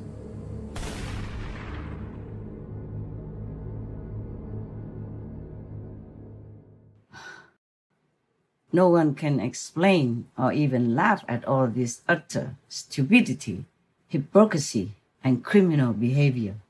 Perhaps someday you will drag yourself to the court and serve a prison term for murder and for breaking the law, like all criminals in this world. Now, evidently, all turbulences in our society are created by the violent and oppressive way we treat the innocent and vulnerable beings. We are destroying the plant kingdom, poisoning our food and water, killing helpful insects, animals, and killing humans as well, including our own children and babies, that is. And this got us into a cycle of endless war. We are at war with nature, with animals, and with our own human neighbors even. Everyone knows wars can never bring us prosperity and security. Any so-called victory is reaped at the expense of many innocent lives and costs us so much financial downfall. So how can we then even call it a victory? War is the complete opposite of peace. It is only up to us now to finally wake up, choose the opposite direction to save the world and our own selves. We have to cease all harm doing and increase good deeds to help others and help ourselves and help our planet. Only then can we have real lasting peace. It will be the beginning of a new, fresh era, which we all desperately need. Ahimsa, or non-violence, defines a life principle, a righteous way of life, which creates peace, safety, and a humane existence for all. Our planet, too, is a great benevolent being, generous, kind, protective. However, at present, all nature on earth is reacting unfavorably to our harmful actions to the extent of making the earth backfire. Billions of animals are slaughtered for meat consumption every week. They are also being horrifically oppressed to produce milk and eggs. We are doing the unthinkable, as of what would be expected from a true human being whose nature is supposed to be loving, kind, and protective. For that violent life choice, we sacrifice all that matters to us, such as our forests, our oceans, our soil, the food for millions of starving humans, the poor innocent animals, the climate stability, and ultimately our noble self-nature, our God self-nature. All livestock farming is haunted with that oppressive, torturous, murderous, and utter suffering energy. All that tormented energy, and we're living in it. Then, of course, by consuming these dead animal products, not only our soul will recognize it as unbefitting, cruel, wicked, and devilish, but also our physical body will revolt, and then sicknesses come. Now imagine that kind of energy is being consumed by the mass of people globally and daily. Do we still wonder why our world degrades to this extent and suffers the way it does? Let's pray for the quick rescuing of our planet, and that our leaders and co-citizens alike will take heed of the warnings from nature, because nature is our own reflection. May God help the message of peace, mercy, and benevolence to reach everyone's hearts and open our minds to make the right choice, thus repair and sustain our only earth home. May God still be merciful and bless us all as we begin anew to live as good stewards for life on earth. May all beings find peace and harmony with each other in an Eden-like world. Let us embrace the glory of loving kindness and harmonious coexistence. Thank you all, my loving co-citizens of the world, for your kind attention. Let's pray that God still gives us a chance, and all humans will change to Ahimsa, thus rebuild a benevolent world. May it so be. Amen.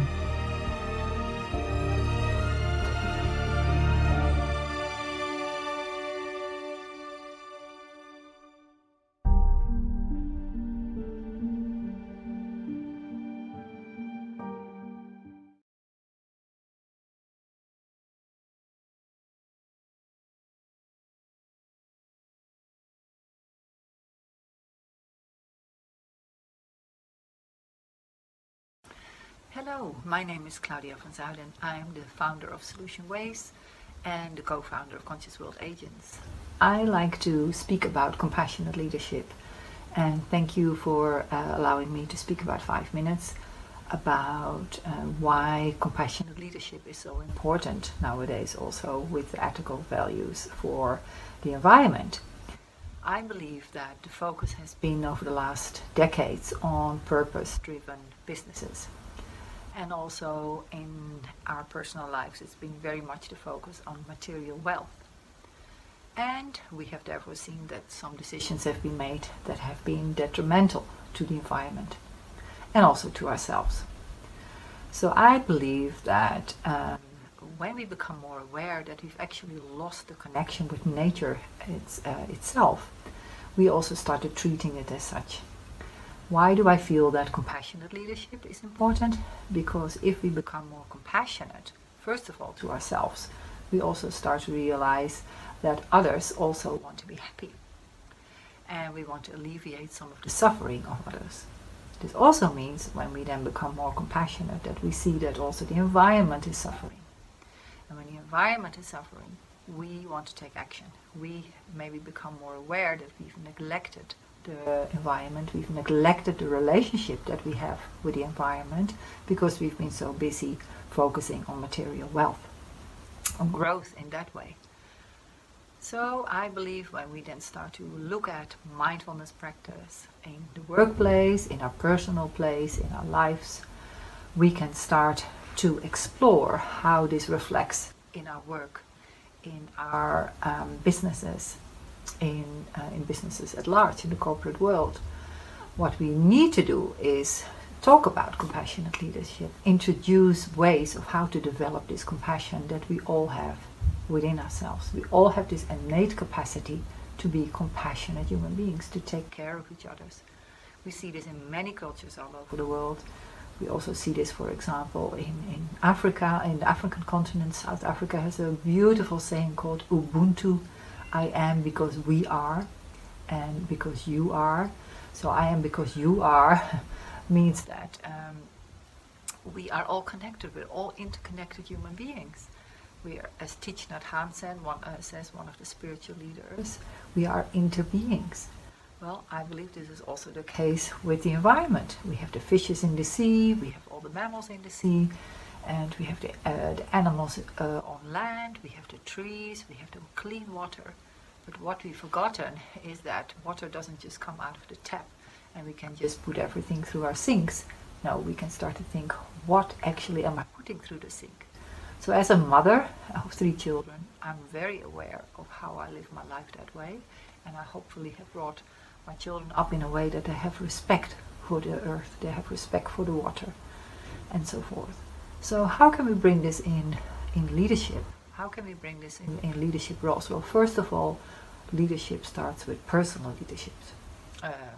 So when we become more aware of how we go about in our daily lives, what our actions are in our daily lives, what do we throw through the sink, what do we throw away in the rubbish, do we become more aware of that? We actually start to cultivate already some kind of compassionate way of living. And this, of course, is going to benefit ourselves, but it's going to be beneficial very much for others, for the future generations, and it's going to be beneficial for the earth itself. We all want clean water, we all want clean air, and so forth. So how can we do this? How can we start implementing these way of ethical leadership principles into every corporate business, into every personal life?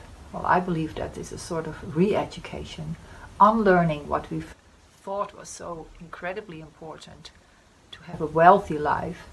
I believe what is very much important is a healthy life, and a healthy life also starts with developing compassion. Science is showing that when we become compassionate leaders, our team wants to become much more involved with the company, much more involved with they call it the tribe. The whole company becomes like a big family. They want to go further for the company as such. So imagine if then also the ethics change in the company, what we can do as a whole group of people making ethical changes. And this, I believe, is very needed in the world, and I would love to have a dialogue around this with people. What can you start doing already that is simple, practical, and therefore develop already a kindness in your heart, a kindness towards yourself, a kindness towards nature, rather than seeing nature as something that only benefits us and we don't want to give anything in return. It's like this reciprocal way of living. You take something, but you take it with gratitude and you give something back. And that is one way we need to learn how to do that again. Unlearn the material lifestyle and become more aware of the grateful living lifestyle. And that, I believe, is something that starts with compassion. Thank you.